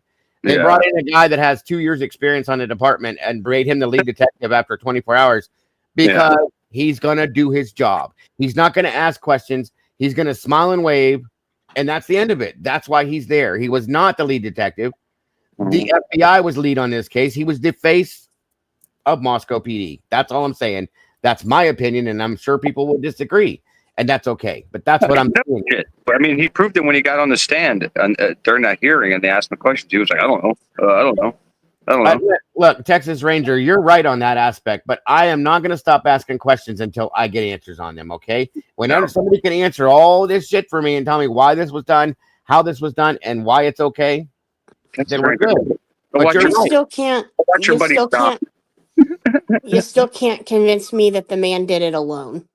Nobody believes he did, JC, including, in my opinion, the families of the victim, at least one of the families of the victim, and the prosecution and the law enforcement in that area themselves have said that. So, come on. There's no way. No way. Not with all this, not with the cleanup, not with that. None of it. It's not possible. And not in 7 minutes. I'm sorry. That's stupid. That's absolute stupidity. Cleaned up too now. That's what, man. With more than one weapon and killing people at the same time. Guns, knives. That dude had a knife in his foot, in both of his feet, and both of his hands, and he was running around like Tasmanian devil. Like, come on. That's so dumb. Go gadget up the stairs. Go gadget here. Right. Sure. Okay. It's dumb. Absolutely dumb. So, anyway, how are you today, JC? Thank you for joining us. JC?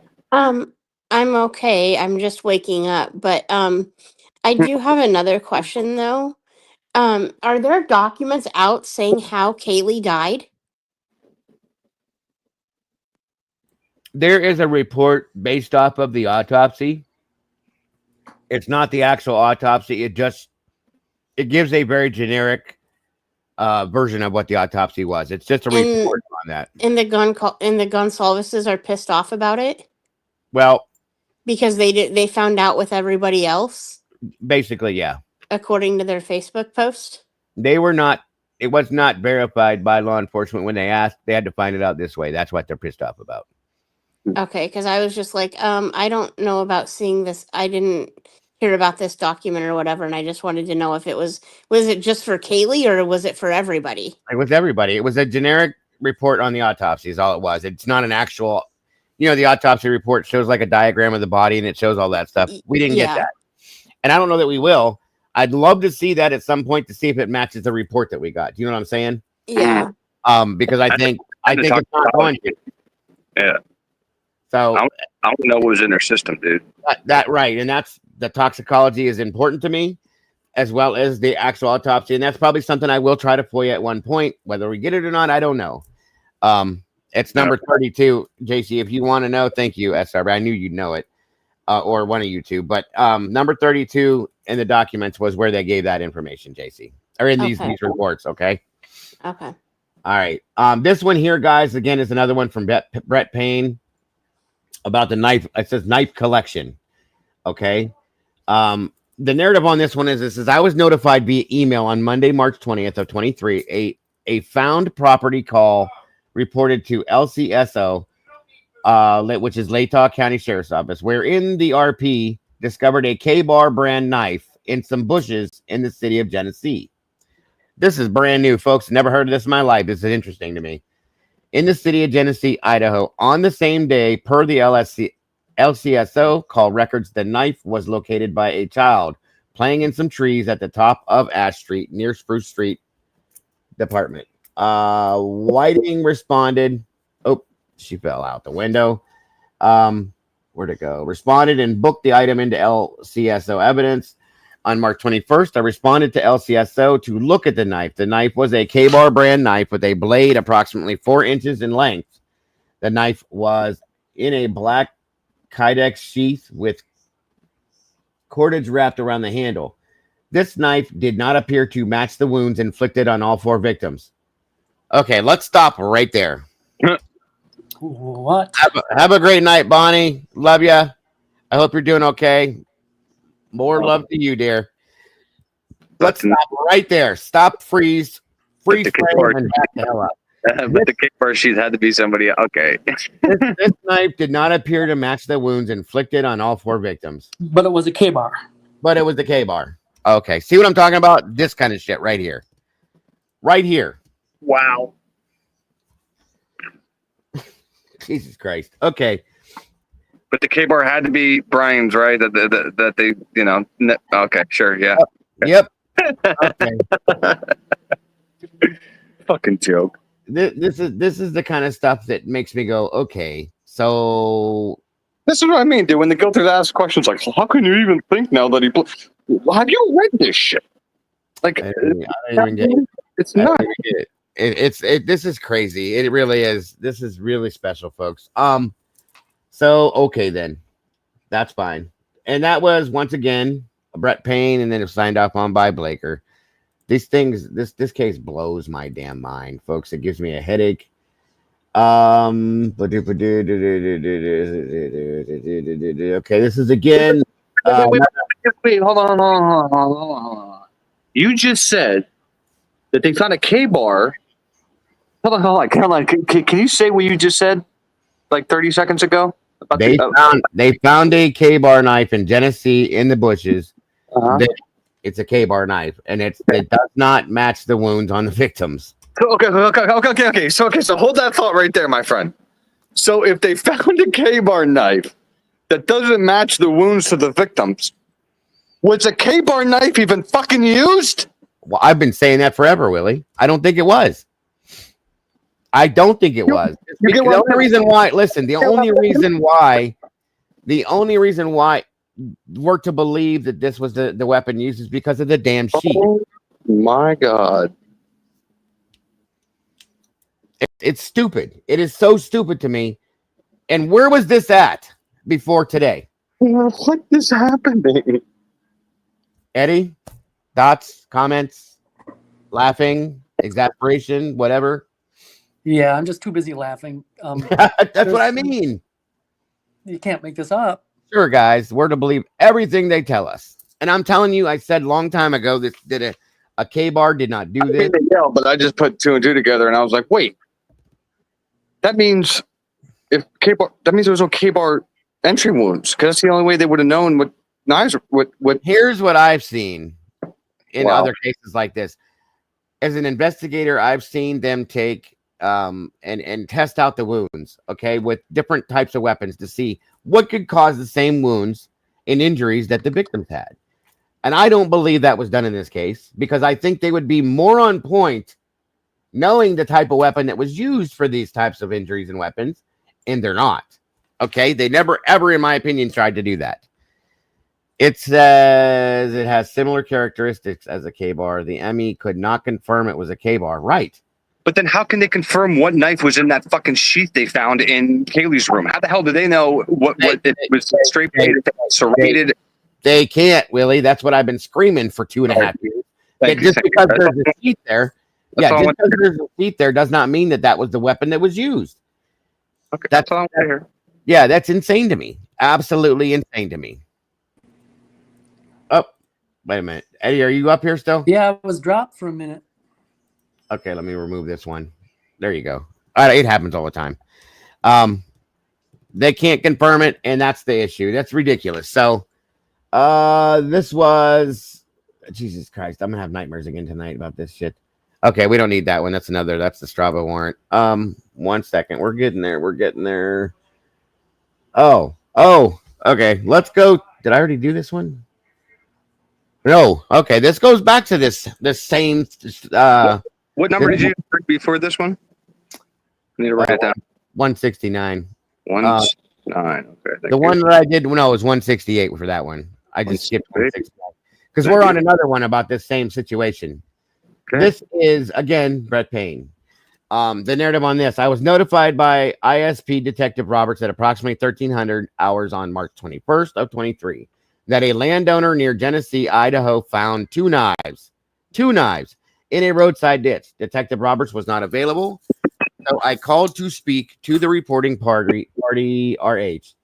H stated he was cleaning out irrigation ditches when he noticed two kitchen-style knives with duct tape handles in the ditch. H did not touch the knives and notified ASP. He told me where the knives were, and I responded to collect them. The location provided was in a ditch across the road from the driveway to Old Highway 95. I could immediately see the knives laying in the water and took several photos of the knives prior to collection. I want to see those. Upon collection, I observed one knife was a larger butcher knife and the other was a small steak knife. The handles of both knives were wrapped in duct tape. Prior to leaving, I conducted one more visual search of the area and located a makeshift duct tape sheath. Wow. In the culvert below where the knives were located. The sheath fit both knives at the same time. I collected the sheath as well. Upon further examination, neither knife appeared to match the wounds on the four victims. The larger knife blade was too wide to have inflicted the wounds or the victims, and the smaller steak knife appeared to be too short. However, I booked both items into the case. Further examination was needed, and I booked the knives into MPD evidence and attached photos of this case electronically. Now, this is in the same area that they found the K-bar that didn't match the wounds either. So yeah, nothing's matching. So K-bar doesn't match the wounds. None of these knives match the wounds. What the fuck was used? 3 knives were found in this Genesee area, and this was on March 22nd. 3 knives were found, and none of them fit the wounds. None of them. A fucking katana? Like, what are we talking here? I still think that there was a. I don't believe this. First off, I'm just saying I don't believe this. But I think a machete was used in some aspects. As at least one of the weapons. That's my opinion, though. Yeah.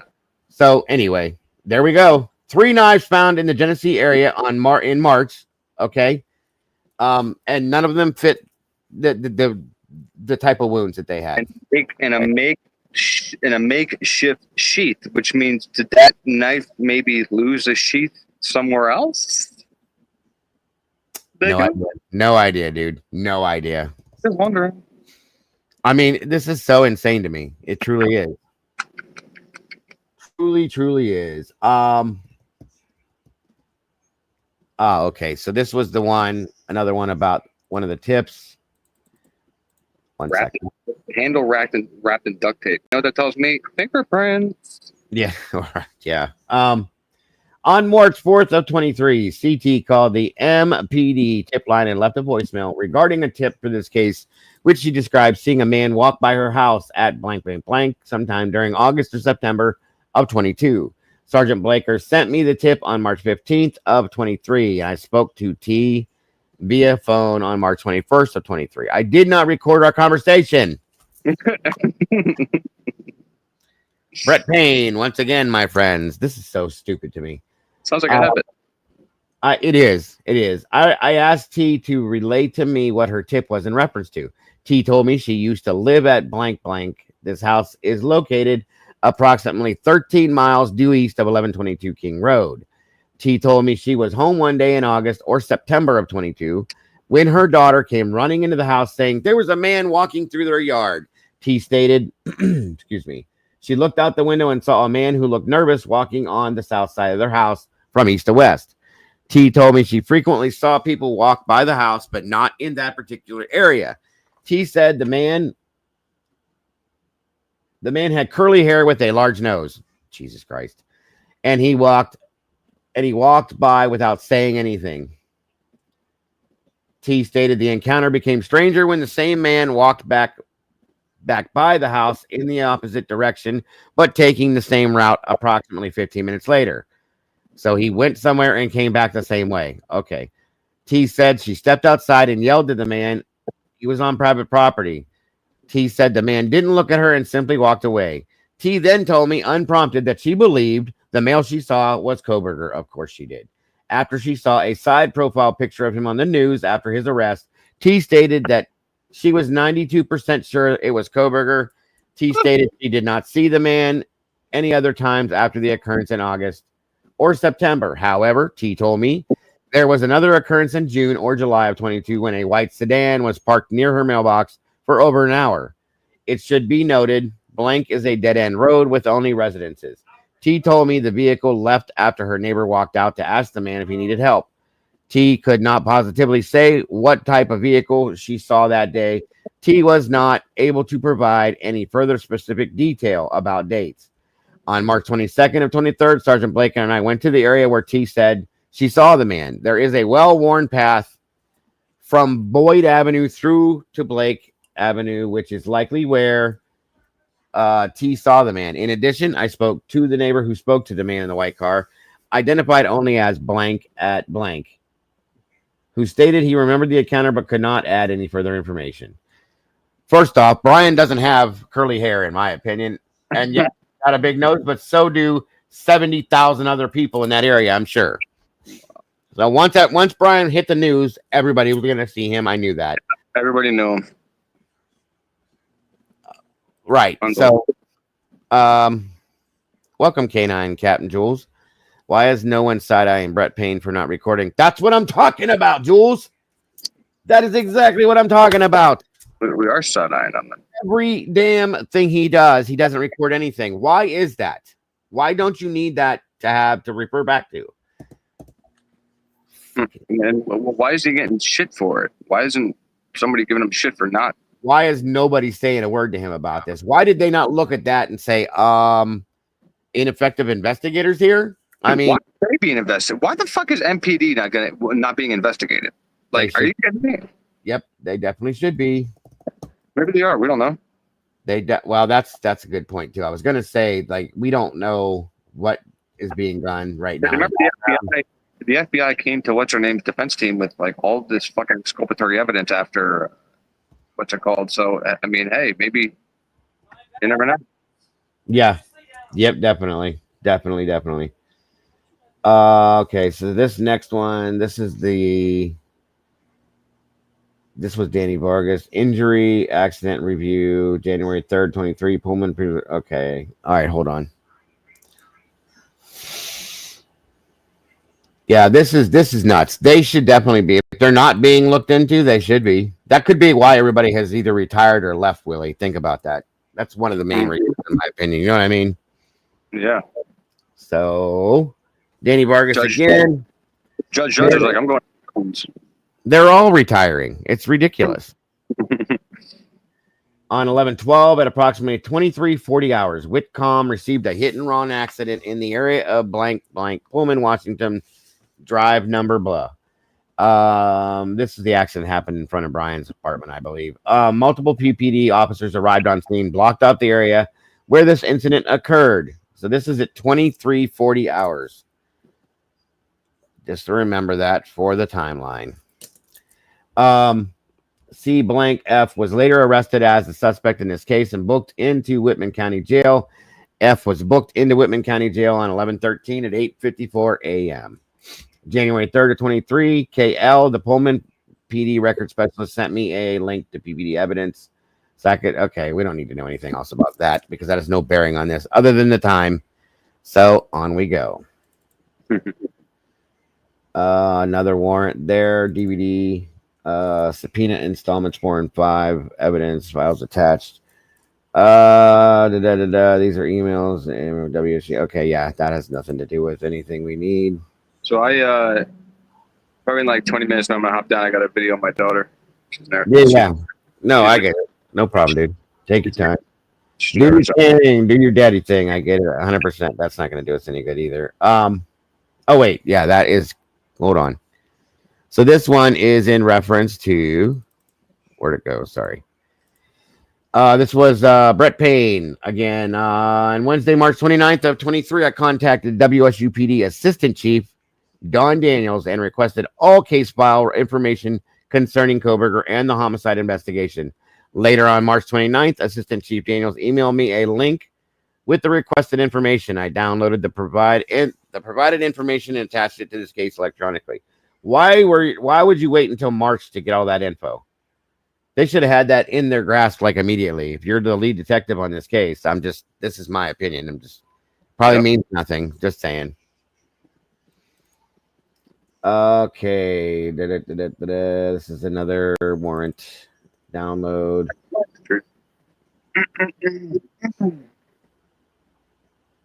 Okay, so all this says was on Wednesday, March 29th of 23. I attached the 2 documents pertaining to Koberger's application for the WSUPD internship. These documents were provided to me by a member of the interview panel for the internship. That's it. Okay. This is Detective Mowry. These are the Reddit definitions. Oh, that would be interesting to see what their take was on the Reddit shit. Okay. March 29th to 23, I received an email response from Reddit legal support in reference to my inquiry of the contents of the 3 data files received. Email stated the following: Reddit is in receipt of your message and does not have a standard document outlining each data category. However, in response to your question regarding specific categories, this file relates to the comments that the user upvoted or downvoted, if any. Yeah, that doesn't help us at all. I swear to God, you guys, that these things are so generic, these reports, and so much shit is being left out of these, in my opinion, other than the stuff that's redacted already. Secure download stuff. Once again, nothing we can do with that. Snapchat warrant. Again, nothing we can do. Okay, that's the Okrai stuff. Can't do nothing there. Hold on a minute here. This is Brett Payne again. These are all about getting copies of information. Another Snapchat warrant there. Another warrant there. We're getting there. Okay, release of personal property from the city shop. She was in town. Okay, that's just about picking up Ethan's belongings. Received an email from WSU containing secure link to download installment 7 of Koberger's WSU records. Really?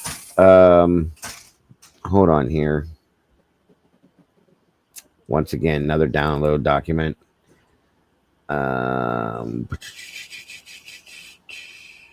Okay, yeah, this is just about downloading all of his documents and records from WSU. That's a warrant document. See, a lot of these are stuff like this, guys, which makes it easier to go through. This is the Verizon warrant. We can't do nothing there. Okrai stuff again. Let's see. Extended warrant for Instagram once again. Interview. Here we go. Here we go. Hang on. Now, 1 second here. What is this? This is from Brett Payne. Interview with Koberger in Pennsylvania. Evidence in a video, audio, and transcript of interview added to case file narrative. All right. JC, are you trying to come back up, hon, or did you just want to pop up for that reason? You're welcome to jump back up here, Jace. Yeah, JC, come up because I got to pop down. Let's see. Yeah, let's not get into the Brett Payne things. Because I got my own. On December 29th of 22, ISP Detective Sergeant Gilbertson, FBI Special Agent Shirley, and I arrived in Alvarezville, Pennsylvania in preparation for the service of the arrest and search warrants for Koberger and his family's residence at blank blank Albertsville, Pennsylvania. After several coordinated meetings, Detective Gilbertson, S.A. Shirley, and I drove to the Pennsylvania State Police Barracks at Stroudsburg, Pennsylvania, to await the arrival of Koberger after his arrest and to interview him upon his arrival. At approximately 0200 hours on December 30th of 22, Koberger was brought. Oh, by the way, for those of you that might want to know, this is number 194 if you want to refer to this later. Koberger was brought to the PSP Stroudsburg Barracks and placed in an interview room. The interview was recorded, surprise, on the built-in video system at the barracks, as well as Detective Gilbertson's pocket recorder. Detective Gilbertson and I were the interviewers present. This is a summary of our interview with Koberger, and this is not a verbatim transcript of the interview. A full interview transcription will be attached to this case file. Oh my God. So where's that at then? Detective Gilbertson and I began by introducing ourselves and stating which agencies we represent. When I stated who I was, Koberger stated, "You do look familiar." Gilbertson and I prepared our note-taking materials, and Detective Gilbertson read Koberger his Miranda rights advisement. Gilbertson asked Koberger if he understood his rights, to which he replied he did. After collecting his personal information and inquiring about any medications, Detective Gilbertson and I began to speak to Koberger. Detective Gilbertson asked Koberger about the SWAT operation at the house, to which Koberger replied he was concerned about his parents and his dog. Yeah, I can turn Eddie up. Sorry. Oh, he's muted right now, so I can't. I'll do it when he talks again. No problem, guys. I'm still here. All right. Hold on, Eddie. So he said Payne looked familiar. Wow. Yeah. And it could be for any reason. Who knows? It's just weird. Another lie from Payne. Yes, Tomboy. As many there are. Okay, so there was a question in chat. I'll address that real quick. Someone asked the question about Payne's whereabouts, and that was during the Franks hearing. Yeah. I forget who asked the question, but he was in Pennsylvania. And at one point, yeah. He was watching a drone feed of the SWAT while driving. Yep. And Eliza Massoff asked him 2 times if he was in that neighborhood. That's right. So I was wondering why she asked him that. I don't know if we ever got an answer because I didn't write it down. I don't remember that either, if there was. But yeah, I do remember the question being asked. So there was some confusion about his whereabouts, but he was in Pennsylvania because he flew there that evening. Yeah. Brett Payne's reports are literally super specific, or he forgets shit. Like recording interviews. Look at his reports compared to the others. These are way too detailed. Oh, of course, just like the PCA was. Good point. Good point, Jules. Exactly. Well, before you start this page, I want to interrupt you, dude. I'm gonna hop down so I can call my daughter. But yeah, I appreciate you having me up, dude, because that shit just in my head. That how the hell does a K-bar not match to the knife, or at least say it's similar, and you have to do further testing to see. You know what I mean? Like I was warned. Yeah, I was warned about that via email. That document that was going to say something, and it was probably going to flip everybody out. So yeah. So like, you know, on my own, I'm still back, but like I still, you know, obviously watch, you know, channels and stuff like that. But like, I haven't seen that document yet. It blew my mind, dude. Holy shit. Yep. Yeah. I'm gonna call my daughter, then I'm gonna have to ponder on that all night and figure out how that's even possible. And they're gonna say a K-bar was used in this crime. But right, exactly. Well, maybe I'm living in a fucking alternate reality right now, but this is nuts, dude. What is that? All right, guys, we got breaking an active shooter situation unfolding on Park Avenue between East 51st and 52nd in Midtown Manhattan, New York, near the Blackstone building. Good God. Not another Mangione thing. The suspect, described as a Middle Eastern male armed with an assault rifle, has prompted a level 3, holy shit, mobilization with counterterrorism units and a bomb squad level now on site. sheltering in place as police supported by heavy weapons team have entered the building. Stay tuned for updates. Jesus. What the hell?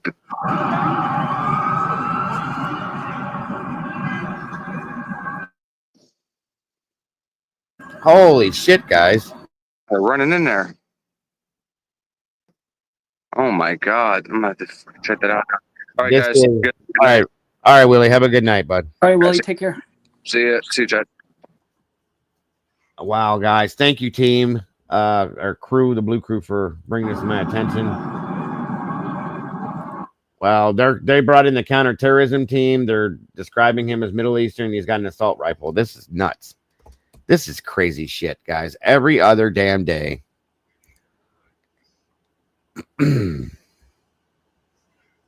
Wow.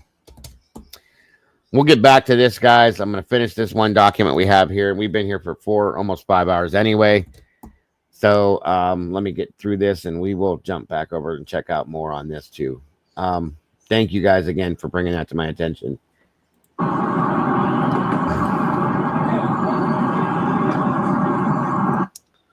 God, that's so scary. Every other day.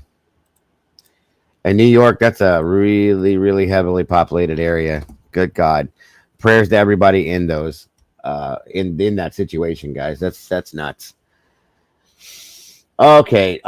Detective Gilbertson asked Koberger if he was going to Washington State University, to which he replied he was. We made small talk with Koberger about sports for some time. Koberger stated he didn't follow WSU football much, but was a baseball fan. Gilbertson asked Koberger if he had only been at WSU for one semester. Koberger confirmed this and said he came to WSU with his father on July 1st. Koberger then went on to say that he was a first-year PhD student in criminal justice and criminology. Detective Gilbertson asked Koberger what the process was to apply for a PhD. Koberger stated he applied to two places, UC Irvine and WSU. Koberger said he was going to graduate with his master's in criminal justice from DeSales and was inspired. Koberger then asked if it was okay to engage in small talk. See, this is another thing I've always had issues with. Welcome, Ballpark. Always had issues, and thank you, Salty, for bringing that. Gracefully Salty for bringing that in as well. 2 shot, 1 civilian so far. This dude just walked down the street carrying an AR like it was an umbrella. Jesus criminy. That's so sad. Oh, he's already dead. He shot himself on the 33rd floor. Thank you, Willie. Okay. Well, at least nobody else hurt after that. What was I going to say?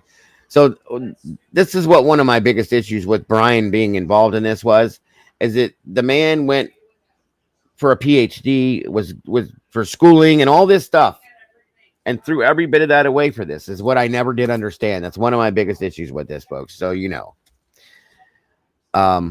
Just so you know, they got him. Thank you, Alicia, and thank you, Willie. Thank the Lord. That could have been way, way, way worse, especially with that type of a weapon. Whew. Where are we at? Sorry, guys. Kober then spoke about the GRE for a brief time and then said he was accepted at WSU. Detective Gilbertson then asked Koberger what led him down the road of becoming a professor. Koberger stated it was because he loved being in college and stated knowledge was far more important to him than money. Koberger added WSU had a good program to study under and then said, you guys know all about this more than likely. Koberger then asked questions about University of Idaho and other Idaho universities before stating he didn't know much about Idaho or Washington and had not left the tri-state area much. Koberger then returned to speaking about his focus on learning and how he thought he could obtain his doctorate degree.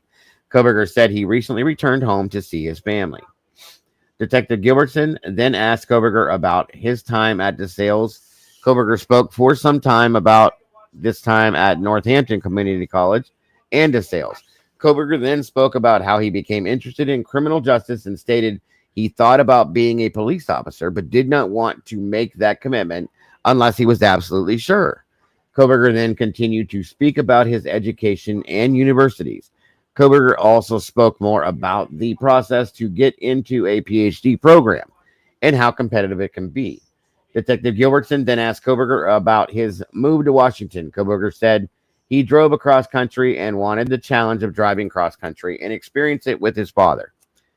For Christmas break, to avoid snow, Koberger spoke about his travels and the risks of such travels in winter.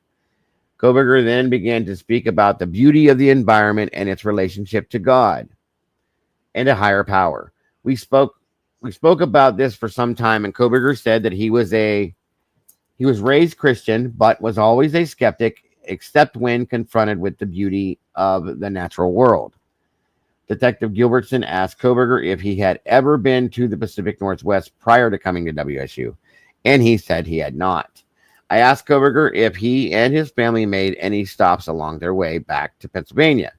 He told me they visited Colorado, excuse me, but the main goal was to just drive. Koberger then told a story about seeing an unmarked police car near Kansas City, speed up behind him, catch up to another vehicle, turn on its emergency lights, then drive away. Koberger thought this was strange and was unsure why it occurred. Gilbertson then asked Koberger about the job he mentioned. Koberger stated that he was a teaching assistant. Koberger then talked about how busy he was and how the funding package that comes along with being a teaching assistant is. What makes the extra work worth it? Brian, I'm sick of saying his last name. Brian then discussed ongoing projects with WSU PD and Pullman PD. Brian spoke more about how being a TA is essentially assisting the professors and the department. Brian stated he did not get to assist with teaching, with the exception of assisting with office hours. Gilbertson asked Brian if he would be a TA again next semester, and Brian replied he would. So there again, you're making future plans for something if you know. Okay, sorry. Then Koberger, it's hard to say it sometimes fast. I got you, Twiz. Koberger then stated he understood why we're engaging in small talk, but would appreciate it if we would explain to him what he was doing there. Detective Gilbertson asked Koberger why he thought we were there. He said he wanted Gilbertson to tell him. Gilbertson said we were there because of what occurred in Moscow, but did not provide any further detail. Gilbertson asked Koberger if he watched the news. Koberger said, I watched the news. Gilbertson then asked Koberger why he thought I looked familiar. Koberger said he wasn't sure and stated I had a familiar face and looked like someone he used to know. Gilbertson then said we were there because of what happened in November just off the University of Idaho campus. Gilbertson asked Koberger if he knew what that was, to which Koberger replied, of course. When prompted to elaborate, Koberger said it was the incident we had been investigating for how long. Wait a minute. That's that point where we were at before. Of course, when he prompted that, it was the incident we had been investigating for how long has it been? See, I don't know how to take that, folks. I don't know. Eddie, any thoughts on how to take that statement? Yeah, I would just say that it's obvious, which case you two investigators are referring to. Right. We've been investigating that one for how long has it been? That's he's what just I'm thinking saying. out loud. He's trying to recall it, and So the we part, I think the way it's written is that the investigation we, as in they're referring to themselves as we. That's how I'm taking it. And then SRB says that they talked about discussing it in the class. Okay, then there you go. There you go. Thank you. Because I know a lot of people are going to jump on that one word there and say, wait a minute. You know what I mean? Yeah, we would be the class. Exactly. That makes sense then. Okay. They were investigating. We all were investigating. Everybody in the world was. Yeah, good point. Okay. So, Koberger said there were probably several incidents, and then said he was aware of a homicide because of a WSU alert he received. Gilbertson asked when Koberger received the alert. Koberger said he wasn't sure, but thought that it was sometime the previous month. Gilbertson confirmed that was why they were there and asked if Koberger wanted to talk about that. Koberger replied, "Well, I think I would need a lawyer." Koberger then asked if we would explain to him what we were there for specifically, and added that he was tired. Gilbertson again stated that we were investigating the homicides of the 4 students and that we had questions and things we hoped Koberger would help us understand. Koberger sat back and said that he had the utmost respect for law enforcement, but stated it was a constitutional right to speak to an attorney. Gilbertson affirmed this. Koberger then re-engaged and said the only thing he heard of from Moscow was an alert that came to his phone. Koberger then said that he wanted to talk to an attorney. Gilbertson said that we would stop now because Koberger wanted to speak to an attorney. Koberger then asked where his parents were and where his dog was. Koberger re-engaged again and asked what questions we would have for him. Gilbertson then asked Koberger again if he understood his rights and asked specifically what Koberger wished. Koberger asked what specifically we wanted to talk about with him and the reason. I told Koberger he invoked his Fifth Amendment rights and we were not going to ask him any further questions. Koberger asked again for the reason he was there, but added he would like to talk to an attorney at this point. We concluded our interview with Koberger and left the room. So, I mean, you can take it either way. And again, yeah, he did have a dog. I didn't know that until just the other day. So, all right, let me see something here. We're getting close to. So it's selective. That's just like paraphrasing. That's not right. You know, the exact wording. That's not their exact quotes. Yeah. And obviously, it's leaving out the parts that would show that, you know, he's just clueless as to what's going on. They selected whatever. It seems that way. Yeah, it does. Yep. I mean, of course, you're going to get the argument. Well, he could be lying. He could be playing a game. I understand that, but it reads as though he has no idea what he's doing there. Right. I mean, it's those pauses where Brian Enton would, you know, when he mentions like the cop car speeding up in Kansas City from behind him, he'll pause right there and then interject some ridiculous snide type of, you know, suggestive comment. Yeah. He was probably afraid he was going to get caught or something like that. Right. Agreed. Yeah, suggesting, you know, well, of course, he was surprised, you know, a person with so much guilt on their conscience would, and he doesn't say it, but he's saying it. And of course, that keeps the narrative driving. God forbid. God forbid. Agreed. All right. Let me see here, guys. So that we're getting good there now because we're at number 200 at that point. And let's see. And I think that is where we will pick that up. Oh, not that one because that's a warrant. That's a warrant. Yeah, and I should hop out here. I noticed my phone battery is starting to. Yeah.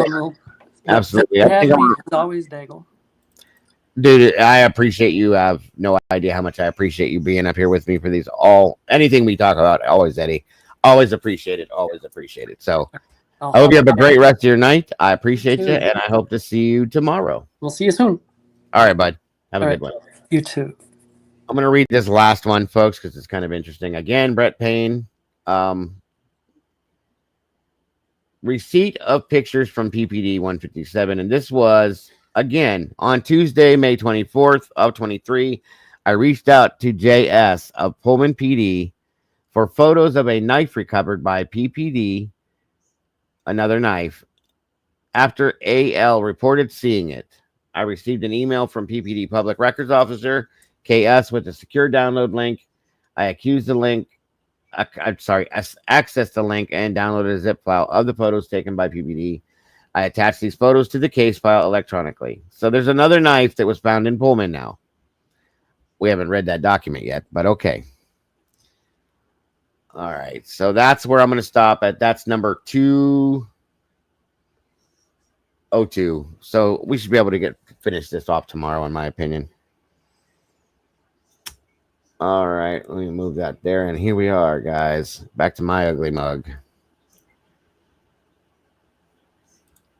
Have a great night, buddy. Always appreciate you. Willie, thank you for joining. Diane, Jesse, always appreciate it. So we got one more day and we should be out of this, guys, I hope.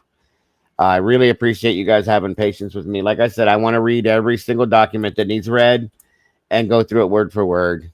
And that's why we're doing this, to get some understanding in this possibly. So, anybody have any thoughts or feelings or questions before we go? Please and thank you. Hold on, let me move this stuff out of the way here, and we'll get rid of this stuff too. I got to take down all these extra tabs, you guys. Sorry. 5 hours. Why, thank you, Miss Jules. I appreciate that very much. Very much appreciate it. Thank you for joining us today too, as well. Thank you to my moderators for doing the amazing job you always do. Again, thank you for my panel guests for joining me as well, and your thoughts and feelings. And this, Eddie, to end the poll, Eddie wanted to have put up. It looks like, let's see here. Do you feel as if there is a cover up? And the answers were yes, no, and not sure. And we have 77% said yes, 11 said no, and 10 said not sure. Interesting. Very good. Very good. Thank you, DKM. Oh, did I really? I'm so sorry. Hold on. Let me back up through here. I wish I was able to star those when I was reading stuff. I didn't really get to see a lot of it. Sorry about that. Hold on, you guys. I'm trying to catch up. Where are they? Where are they? Where are they? I did not see him, or I did not forget you guys if you guys drop super chats or whatever. I just didn't see him, so my apologies. I will find the best I can. And like I said, as far as the chat goes, guys, I'm not neglecting anybody. I know I'm not talking as much to the chat as I do, but reading these it's a lot. I promise once we get through this, I will be more engaged with the chat like I usually am. I'm looking, SRB. Thank you for reminding me, dear. Good Lord. Again, Gracefully Salty, thank you for the info about the active shooter and everybody else. I don't see them. They must have rolled off already. So I'm so sorry, you guys. Whoever did send any other super chats, my apologies for not recognizing them or acknowledging them. I will see them at some point. So deepest gratitude and awe. Thanks to you, and so generous. I appreciate so very much. God bless. I really do. Thank you, Lily. Thank you, SRB. God, you guys are awesome. Thank you, Molly. I guess this is a picture of the shooter. I guess I can show you guys that real quick while we're waiting.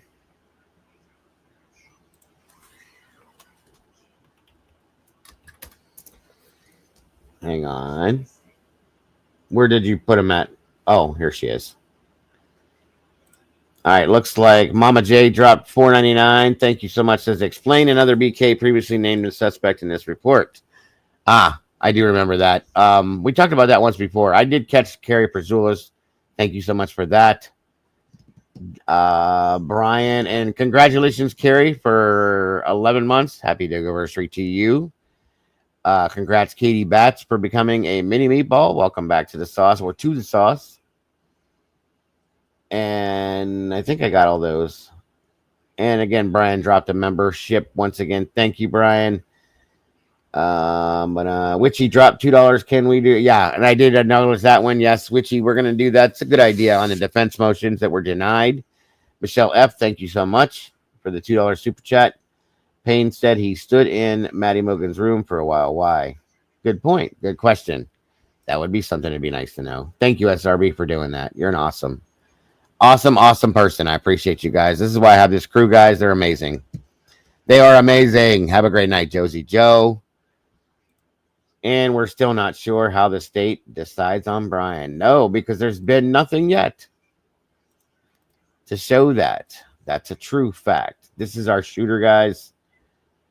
It's kind of a small picture, but They're saying he's Middle Eastern, and that is definitely an AR-15. Good Lord. Just walking around like it's an umbrella. That's nuts.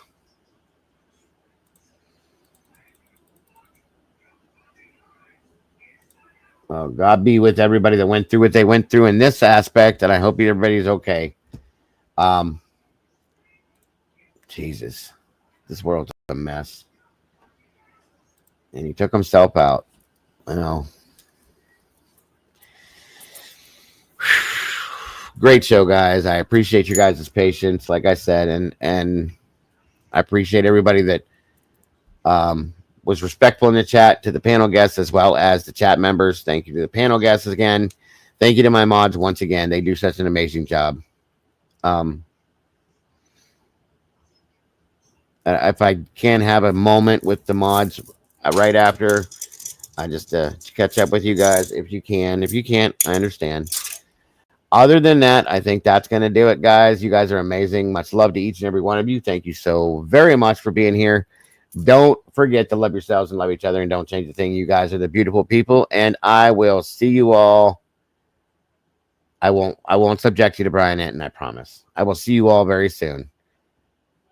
Bye-bye, y'all. Have a great night. Good night. God bless, and see you soon.